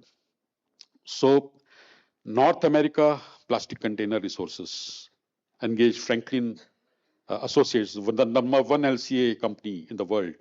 And they say that if one has to convert this bottle into 100% rPET, your carbon footprint goes down by 60%. In India, almost 500,000 tons of rPET capacity is coming up, so that can end up saving 660 KT equivalent of carbon. Even in Rajya Sabha, there was a question on collection of PET bottles. At that time, Babul Supriyoji, who was the Minister of State, stated industry was telling 90%, he went up to 95%, that even up to 95% estimated PET bottles are getting collected. Only thing is, it is an informal way, only the formal channel has to be triggered off.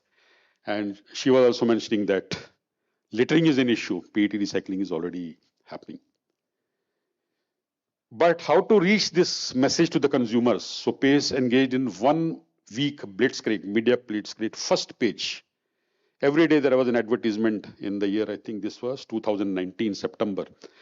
And Times of India, Now Bharat Times, Gujarat Samachar, Telegraph, 90% PET bottles recycled in India, and about the safety aspect. There was a case in Advertising Standards Council of India, Plastic Association talking nonsense, and what is the proof? We could give proof. That case was dismissed. That there is backup. So what is talked about, there is a backup. Coming to rPET, how it is shaping up. First, let us see how PET is getting consumed across India, how recycling is happening across India.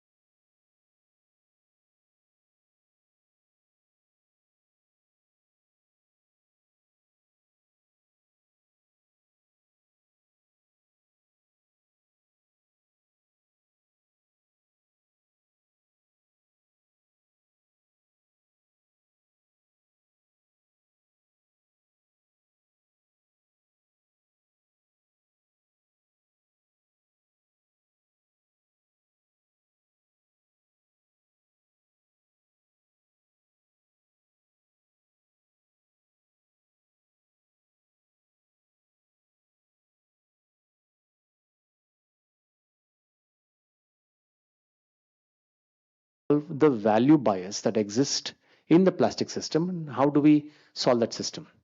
There are ways to address that in other ways too. There is EPR, which has worked to an extent. It is also struggling to work in an extent because of many reasons.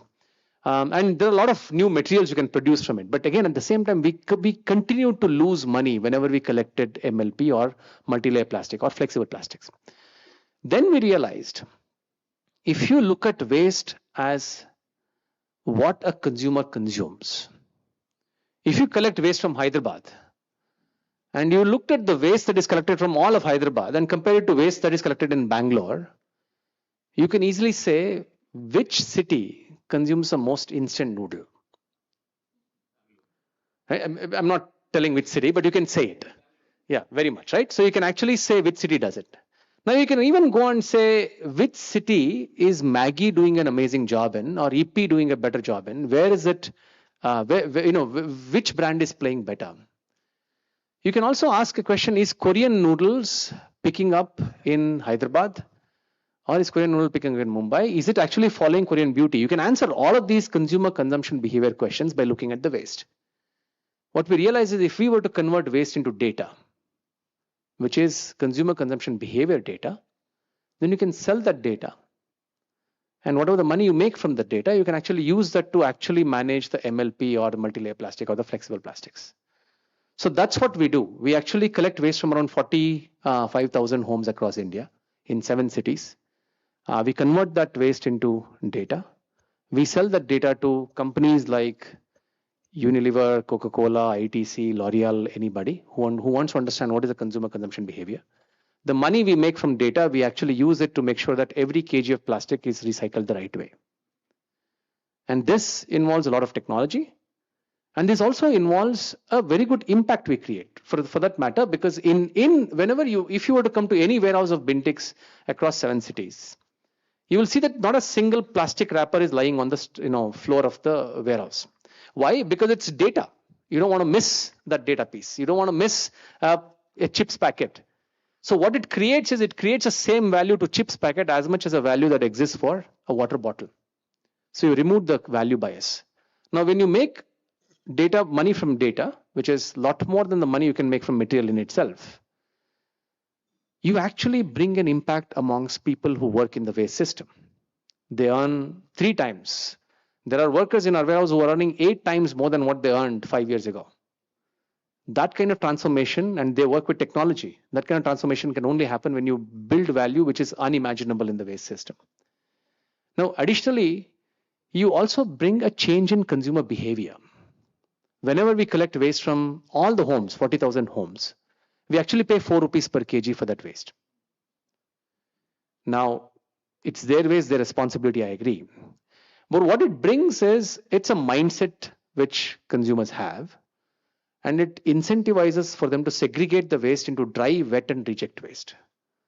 If all of the world did it, 70% of the waste problems are solved today itself in the world. So segregation is key. So we actually incentivize consumers to segregate the waste by paying them. Once that behavioral change comes in, we collect the waste and make sure that every kg is recycled by uplifting the people who are waste pickers and the bottom of the pyramid who work with us, and making sure that every piece of plastic we collect goes to the right endpoint. So but again, this is the data plugs into the existing value chain of waste management without replacing anything.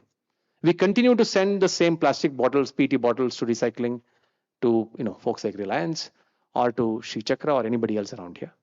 We continue to send HDPE bottles to Banyan Nation that Garima spoke about just now.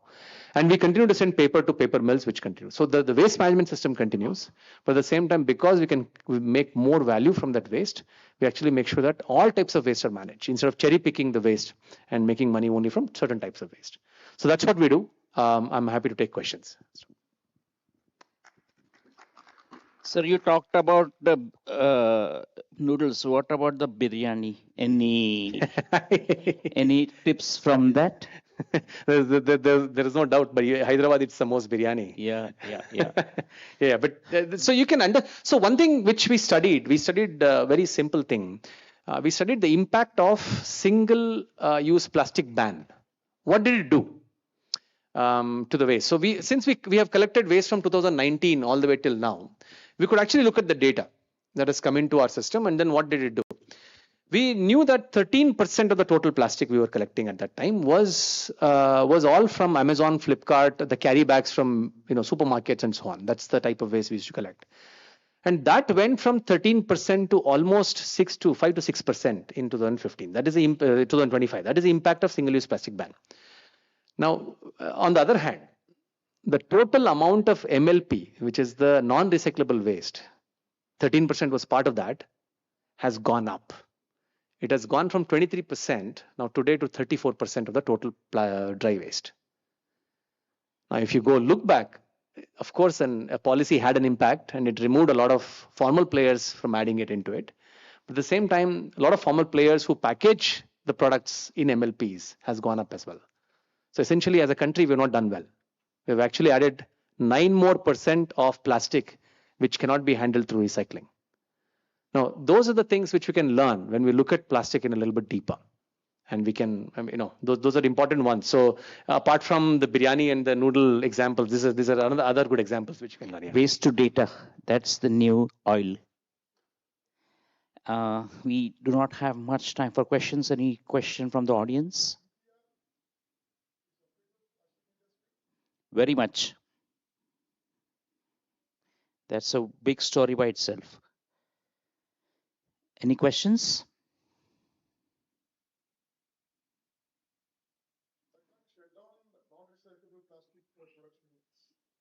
Why cannot we shut down cigarette? It's as simple as that.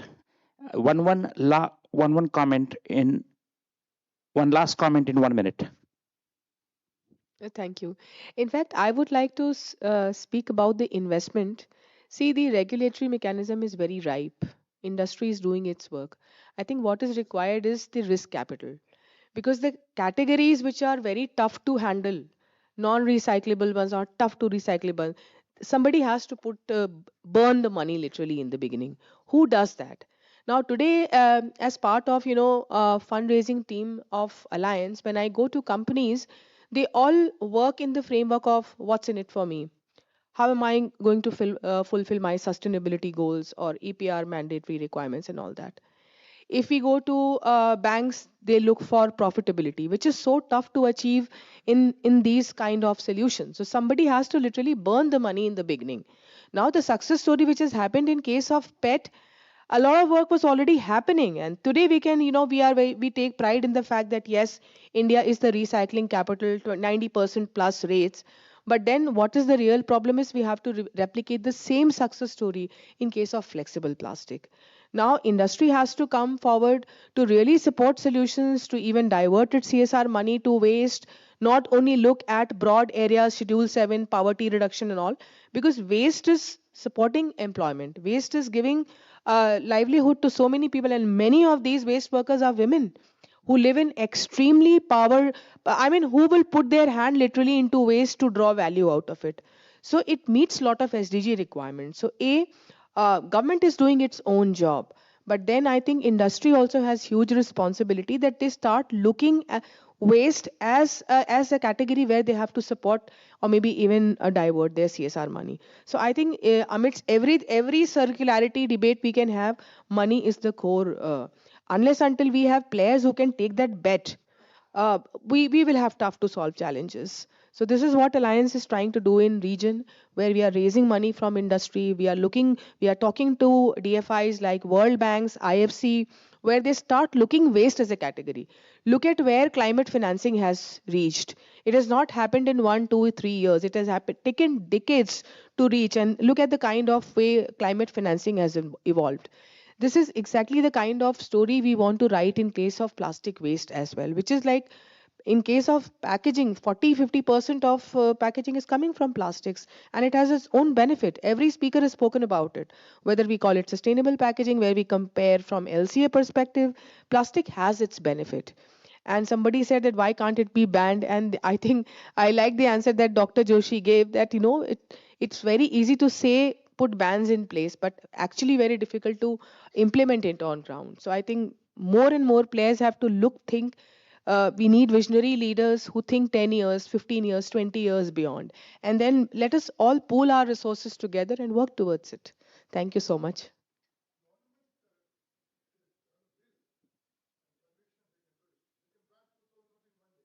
Absolutely. And I think India is a country of.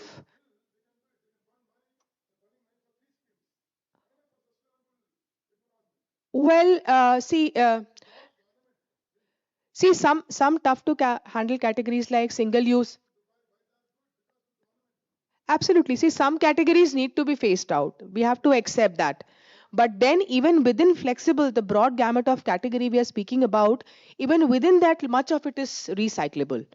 See, something which is no solution. Government will put its own mechanism to phase it out, no doubt about it. But then we have to understand much of the flexible waste is recyclable. So I think we are running short of time. So I like to what his queries and his observation that he has observed that nearly 11 to 12% non-recyclable packaging is getting littered, and he was also asking why not. It's gone to 32%. Yeah, why not take some strict action?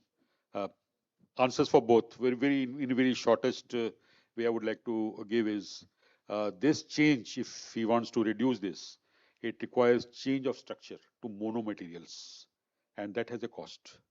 So if you look at the word sustainability, which is very common used, what is it? It is a combination of, actually it is sustain plus ability, but people look at it sasta plus inability. So that is one way of looking at it, but we need to change the system, the ecosystem of producers, importers, brand owners, manufacturers, whatever we call it, that term. We have to change it to sasta plus enability, sasta enability. We have to change the sasta plus inability to sasta plus enability. That will come through volume, scale, backward integration. I think the collection system has to be reformed. In fact, I can add much more, but I think because of paucity of time, I'll just one line. Sum it up. Now, what happens if you don't invest into plastic? I just want to continue what Garima was saying, just one level ahead. The amount of plastic that we can't handle will keep going up. And at some point, like the gentleman said, government will be forced to ban the whole thing, and all the money you can save will all be gone. I don't think we want to be there. I think we want to be using plastic responsibly so that we can benefit from it, but at the same time, don't create a problem enough that you lose the whole benefit you have reaped. Which is why I think it's very important for every manufacturer, every brand, to invest back into collection of plastic, not through EPR, through other means as well, through Alliance to End Plastic, and to make sure that that money flows into the system. It's very, very important. Otherwise, on a long term, you will definitely lose, because it will only keep going higher, and at some point it just breaks. That's it. Just to finish, because that gentleman's answer I could not complete. See, there is a very popular term in Japanese, those who learn quality, PDCA, Plan, Do, Check, Act cycle. Indian government made a EPR notification. The whole world applauded it. It implemented it. Everyone has to put up on the portal, and there was full traceability. And things have now not worked the way it was targeted. So today, I think now Dr. Samir is aware there is a check activity happening where we have gone wrong, how to improve. So there will be action again. Plan, do, check, act. I think, sir, I think I'll just give you a hint. I think that's happening. Learn, unlearn, relearn. Last line, plastics do not litter, people do. Over to sir. I would not have asked for more. I think the audience got excellent insights from the learned gentleman and the lady. End of the day, I always believe that the discipline has to start at home. We talk so much in every home or by ourselves how responsibly we litter waste. I think everything starts from there. There might be a number of EPRs, there might be a number of legislations, legalities, and penalties. If a citizen has not made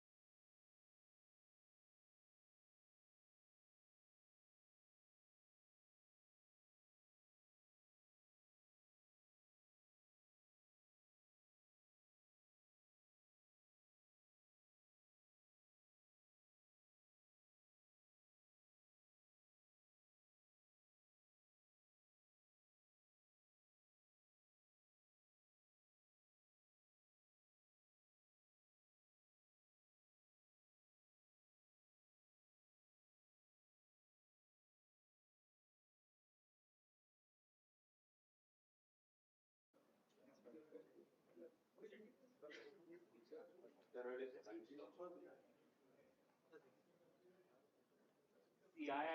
plastic awareness.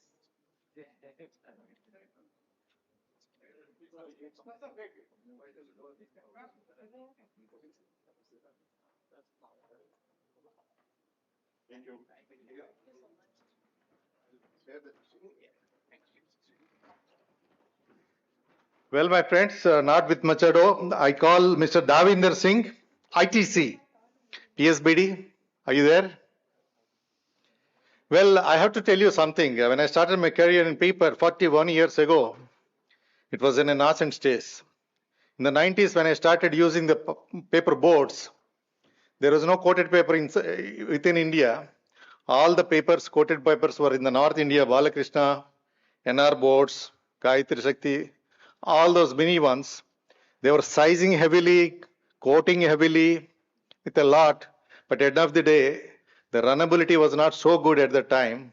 I used to import a lot of boards from USA and UK and many parts of Finland and Sweden. Now, this is the only company in India, ITC, PSBD, made us very proud. It's a pride of Telangana, pride of India, the ITC PSBD, and which made our life easier, all the printers and converters' life so easier. And one of the most sustainable companies, I can say, at the ITC. Today, we have Mr. Davinder Singh to give a brief address on ITC PSBD, innovation and sustainable packaging. Over to you, Davinder.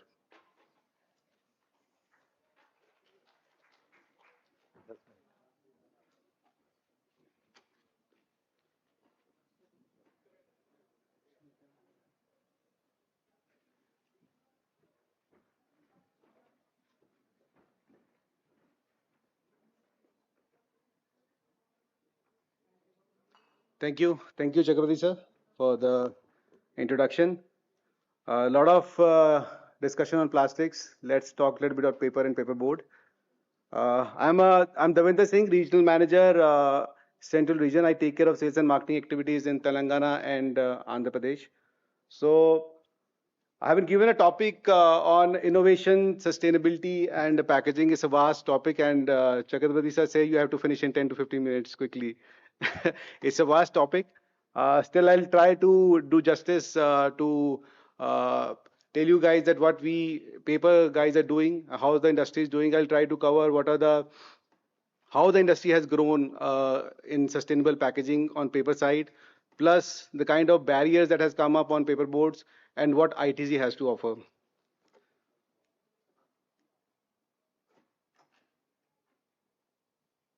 So as you know that ITC is present in all the sectors, and I represent paperboard and the specialty division in ITC umbrella.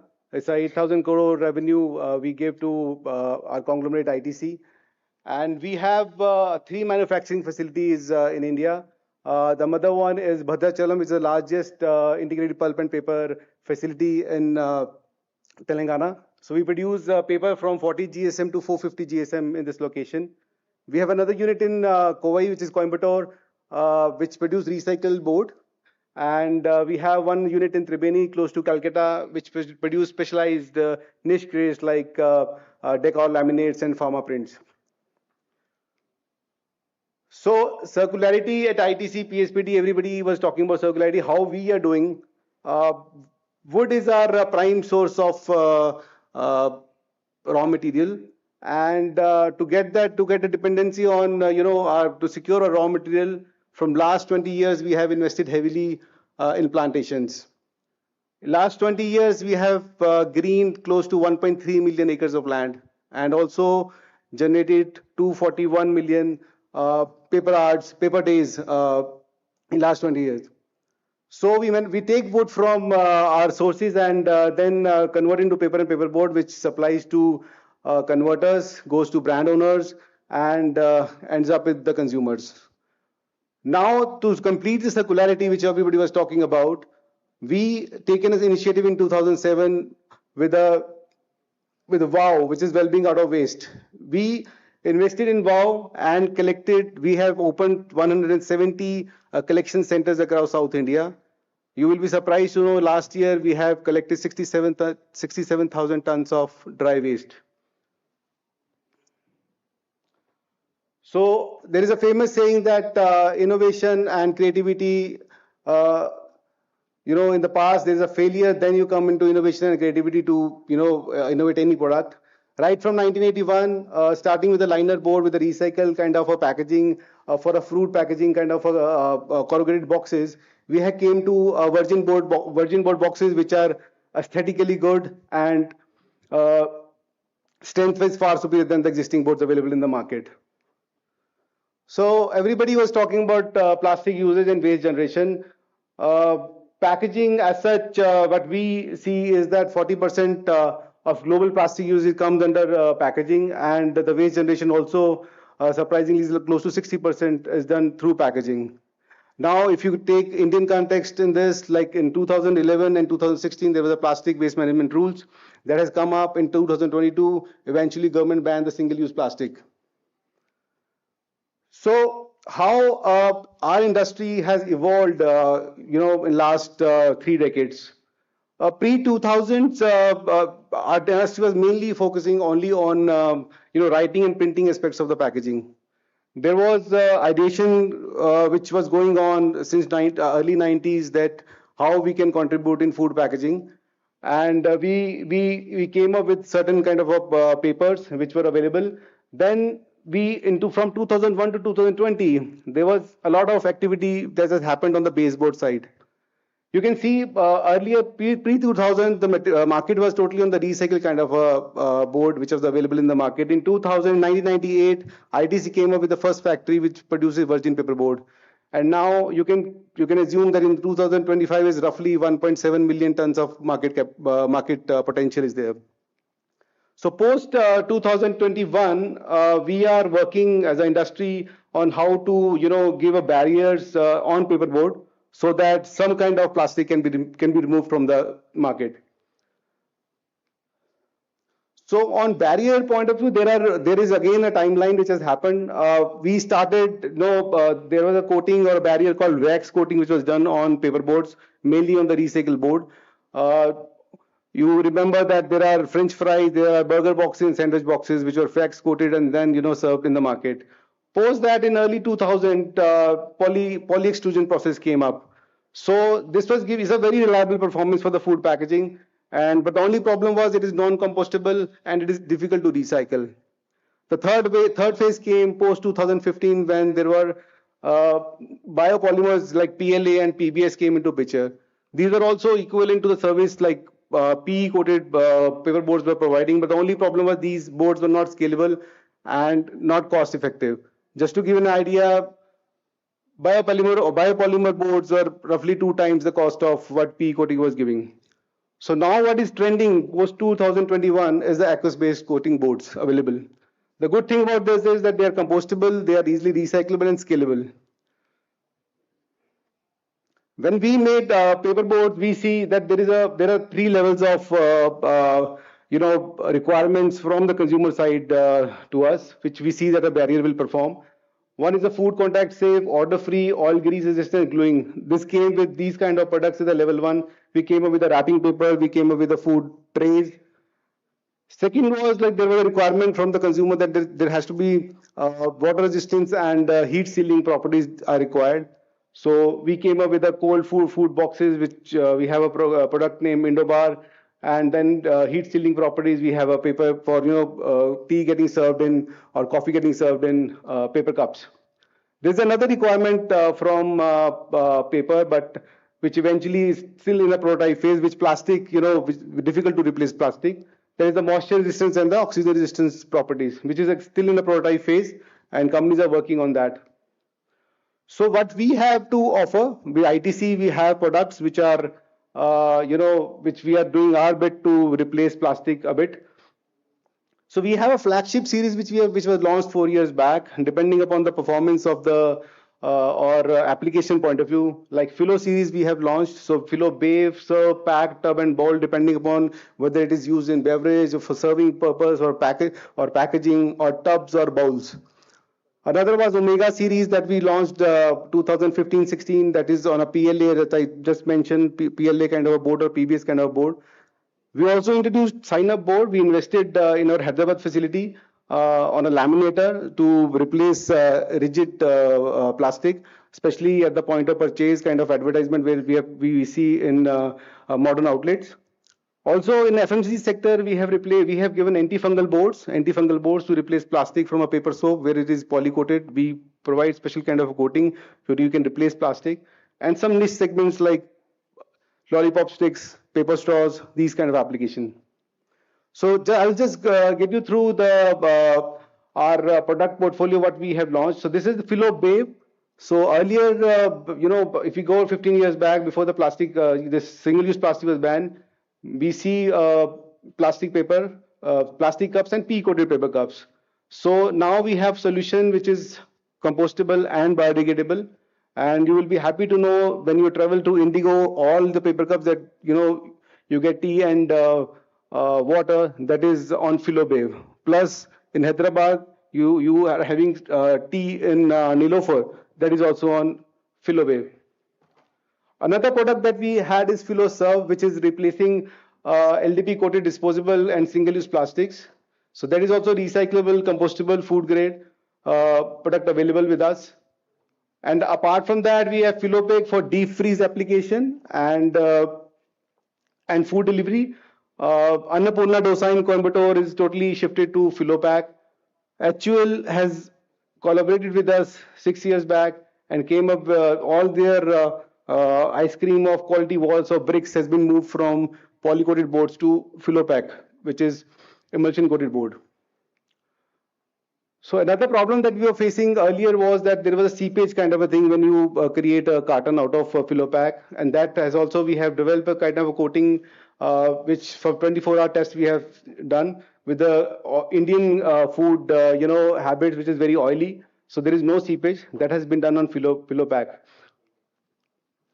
Another product we have launched was Philo Tub with the OGR resistance with a kit value of 12 with a resistance to oil.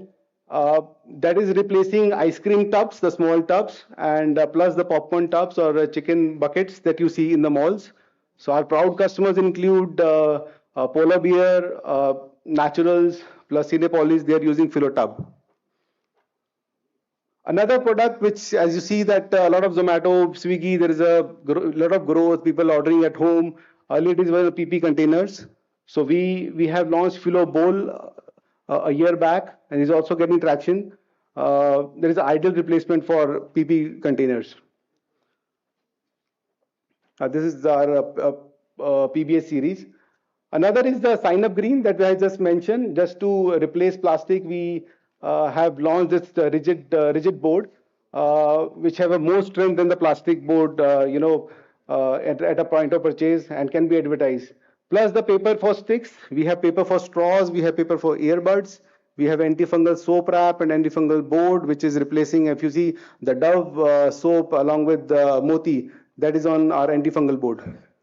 So we have certifications, we are taking care of environment, like we have Indian Global Certification in CPAT, CPB, our products are FSC certified and FDA approved. Thanks, that's it. Thanks for my.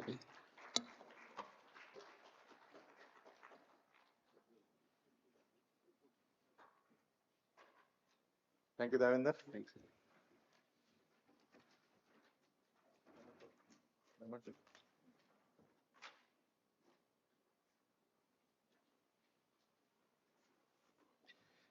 Actually, Rajesh Punnuru couldn't come. He's my good friend, their chief executive, and he's in a meeting with Mr. Sanjeev Puri. He's also a champion of retail today, one of the top CEOs in India, ITC group. So with wishes from Rajesh Punnuru and also thanks to ITC PSBD, Mr. Davinder.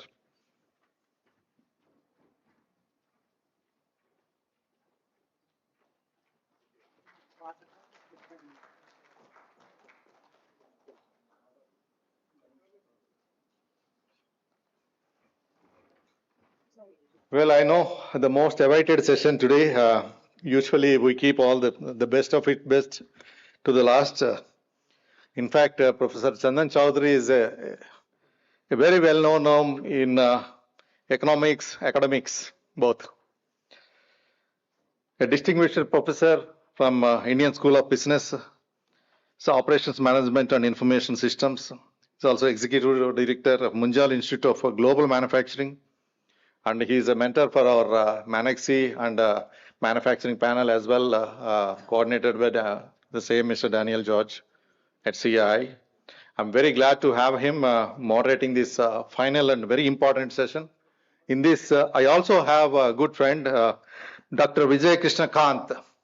Usually he never appears, but today on our request, he came, Principal Director of Central Institute of Tool Design. He's going to explain to you what are the kind of facilities we have. Because we always talk about so many other things which are not happening, but at our doorstep, there is a big institute happening, such a big tool room happening. And another CEO, my very good friend, Mr. Piyush Mangal, this is the Vice President of Operations and Commercial at none other than Signode India. We have one of the veteran packaging technologists, Mr. Vijay Bhandarkar. When you say the name L&T, Bhandarkar's name used to come for the last 25 years, has been there with us.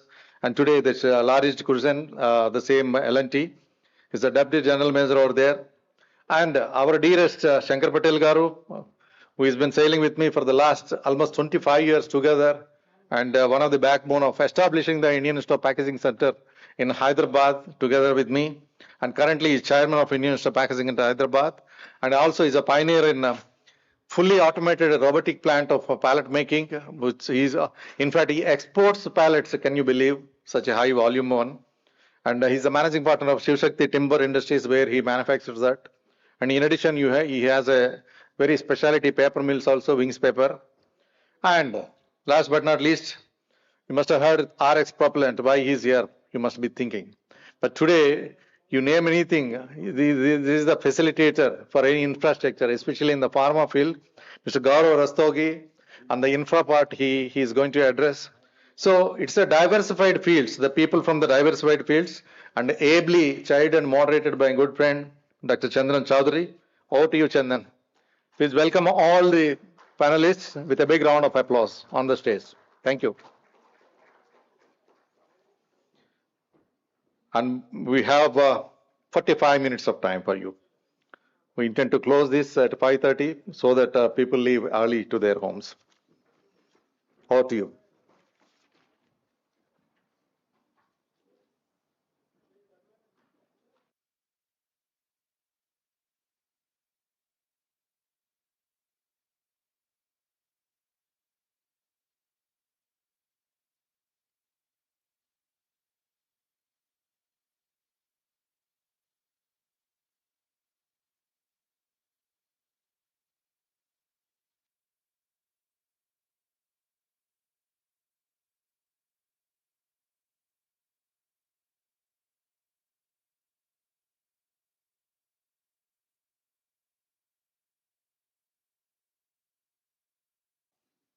I never had the opportunity of having a panelist where in my right side I have Vijay, and you know what does Vijay means? In my left side I have Vijaya, and then next to Vijaya I have Gaurav. Name itself says, Gaurav. And then if I move further, right, I have Shankar. All of you know what Shankar means. Then I have Piyush. So I don't, and then Piyush along with Mangal, right? So I never ever had the opportunity to actually moderate a session like this. I don't want to introduce them because my friend Chakravarti has already, introduced all of us. Now I'll tell you another reason why I like this panel. I saw 5 keywords, right? It started off, in fact, Chakravarti is a very good friend of mine. When he told me this is the session he wants me to moderate, I knew there must be some underlying secret. I saw those 5 pillars. One was technology. Now let me tell you that the speed at which technology is impacting all industry, I think it's a good thing that Chakravarti have put 5 different people in this panel along with me, an academician, right? So you have technology, and I can tell you, right, that technology is disrupting every sectors.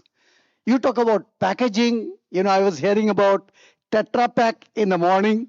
I don't want to say anything conflicting. In fact, in my class, I have a quiz that is Tetra Pak sustainable? The students who say yes, it is sustainable, they just lose out mark unless they can justify why did they say so. He said, look, aluminum and this and that, all materials, kind of march together. I don't know how long will it take to get to become biodegradable. But in the morning, we saw some interesting example. I just wanted to tell you, just to say technology, then we have over here packaging. You had a lot of input on packaging morning onwards. Then we have infra. In fact, when I sat with Gaurav, I really understood how the kind of things that they do can be of interest to many people who are in the life sciences business. Then we looked at, so that was Gaurav is also into infra. You have switchgear, right? Switchgear, is something which Vijay is doing, and then you have the fifth one, which is this catalyst of innovation and overall value chain creation. So that's the theme, and I would like to just get started, and maybe I'll get started with Vijay Krishna, okay? And as far as Vijay Krishna is concerned, right, I want to be sure that I'm addressing Vijay and not Vijaya, right? Now, Vijay Krishna, so over there, okay? So let me just, so we have Vijaya Krishna, correct? So is it Vijay or Vijaya? So that A is extra? Oh, so we have an extra A also, right? So what's written there is Vijaya, but you should read it as Vijay. So I was just thinking, I was told in my left side it will be Vijaya, but I find Vijay, right? But yeah, so both are Vijay, right? Both are Vijay. Now, my question is very simple. One is slightly thought-provoking. Morning we heard Vagesh Dixit. He delivered a compelling talk. He said, we talk about Make in India, but you cannot really implement Make in India if you have to import all the machines, critical machines from Germany and Japan. That was his messaging. So I would definitely like to know, what is that you are doing, we are doing to ensure that molds and machines will see them indigenous, truly made in India. That's one. Second, some years back, I conducted a research, and I must tell you that many industries don't really leverage the Central Institute of Tool Design. And I think there's a lot that you can do. They have invested huge money into infrastructure, creating infrastructure. And many companies, many MSMEs, for example, they complain that they don't have the infrastructure, they can't invest money. So my question, first one, what are you doing to really ensure that molds and machines are available in India? That's my first question. Second, how can they leverage your infrastructure? Hello. Good evening, all. Thank you, sir. Thank you for this opportunity to tell about CITD. CITD is a Central Institute of Tool Design. It is established in 1968 under the Ministry of MSME. From that 1960 onwards, we are supporting MSMEs because we have infrastructure where MSMEs cannot invest more money on that. So that using our infrastructure, they can grow because they have orders. They can pick the orders from the different industries, PSUs, different defense companies and everything. And they cannot get the machinery. Machinery is a huge cost in that days, or now also a huge cost is there. And they need some technical support also. Suppose manufacturing any component or anything is required, one tool is required. Without tool, you cannot manufacture anything. Nothing you cannot manufacture. Our life is completely with the tools only. Anything is a tool. So for manufacturing and designing, they don't have a capabilities in small, micro, small. Leave it medium.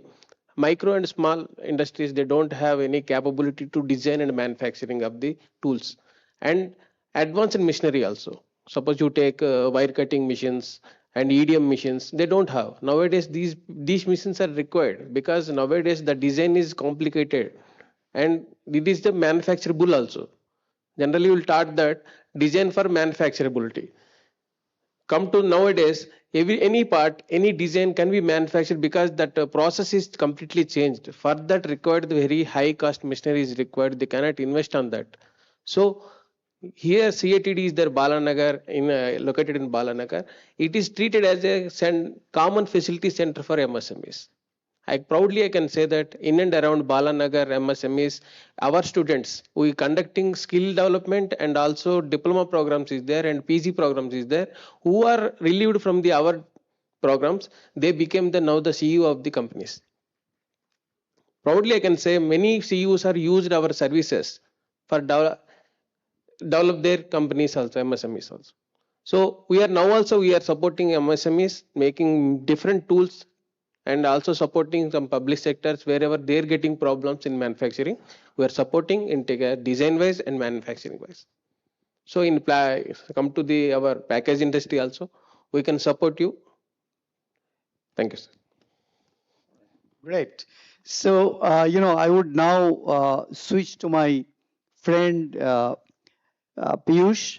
And Piyush Mangal, as all of you know, is a Vice President Operations and Commercials from Signode India. And I would like you to explain to the delegates and the August audience in very simple language what Signode is doing in ensuring that packaging is sustainable and what probably others can learn from you.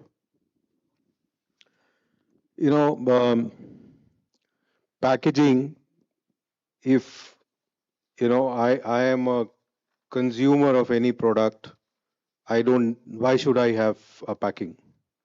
If I'm eating a biscuit, I want biscuit. I pay for a biscuit, right? I want to get a book from Amazon, I should just get a book, right? I want to buy a oil, right?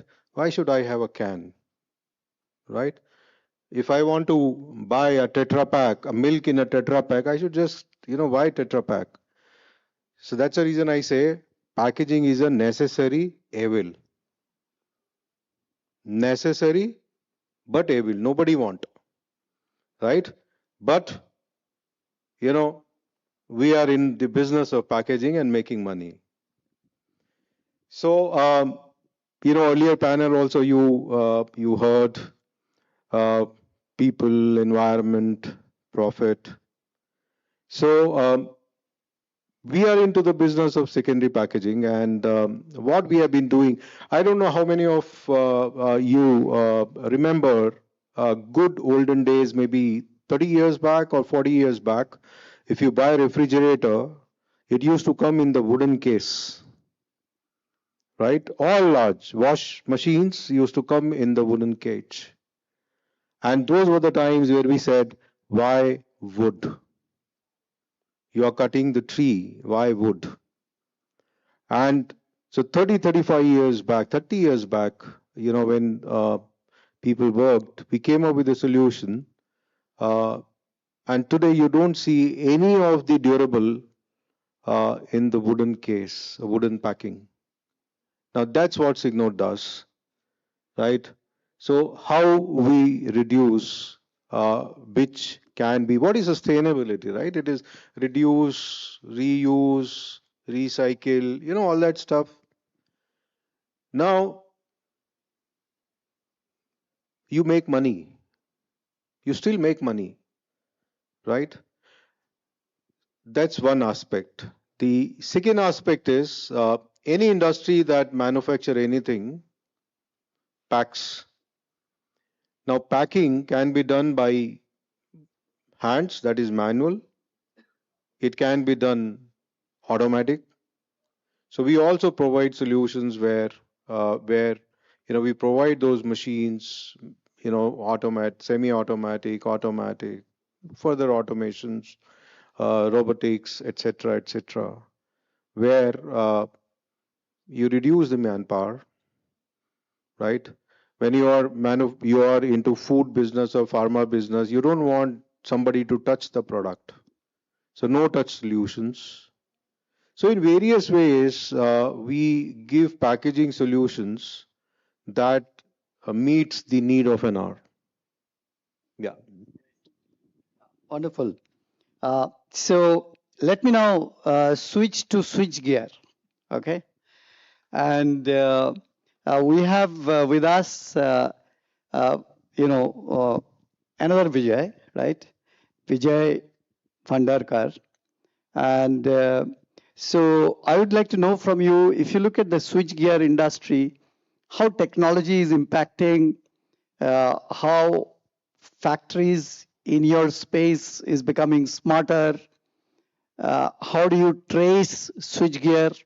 I assume you need to really trace them for several years as far as their performance is concerned. I would like you also to say what really others can learn from your industry. Thank you very much for giving me this opportunity. As far as switchgear industry is concerned, it is rapidly growing industry because everywhere you require electricity, everywhere you require automation, everywhere you require digitization, everywhere you require smart systems. So altogether, the electrical industry can contribute to various industry through effective switchgear design. Like AI can be used for design, safety, and other needs basically, which will enhance the functionality of the product and safety for the consumer, and also consumer will feel like buying such products which are really helpful for them. So as far as AI is concerned, use of AI can help in designing in a very good way, because AI can give various data required for designing purpose, and through help of AI we can generate maximum data, and with the use of human intelligence then we can capture those datas which are necessary for my product. So like when we design the product, we do benchmarking also, benchmarking with the similar products in the industry. We also study their product functioning and their features of their products. So all these things AI can help us to give us the necessary data in one shot. And when we get such data, and when we sit across our cross-functional team, then we can debate and we can analyze that what we can give the best in the industry. So studying everything will be done by AI, and through our human intelligence we can design the product as well as packaging, which is most economical, most sustainable, most as per the requirement of the consumer, and taking care of various parameters like safety and any hazardous precautions if at all required. So all these things can be helpful in designing the package. Secondly is safety. Safety is a very, very critical thing in electrical industry, because everybody is using current, and that current is get transform into some functionality, and in that the human should be safe while using the product. So safety is very, very important. So we have safety parameters. So all those safety parameters we have to get into our product. So there also AI is of very much use, where we can have the maximum safety features which we can give it to consumer. All right. Okay, great. Thank you.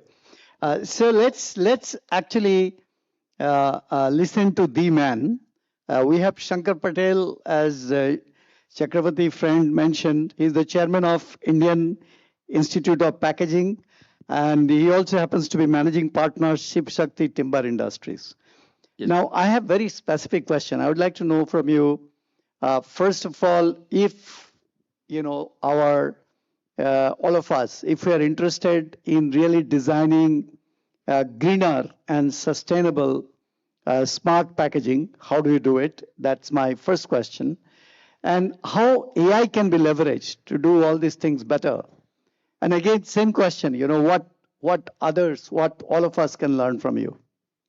Sure. Thank you very much for the opportunity. And secondly, to your question, the great thing that how package design is important, and secondly, how AI can improvise and to greener, sustainable planet here.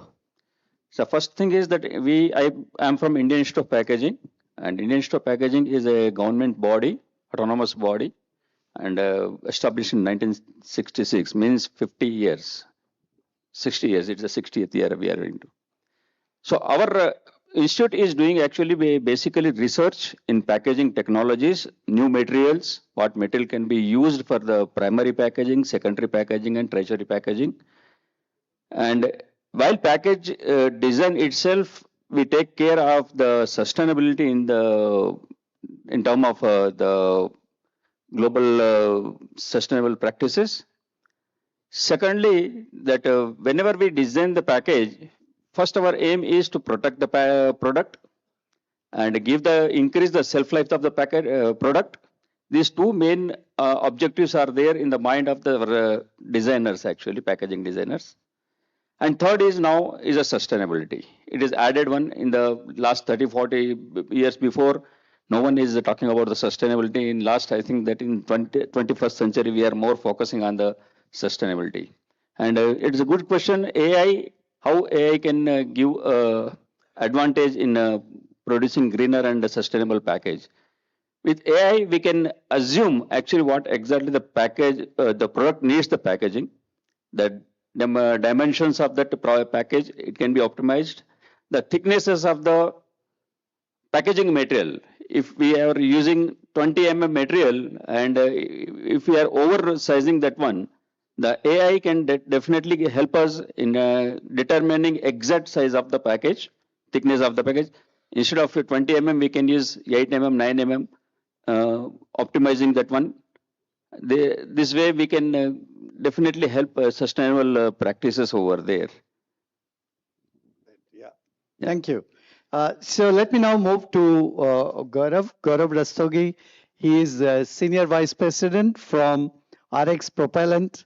Let me tell you, if any of you are in the life sciences business and you want to get into a new campus, plug and play. So Gaurav is the go-to man. So my question to you is, it sounds very simple when you say plug and play. So if you a little bit explain them, what do you mean by plug and play campus, and how can they leverage? And suppose they have nothing to do with life sciences, because you do have a lot of people, they got nothing to do with life sciences. What they can learn from you, and how can they leverage you? Is there some way they can leverage you by benchmarking you or whatever? Thank you. Thank you so much, Professor Chaudhary. Hi, good evening, everyone. My name is Gaurav. I represent an organization called as RX Propellant, like Professor Chaudhary was mentioning. So we are a life sciences infrastructure and ecosystem development focused platform. And we are investing heavily in setting up world-class ecosystems and infrastructure in multiple cities in India. As I speak today, our current planned development portfolio in India is close to 3 million square feet, which is spread across 2 cities right now, Hyderabad, where we are operational in probably India's largest life sciences ecosystem called Genome Valley. And we are soon launching Mumbai's largest life sciences park called Navi Mumbai Research District. And as I speak, we are basically planning our next campus in Bangalore. So we are investing quite a lot of, I would say, capital in setting up these campuses so that the companies, organizations who are either wanting to scale in India or want to set up their operations, it could be MNCs, who are trying to enter the Indian market, they can talk to us and get an easy access to infrastructure without a lot of capital exposure or time exposure associated to it, right? So this is the business that we basically do. And now we are also planning to further expand our reach into industrial usage. So we just do not want to be focused on pure play life sciences modalities, but get into all the areas that would need research and development. So especially in Mumbai, we are taking an industrial usage, approvals as well. So it's open for all industries who do R&D, right? So you can please come and speak with us, and we'll be happy to find a solution for you in that case. All right, great. So I'd like to now open the floor for questions. Any questions? Any questions? Anyone would like to raise any questions? Any questions? Who would like to go first? Anyone got a question? Madam, would you have a question? Anyone got a question?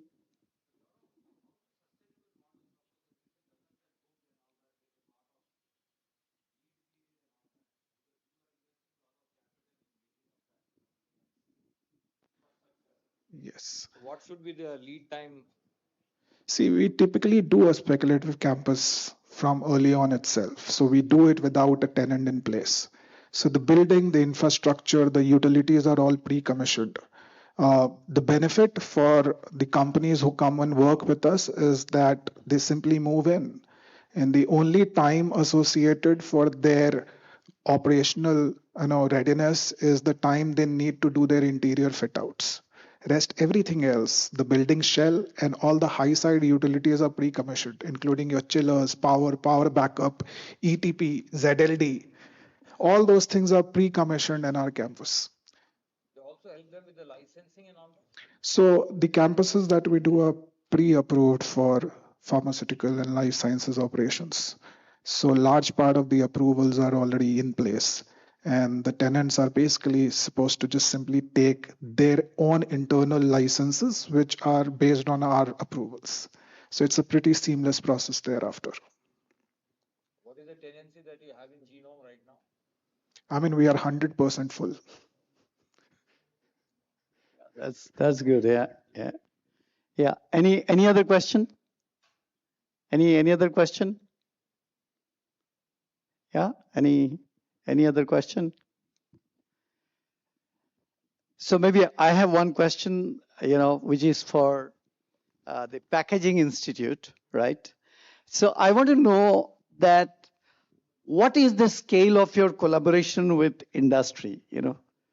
By the way, any of you have any project which is with the Packaging Institute? Any of you? Anyone is having any joint project, joint collaboration? So maybe my question is, how can industry collaborate with you? Yeah, it's a good question, and very nicely I can say that the institute, the structure itself is a government and industry partnership. The governing board is consisting of the industrialists over there, and the institute is a government organization wherein we take care of all their regulatory requirements, standards, R&D, laboratory testings, and including the education for the packaging technologist. So industry definitely need the skilled manpower, efficient manpower, that we provide them the very ready to go manpower over there, the packaging technologist. And you can see that in India, almost all the MNCs are having in Institute of Packaging students over there into their packaging and their procurement, their supply chain management.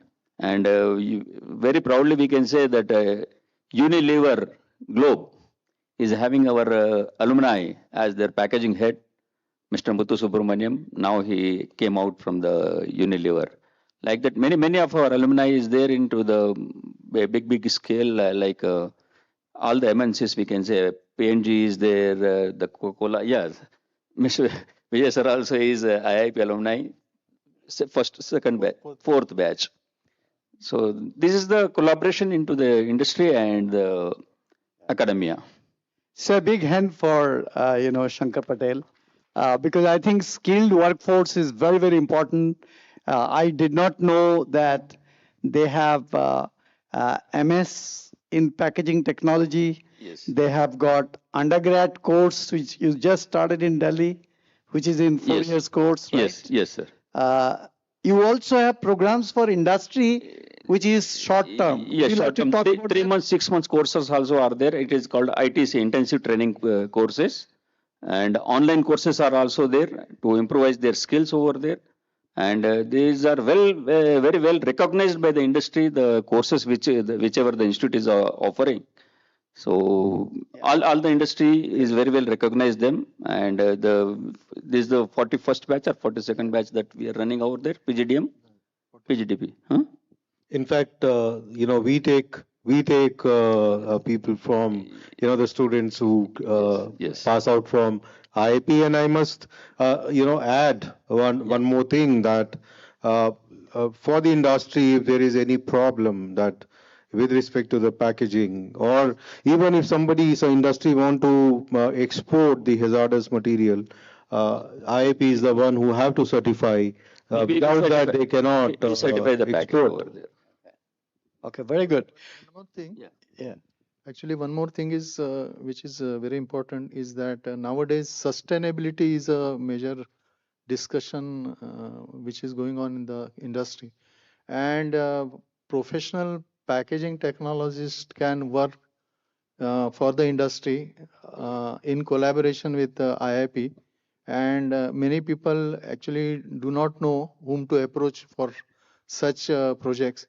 So IIP is the one with whom people can take up these projects, or any private consultant also.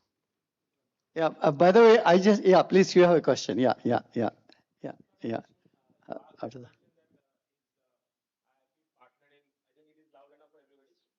Yeah, but still you can use the mic, then we would love more. Yeah, regarding your question is IIP partnering with any industry. So in IIP, there's a 5 months course in which from IIP Hyderabad, we had two students who joined our, I am from Gland Pharma Limited. So, and they did the 5-month internship course. After that course, there is an option for the students, if they want to continue, take a job, or they can want to sit for the campus placement. So based on that, they can take a call. So there is a partnership between IIP and the industry. Thank you. Very good. Yeah, you wanted to add something. Yeah. So in previous session, I heard that we all are discussed about the packaging, recyclable plastic. For recyclable plastic, there is no problem. I want to address that. What about the microplastic? The main problem is the microplastic. It will be the most harmful than the recyclable plastic. With the microplastic will come from the what are using for children are using for chips packets, anything it is come from the microplastic will come. It is more dangerous. What is solutions you are any research work is doing on that? They avoiding that plastic packaging. And also one comment if you can make. I also see a lot of people are converting, these plastic bottles into building materials on the road, and then probably you will have those micron-size plastics. So any research in this area? Yeah, Anyhow, the rigid plastic and the big size plastics, we don't have any problem. But the microplastic, definitely it is a problem until unless we segregate it properly. And we have the culture, the segregating at the source. Otherwise, it is definitely problematic. And like Roshan elaborate over there, what exactly they are doing, they are spending a lot of money in collecting the data and are taking advantage of the data and trying to build something over there with that and to cope up with this finance actually. But definitely it is a problematic single-use plastic, microplastic. It is needs some serious solutions over there. Correct. I want to know, is there anyone here who would like to add? Yeah, please. Yeah. Yeah, Chandan, I think somebody is there. Yeah. I must say, while I agree with the general belief that microplastics is harmful for the humans, it's right.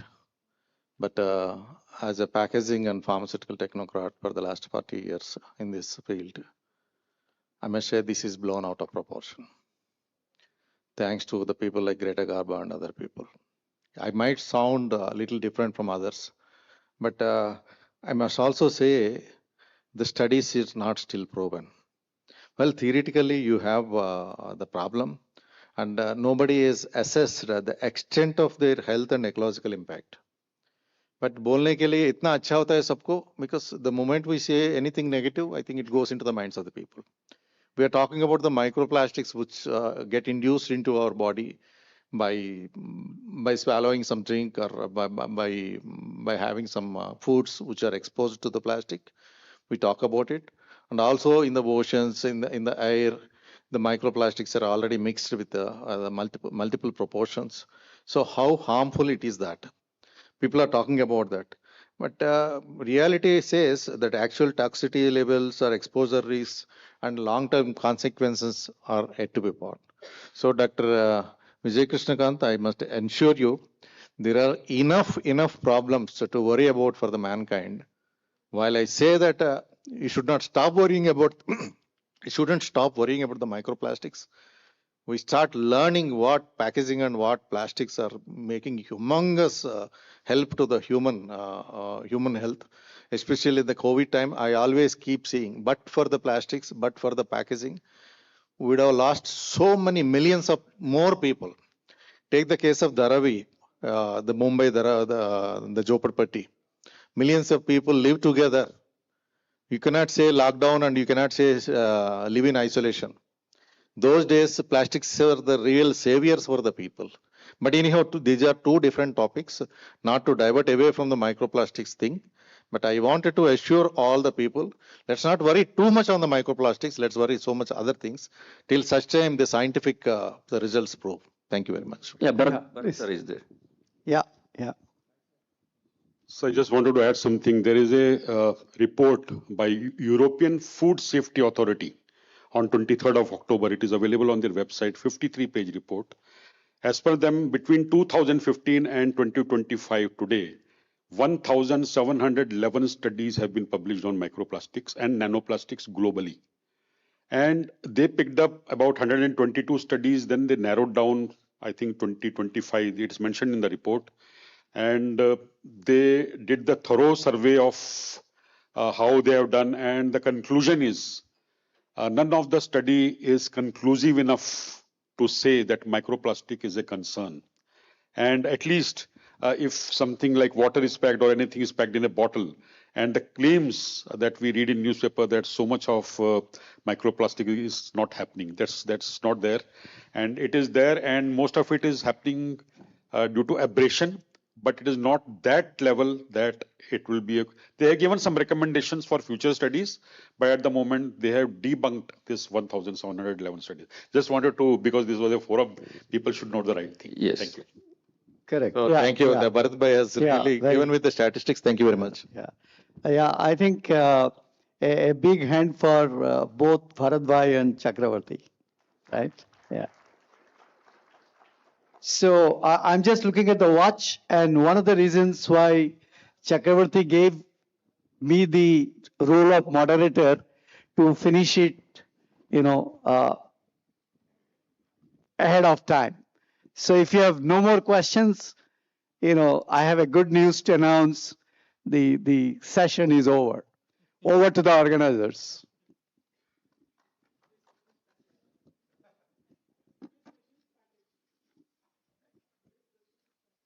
Sustainably.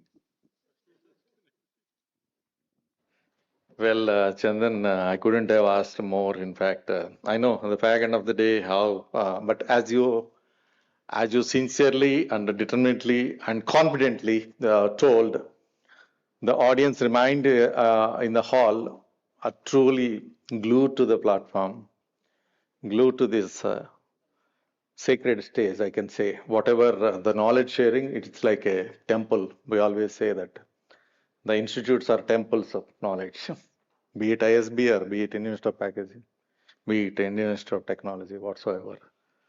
And today we are so fortunate to have you here and sharing your knowledge. Such a learned and influenced person at ISB. In fact, I must share my role. In fact, when the ISB was, even the site was visited, Mudmud ke piche ja raha tha. With the VP Acharya and all the people, those days, Mr. Chandra Babu Naidu. So, right, since then, from the foundation, I was watching ISB. I was fortunate to share some knowledge few times giving a lecture at ISB during Ajit Rangnani's time and Srivatsawa time. And such sacred institute, you are an influencing professor there and moderating this very important session. And coming to the IIP, it is close to my heart. In fact, I'm so attached for the last 25 years with that. And being instrumental along with Mr. Patel and others, to bringing up the institute here. RVS Ramakrishna was there, previous boss. So those days were golden days. We brought the post-graduation also those days. People started asking why Hyderabad needs a post-graduation packaging. I think you all are beneficiaries of that. So IIP also make matches. The person sitting in front of you, Mr. Munindra, is a farmer representative, and his wife, the food representative, Biti, are married to each other. They studied together. So both, we talk about the pharma licenses, the food, and the technology. We have Vijay Bhandarkar representing technology. So all the three pillars from the IIP are there today, going aligned with our theme of this conference itself. So once again, thank you very much, Professor, for your kind time and wonderfully chairing and moderating this very diversified session, right from Rastogi. Dr. Vijay Krishna, I think you must meet, he is an ocean of knowledge in engineering. I think all engineers or non-engineers who need engineering, who doesn't need, by the way. So have to contact him. And Vijay is one of the veteran, as I told you, in the packaging technology, especially in the switchgear and other areas. Shankar Patel, I think, he is such a great human being. I think he is well connected with the industry. And Piyush, I think I have seen from Maulali those plants, Signode, Nagarjuna, Signode. Even I have a very sentimental attachment from those days. I'm almost 30 years, ITW days to Signode days. So he is leading from the front. His colleague could not come, Mr. Gaurav Mahesh, a very good friend of mine. But end of the day, all of you are representing diversified sectors and sharing your humongous knowledge with our august audience. But let me assure you, this is not just 150 or 200 audience remaining there. More than 7,000 people are watching live. Actually, since morning this is live. We have invested. You give a round of applause to these Hybiz people also. So your message is going worldwide, globally, not just here. And the same link you can, it is live. You can also share. All your lectures are available online. I think whoever you want to send, you can also share. And especially for all the people who are participating here, I wish to tell you, share this knowledge, share your pictures or videos, whatsoever, tagging hashtag CII Telangana, hashtag CII TG-PackCON also. And tomorrow is such a great day. I think there are a lot of people are joining. Today, they couldn't come. They are joining well-known CEOs from pharma, life sciences, 5 country international trade representatives, right from trade commissioners. In fact, British Deputy High Commissioner also is joining tomorrow. And we have a great startup sessions, academic sessions, CEOs of the Hyderabad Central University, CEOs of Aspire Bionest, and a lot of incubation centers, and FABA, Federation of Asian Biotech Association, executive directors, and so many other dignitaries are coming tomorrow. And I think you have a wonderful lineup tomorrow, especially the pharma life sciences people, CEO levels to CIO, CXO levels, people are coming. And spread this word to your people. I think let them not use the opportunity. All of you, I request all of you to come again tomorrow, and also along with your friends who are definitely in need of this a great wealth of knowledge. So with that, I think thank you very much. I'll call for a group photo and some felicitations.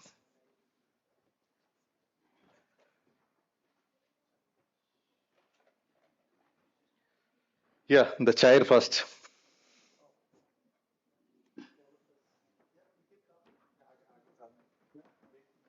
Group photo बाद में होंगे group photo बाद में okay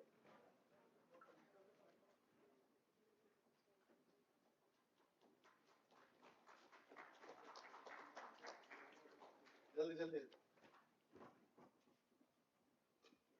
mister Patel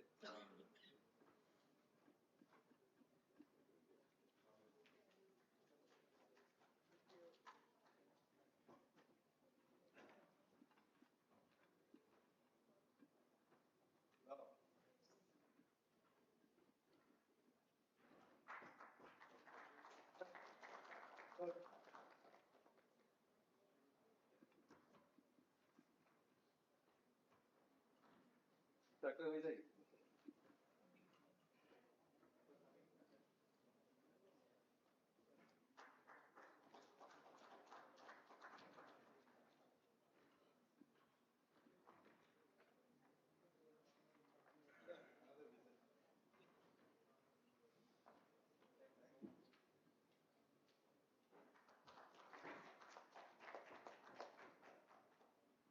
Finally, my friend, Mr. Mangal.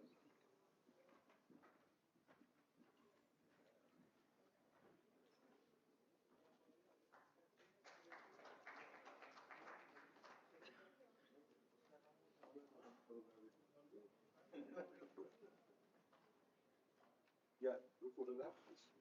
Right, and for you.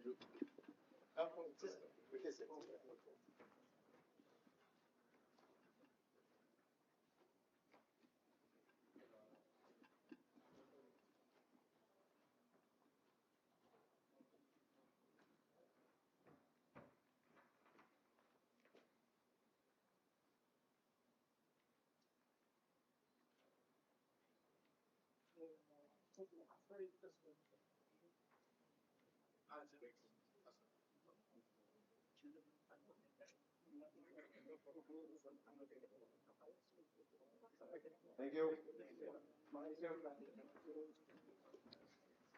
A small announcement, the astronaut, the inspiring girl, Jahnavi Dangete is coming back to interact with you. Anyone wants to interact with her, take a picture with her.